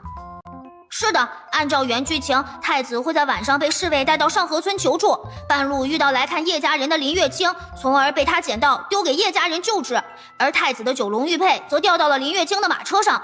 后来也是靠着玉佩跟太子相认，一直照顾太子到痊愈的原主，则是被太子当作心机女，狠狠地打了一通板子，以示警告。这剧情真是刷新我的3观啊！作者是真爱亲闺女林月清啊！系统深表赞同。那为什么支线任务是要我拿走9龙玉佩？不知道，不过一般支线任务都是要给原剧情增加难度，说不定是为了让宿主给2人相认的路上增添阻碍吧。配角的命也是命，似乎看出叶星运的郁闷。宿主大大，这次任务奖励值是18万恶毒值，您要是不做，可是会扣双倍的哦。不就是拿个玉佩吗？身为恶毒女配，给男女主相识的道路上增添阻碍才是我的命。666。叶星运打定主意后，便开始研究要怎么动手。头，给我兑换个面纱。谁？女子？为何一个女子会出现在深山里？你是何人？一个寻常医女。你为何在此？采药。那就滚远点，再敢靠近，定斩不饶。叶星运抬脚踢出一颗石子，正中侍卫手腕，咣当，手中剑掉落在地。你也不看看自己什么德行，这种时候还威胁别人。你到底想做什么？看不出吗？日行一善啊。侍卫眉头蹙得更紧，谨慎地打量着叶星运。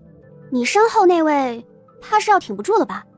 你只有一个机会，求我，还是带着那将死之人走，你自己选择。苍许，主子，你醒了。信他。苍许将太子放在地上，发现他已经再度昏了过去。刚刚我太过着急，冒犯了姑娘，还请姑娘海涵出手救救我家主子。难怪能当上太子，这执行力。脱。啊！苍许懵了，如此直接的吗？你不把他伤口露出来，我怎么治啊？抱歉。主角光环真可怕，这脉象换做一般人早就凉透了。太子居然还能挺到晚上遇见林月清，好歹是太子，锦衣玉食、山珍海味的，可能身子骨比一般人硬朗吧。果然，投胎也是一门技术活。掏出银针，叶星院封住太子的几处大穴。有匕首吗？你要做何？少废话，有就给我，磨磨唧唧的。真想要你俩的命，我还用费这劲儿？扁了扁嘴，苍许掏出随身携带的匕首递了过去。还能动吗？接过匕首，叶星运看着其锋利的寒芒，双眼放光。做什么？能动就去山壁上把野蜂巢给我取下来。说着，叶星运掏出火折子，扒拉出一小堆树叶引燃，再将匕首放在火上炙烤。宿主大大，古代没有消毒用品，您这样万一他感染了怎么办？没事儿，他有主角光环，应该比较抗造。要不咱给他喂点灵泉水，好歹他是主角之一，要是真凉了，这个世界就崩了。喂个屁，你是嫌我命长吧？这可是太子，还是原书男主，万一被察觉到自己喂他的水不同寻常，他还能好？可是……行了，别可是了，好歹我是个医者，不会轻易拿人命开玩笑的。随着一块块烂肉被割掉，剧烈的痛意终于令昏迷的太子苏醒过来，迷迷糊糊睁开眼，依稀看到一抹纤瘦的轮廓。是谁？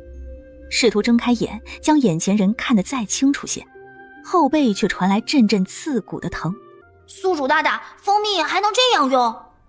野蜂蜜可以止血，在情况危机缺少药物的情况下，野蜂蜜算是郊外唯一的止血良药，不过最好慎用就是，毕竟没有消过毒的野蜂蜜还是有许多细菌的。啊嘞，那宿主你不担心太子会细菌感染？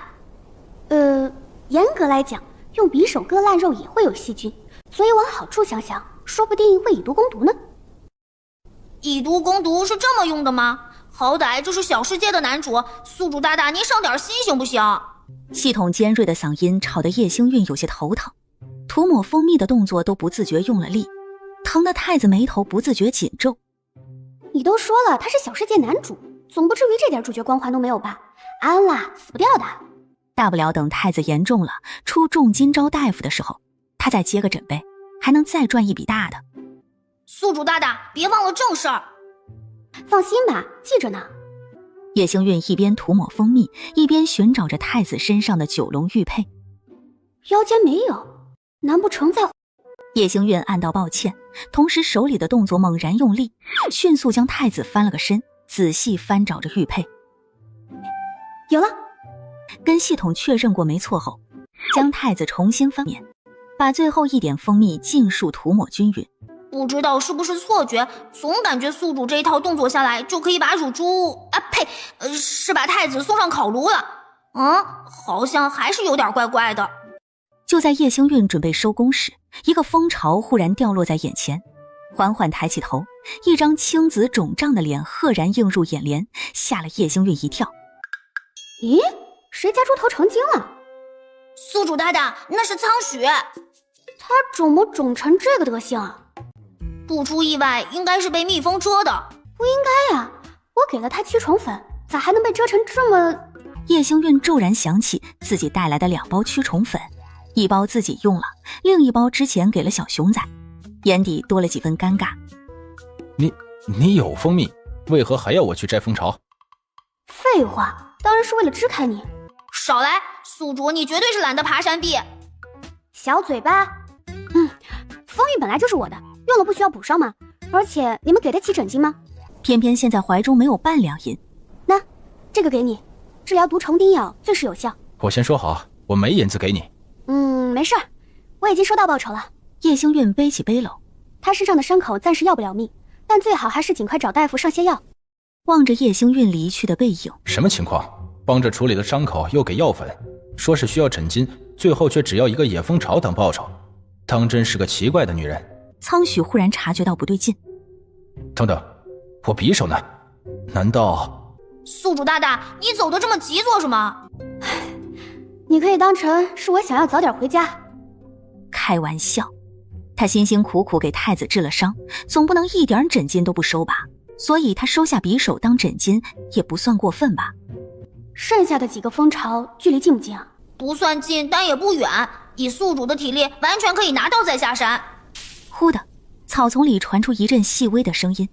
咦，这匕首，我的诊金咋了？唉，宿主大大，身为医者，收诊金是对的，但你不该瞒着捅。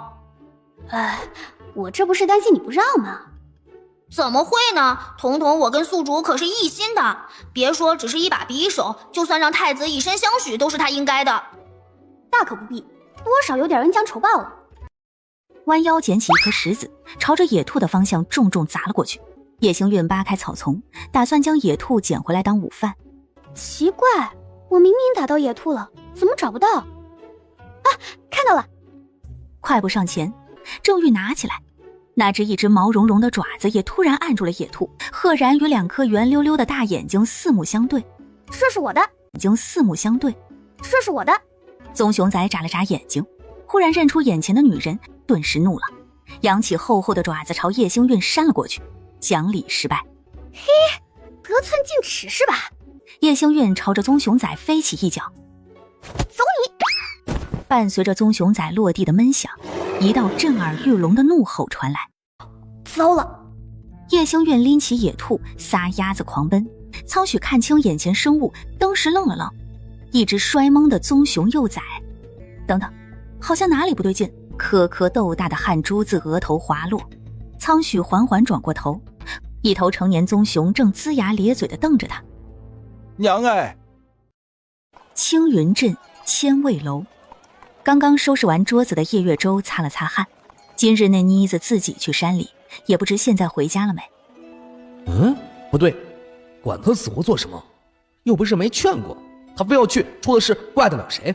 月清，三哥怎地这般神情？难道不想看到我吗？当然不是，只是没想到你会来，是要吃点什么吗？三哥如今与我这般身份，是不想要我这个妹妹了吗？那日我回去后，日思夜想，懊悔不已。三哥，我是真的想要跟家里人好好道歉，你还愿意给我这个机会吗？富贵乱人心智，果然，月清前几日就是被冲昏了头脑。好，我带你回家。当即跟掌柜的告了假，叶月舟跟着林月清上了马车。回村的路上，三哥，你说我这次带的东西，爹娘会不会喜欢？叶月舟不自觉想起叶星运，想到他买回家的东西，明明都是给家里买东西，月清买的，他便总觉得不舒服。兰芝，怎么回事？回小姐的话，前面有2个人倒在路中间，好像昏过去了。叶月舟心中一惊，这里不就是上山的必经之地吗？一个箭步冲下马车，见是2个男人，叶月舟顿时松了口气，也不知道叶星运有没有回家。月清，我们走吧。我们不管吗？他俩明显是受重伤了，你看那个人连个人样都看不出来了，要是不管的话，怕是活不成了吧？正因如此，才不能管。你看他们的打扮，明显不是咱们这儿的人，且其中一个男子受的还是刀伤，救了怕是会招惹麻烦。三哥，你如今怎地变得如此冷血？不是我冷血，是我们不能招惹麻烦。你之前明明连人扭伤都要送人回家的，现下可是2条活生生的人命，你怎能说不管就不管？叶月舟心中没来由的烦躁。那不一样，扭伤的是邻居，这是2个陌生人。你不救我救，兰芝，我就不信爹娘会赞同你见死不救。叶月舟看着费力扛起男人的林月清，到底还是于心不忍。你想问，我陪你，但若是爹娘都不同意救，这件事你便不许再管。我便知道三哥是良善之人，我也相信爹娘不会见死不救。马车再度扬长而去，溅起漫天尘土。真是一代人有一代人的车尾气啊！小妹，四哥，不是说至少要留7、8日吗？账目都统算好了，我便提前回来了。对了，那这是镇上的胭脂铺子新进的香粉，说是那些富家小姐都爱用。我也不懂，想着你之前应当是用惯了的，就给你买了一盒。随着木盒被打开，见状，叶元安连忙扣上木盒，将其往袖子里塞了塞。哎，你没事吧？没事，好意心领了。不过我对香味有些敏感，怕是用不得。没事，是我没问过你就买，这香粉也不知道能不能退，实在不行就留下熏衣服好了。眼底浮现一抹歉意。你这是进山了？自己？是啊。你想吃蜂蜜，托人跟我说，我给你买回来就是了。你袖子上染的是什么？血？你受伤了？想要检查又顾忌男女大防，有些无措。要不是知晓这位以后会是心思深沉的笑面虎，我真怀疑他是不是吃可爱多长大的。叶星韵心中暖意丛生。慌什么？这不是我的血，瞅你大惊小怪的样子，能不能像个男人似的？没受伤就好。那你这也太过危险了，下次再想去，等大哥回来带你去吧，至少有什么危险，大哥能给你挡一挡，不至于你连跑的机会都没有。他不怕叶月轩听到这话之后给他来一顿爱的教育吗？爱的教育？那是什么？叶元安不理解，但他肯定大哥会赞同他的话，摘下叶星韵的背篓背在自己身上。走吧，天色不早了，我们先回家。好。夕阳的余晖将两人身影无限拉长。爹娘，救人一命胜造七级浮屠，况且他们明显生命垂危，我们总不能见死不救吧？我知晓你是好心，但岳州说的也有理，他们显然不是咱们这儿的人，贸然搭救，万一出了什么差错就不好了。有什么差错我担着，需要多少银两我也能出。哟，这俩人速度挺快的，不过那个苍什么的咋也晕了？可能是累的。那也有点太虚了，这体质还能当太子的侍卫，看来太子也不咋地。太子？叶月安眉头骤然蹙紧。不行，娘，我提前回来。星韵，你总算是回来了，娘都要担心死了，可曾受伤？我没事，好着呢。那就好，走，娘给你熬了鸡汤，你今日定然累坏了，好好补补。被无视彻底的叶月安神情讪讪，尴尬地摸了摸鼻子，眼见着叶母要带着叶星韵进厨房。娘，月清，你说的有道理，但咱家的情况你不是不清楚，哪里有地方安置他们？兄长们的房间床铺那么大，难道容不下2个人？再不济，我从前的房间不也可以用？他之前的房间，那不就是我的房间？合着他压根没把我当人啊！胡闹，那是星韵的房间，怎可住2个外男？他们是伤患。再说，之前叶小姐不是说自己会医术吗？这样照顾起来也方便许多，不是吗？我是你爹还是你娘？到我面前来指手画脚。我会医术就要照顾他们的话，那我会杀猪是不是可以直接把你宰了？身为医者就该救人为本，你连这道理都不懂，也好意思出去丢人现眼，就不怕叶家的名声都被你弄臭吗？关你屁事！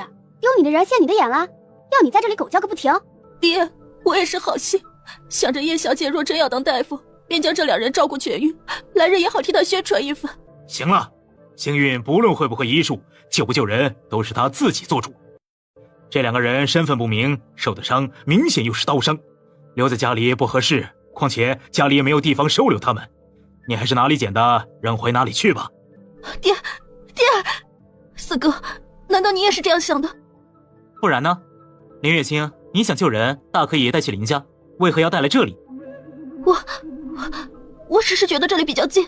我看你是一早就想到要星韵照顾他们，你怀疑星韵的医术不精，因而故意为难他。他若治不好，你还能肆无忌惮地嘲讽他。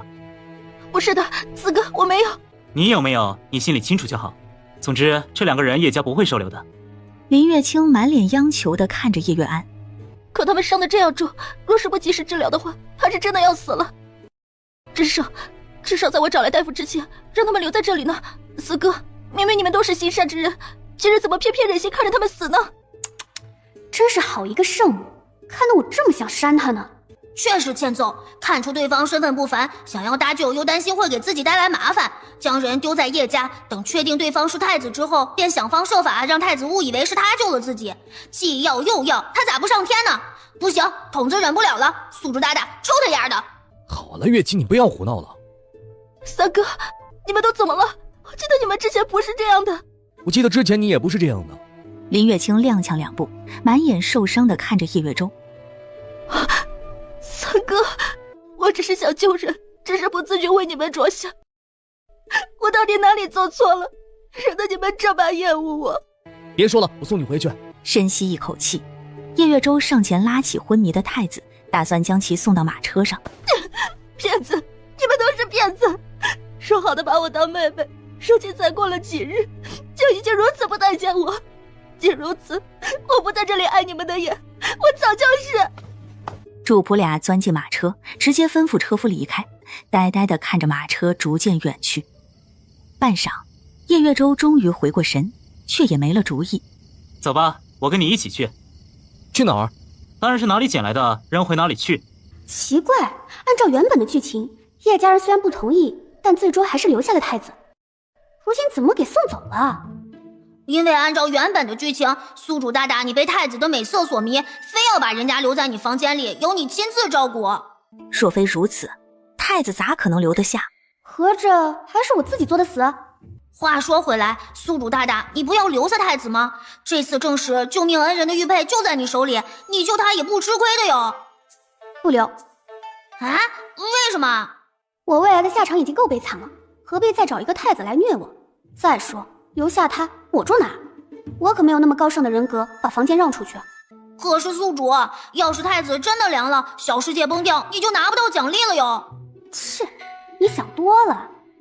阿雷，林月清不可能不管，他分明是故意使手段把人丢在叶家，但他根本没有走远，就等着看叶家人如何处理呢。系统不信，默默地监测了一下林月清的位置，顿时对叶星运崇拜不已。走至门口的叶月舟脚步微顿，不会的，月清怎么会有如此心机呢？忐忑地走到村口，满心的期盼在看到村口停留的马车时彻底烟消云散。三哥，你真的变了，如今的你冷血的让我害怕。是挺可怕的。就像他一直以为了解林月清，如今突然发现他根本看不懂他。是把人丢到地上，还是放你马车上？既然你们都如此冷漠，那我管。把人放在马车上，我带走。沉默着将太子扛到马车上，转身便走。回到家时，赫然看到正在院中忙活的叶星运。在弄什么？我来帮你。也行，你把这些柠檬切了。柠檬？老老实实的开始切酸果。叶星运则是把特地放在背篓里的蜂巢拿出来，开始抠蜂蜜。你这是做甚呢？做柠檬水，明日去镇里卖。柠檬水是何物？一种饮品，明日做好了给你尝尝。好啊，那明日我陪你一起去卖柠檬水吧。随你。青云镇。小妹，我们这个时候卖柠檬水会不会迟了些啊？现在才是刚刚好，要的就是这种温度，凉一点都没有我想要的效果。叶月安不解，一味干活。小妹，你竟然还会制冰？多大点事儿，至于这么惊讶吗？能不能稳重点？好，是四哥不稳重了。只是小妹如此优秀，四哥着实惊喜。耳根悄然泛红。我会的多着呢，少大惊小怪，还不赶紧干活？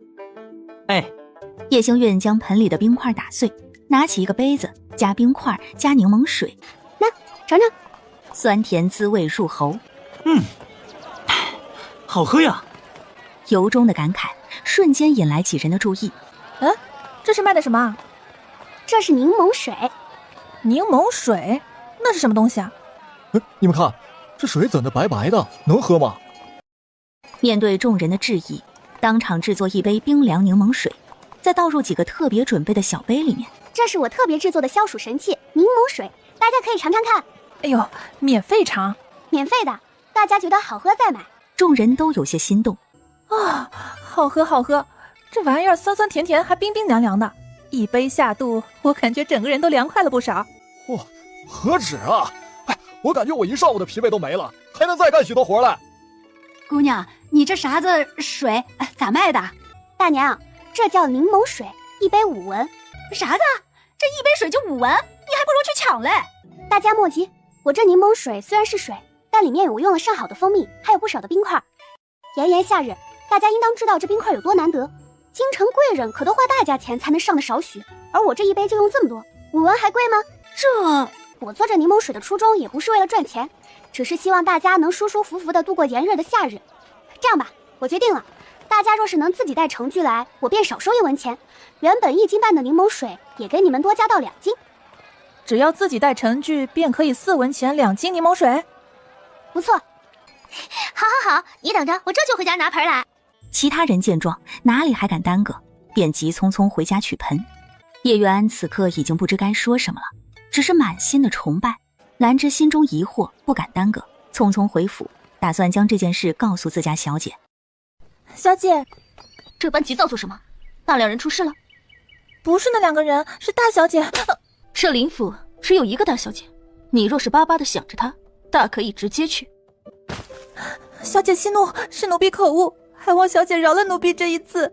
好了，兰芝，我也不是想要罚你，只是爹娘都为姐姐的事情生气，你若是言语不当，被爹娘听了去，怕是会迁怒你。小姐说的是奴婢疏忽了。你知道我是为你好便好。那这是玉骨膏，消肿镇痛效果最好，前2日娘特地给我的，就这1小盒，你便拿去用吧。小姐，这太贵重了，奴婢不能要。拿着，我只是要你知道，打你是为了你好，并非我本意。你刚刚说见到姐姐了，她来镇上了。是，奴婢从医馆回来时，正巧看到叶小姐，她似乎是要卖什么东西，支了个摊子。卖什么东西啊？奴婢离得远，听不太清楚，好像是什么凝水的玩意儿。水？有人买吗？奴婢看到不少人围观，但很快就散开了。买没买的，奴婢也不知道。真是废物。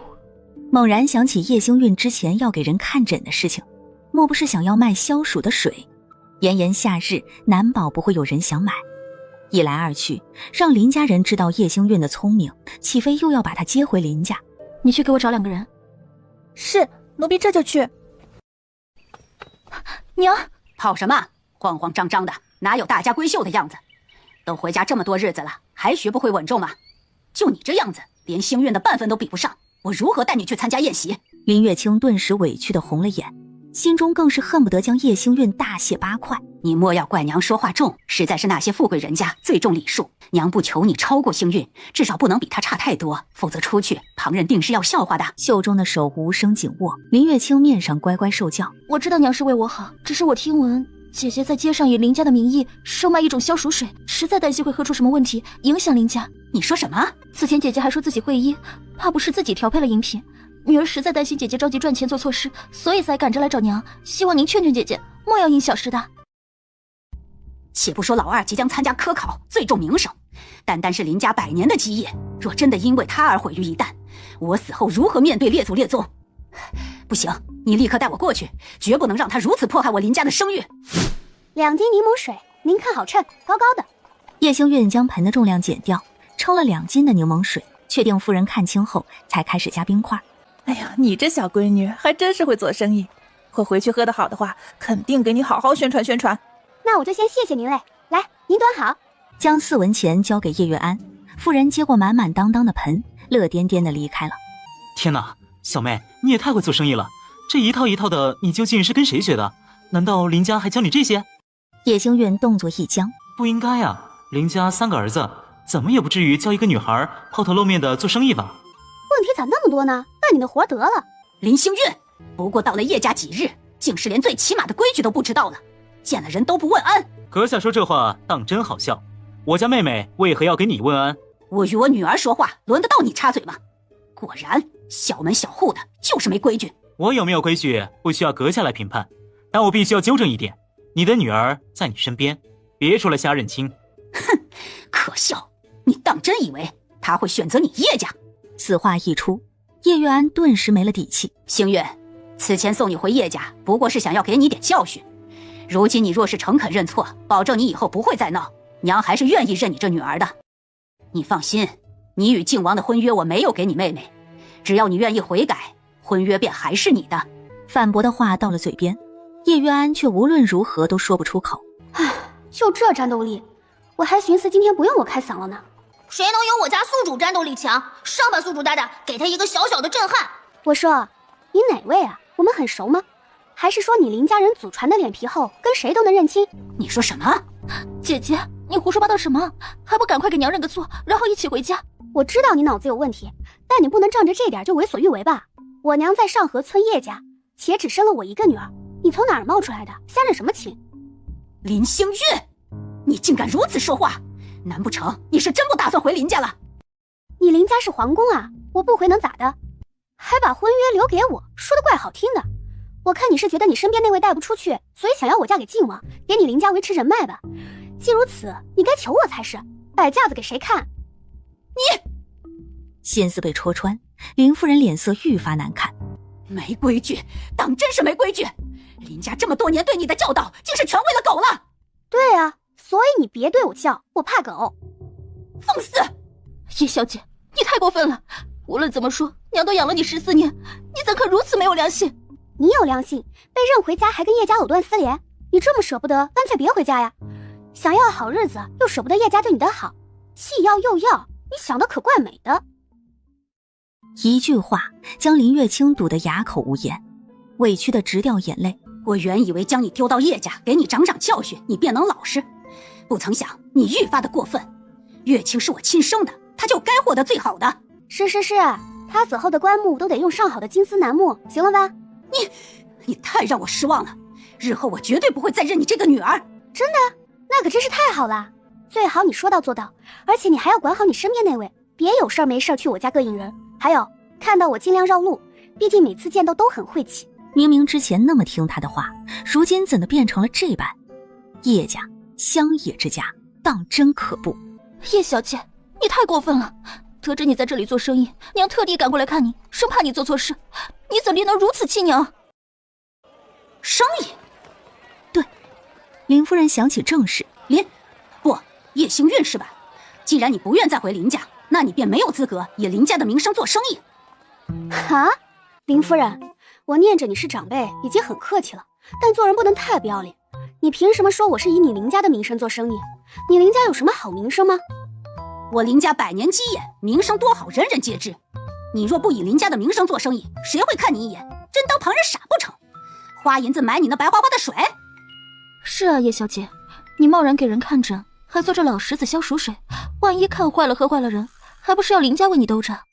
要我说，你就跟娘服个软，最多回家跪几日祠堂，严重便挨个家法，爹娘不会不认你的。不可能，林家他是绝对回不去的，就冲他的态度，我绝对不会再认他。淡定，尊老爱幼是传统美德，对他们动手就是对自己放纵，忍耐使人压抑，释放令人快乐，忍不了一点。弯腰端起卖鱼摊位清理鱼鳞，还带着血的大水盆，两人顿时被浇了个透心凉，腥臭味瞬间席卷全身，顺手扔给卖鱼大叔2文钱。我最后警告你们一遍，别在我面前发癫，我姓叶，行不更名，坐不改姓。你林家的名声在我这里半个铜板都不值，若你真不放心，大可以自己去衙门做声明，不必在这里恶心我。你天气炎热，我好心帮你们消消暑气而已，不必客气。好，你最好不要后悔。娘，您别生气，姐姐可能只是一时糊涂。你不要替她说好话，那个小贱人果然不是自己亲生的，什么时候都养不熟。月晴，你万不可学得如此粗鄙，你好好学礼仪，与靖王的婚约，日后便是你的。另一边，叶月安动容地看着叶星运，小妹原来如此看重他们的家，这货抽风了？不知道啊，我没检测到他有毛病，或许是看戏看得激动了吧，就连彤彤我都忍不住要为宿主大大喝彩呢，干得太漂亮了。小妹，你相信我，这多2年，我一定让你过上比曾经还要好上100倍的日子。叶星运试图抽出手，奈何对方抓得死紧。你开心就好。开心。鉴定完毕，这货不是抽风，他是真疯。疯得好没有征兆。就是，我想要过好日子还需要2年。叶月安唇角的笑容猛地一僵，妹妹太厉害，还真是让她有压力。我拿牌回来了，快给我4文钱的。我先来的，先给我。丫头，那冰块能多给俺点不？俺家里远，怕回去就化没了。没问题，大家排好队，一个一个来，你称重，我收钱。得嘞。就你们卖的什么破水？这位客人，你有事跟我说，别吓着我妹妹。吓着你妹妹？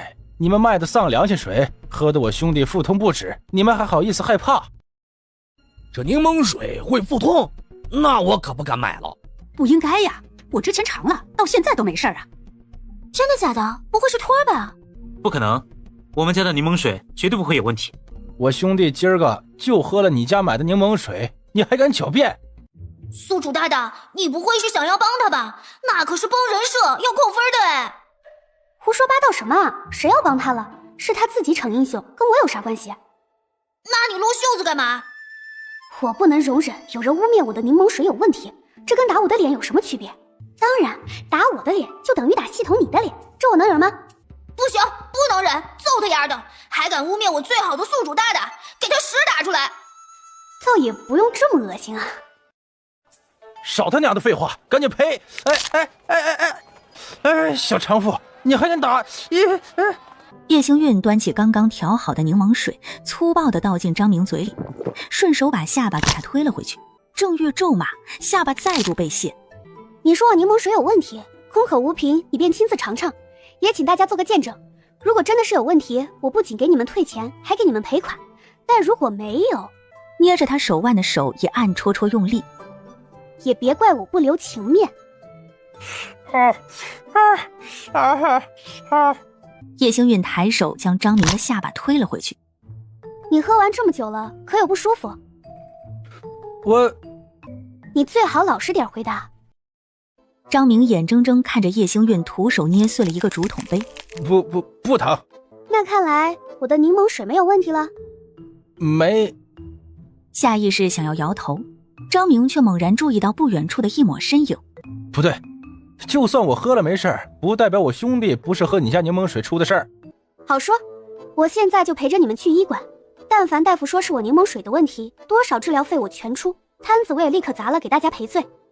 可若是没有问题，别怪我把你们全部扭送衙门，让县太爷给我好好做个主。讪讪一笑，兄弟，你确定你只喝了柠檬水吗？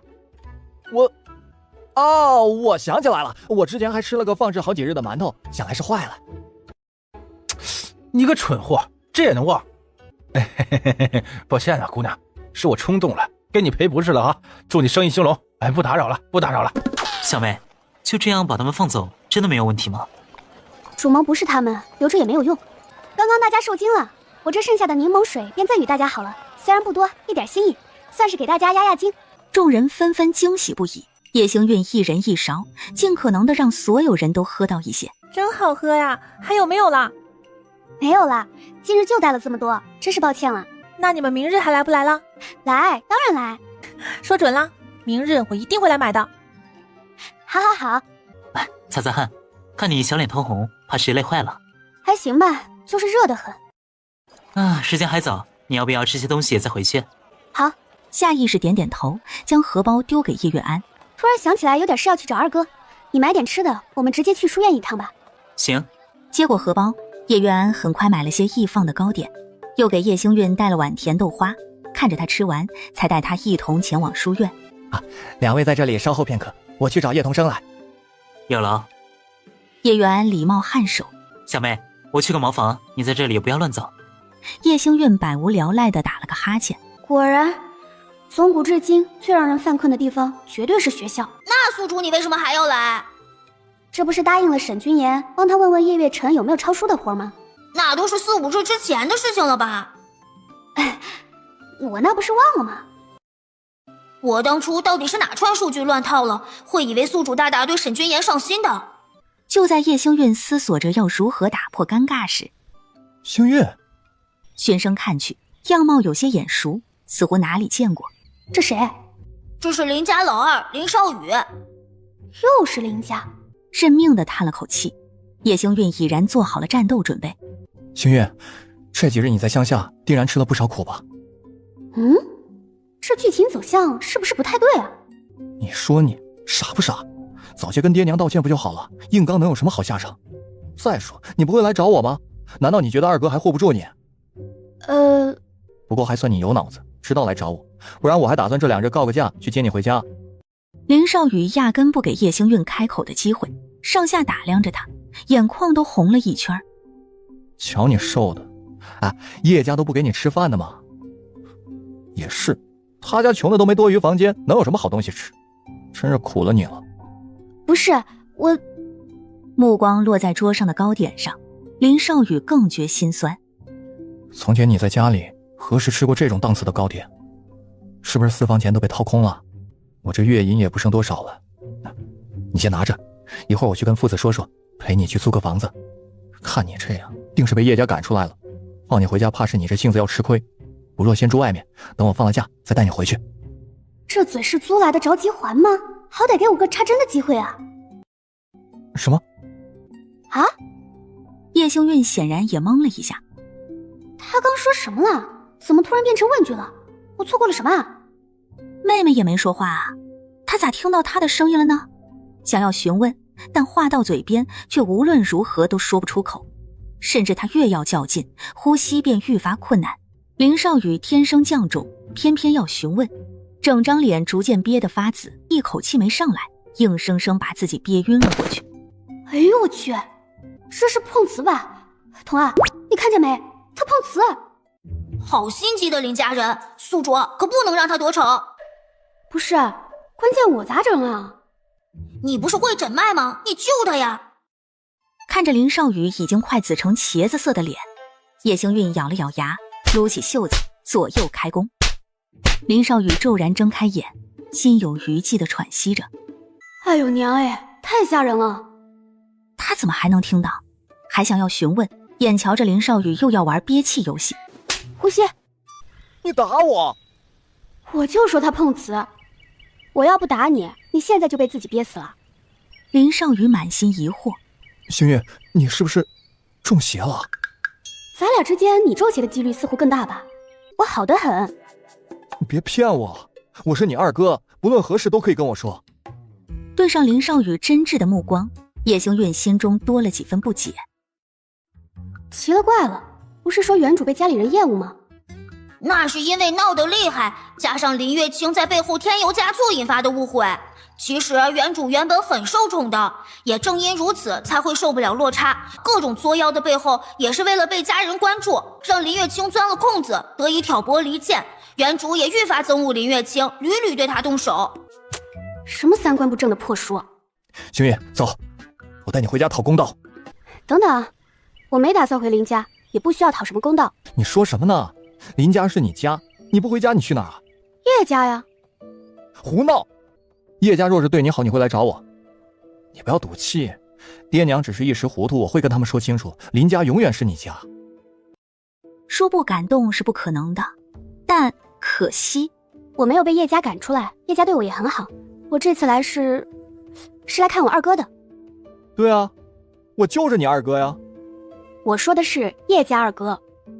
林少宇想要找出叶星韵撒谎的痕迹，可无论他怎么看都没有。林少宇眼睛瞬间泛红，一副天塌了的模样。不是，你别哭啊，我没揍你啊。注意到林少宇脸上的巴掌印，就算是我打了，我也是为了救你。你冷静点儿。所以，你真不是来看我的？不是。你也不打算跟我回家？我在叶家挺好的。那些糕点都是带给叶老二的。童啊，我要说是的话，他会不会真的哭出来啊？要不骗骗他吧，孩子看着怪可怜的。我试试。林少宇忽然大步上前，拆开一包糕点，直接往嘴里塞，好似吃的不是糕点，是叶月辰。小没良心的，我担心你却压根都没想过看我。叶老二哪里好？不就比我高点，比我俊朗点，比我白点。叶星月默默地倒了杯水递过去。我偏不给他留，我妹妹买的，他叶老二凭啥吃？叶星韵表示有点可爱，不确定，再看看。眼角余光注意到往这边来的身影。林少宇突然用力地抱住叶星韵。谢谢小妹来看我，二哥也最喜欢小妹了。叶月辰脚步一顿，似是没想到会看到林少宇在这里。林少宇则是得意地扬起下巴，拎起桌上的糕点，转身大步离开。嘚瑟的背影好似斗胜的孔雀般招摇，叶月辰心中顿时涌现几分酸涩。我还以为小妹是来看我的，原来是门童误会了。不过看样子你们说完话了，不急着走的话，再陪我坐会儿。好家伙，几个哥哥为我争风吃醋的苦，我也算是吃上了。叶星月本想解释一下，奈何桌上只剩林少宇吃剩的糕点渣渣。彤啊，你说我现在说我是来看他的，他会信吗？可信度不高。其实我这次来是受人之托。好。沈君言要我问你还有没有抄书的活，他没事闲的想找点事。怎么感觉这句话怪怪的？这2日我没去书房，对此事不是很清楚，估计要麻烦小妹你跑一趟书房了。直接找书房掌柜就行。等下我写封信，你带过去给书房的掌柜，他若是有书便会给你了。你是自己来的，没人跟你一起吗？有啊，四哥陪我卖的柠檬水，刚肚子疼去茅房了。说起柠檬水，我正想问你呢，小妹，你到底是如何做的？干嘛？也没什么，就是喝过之后感觉整个脑子都轻松了不少，甚至记东西的速度也快了许多，精力更是比平日好很多，就想着问问你是如何做的。我想若是每日能喝一杯，读书的速度应该也能快不少。柠檬水里可是被我加了少量的灵泉水，效果能不好吗？不过这玩意儿我就算告诉你，你也没有啊。灵泉水那是何物？宿主大大，灵泉水现在只能让人头脑清明，精力旺盛，若是升级之后效果可能会更好，据说满级的时候功效堪比1000年人参，吊命都能吊个几年。竟有如此神效的东西，这若是传出去，岂非所有人都会盯着小妹？看来他必须要尽快强大起来，才能好好的保护小妹。彤啊，你是不是武大郎转世啊？啊嘞，因为你画饼的功夫是真好，好到都快撑死我了。我到现在都没有兑换到1滴精粹，你还在这儿跟我说升级？其实宿主大大现在已经可以兑换到1滴精粹了。是呢，距离10滴也就差9滴而已嘛。宿主大大好可怕。抱歉，我好像有些吃坏肚子，让你们久等了。感觉怎么样？严重吗？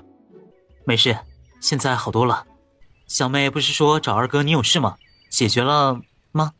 察觉到叶星韵情绪有些不对，难道二哥惹到小妹了？注意到叶月安不满的眼神，叶月辰表示他是冤枉的。你倒是提醒我了，小妹，我去取纸笔，你在这里稍等一会儿。叶月辰看了眼叶月安，转身离去，读懂了叶月辰的暗示。等等二哥，我跟你一起去。这2人怎么好像有事瞒着我？正常啦，毕竟宿主大大你对他们也没啥子好脸色，他们自然不会把你当自己人。说的也是，但心里莫名有些不舒服呢。不过宿主大大你放心，彤我啊，绝对是站在宿主这边的哟。是错觉吗？怎么感觉系统有点挑拨离间的感觉呢？二哥，你有什么话不能当着小妹的面说？你这样怕是小妹会多想吧？有那个系统在，我们无论做什么都会被小妹多想。叶月安表示说的好有道理。这几日我不在家，老三是不是又欺负星韵了？是吗？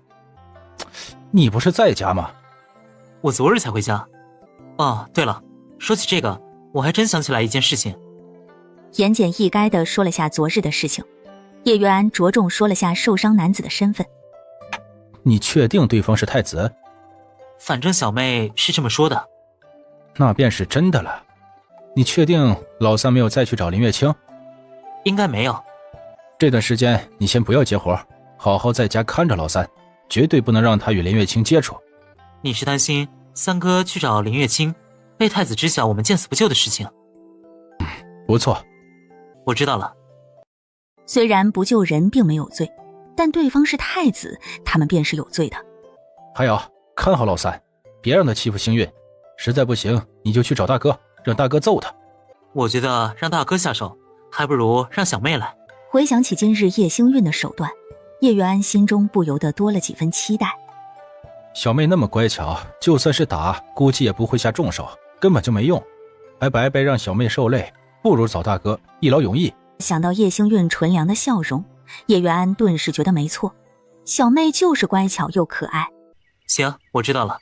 叶月辰利落地写下一封推荐信，吹干墨汁，又拿出2本笔记，一同交到叶月安手里。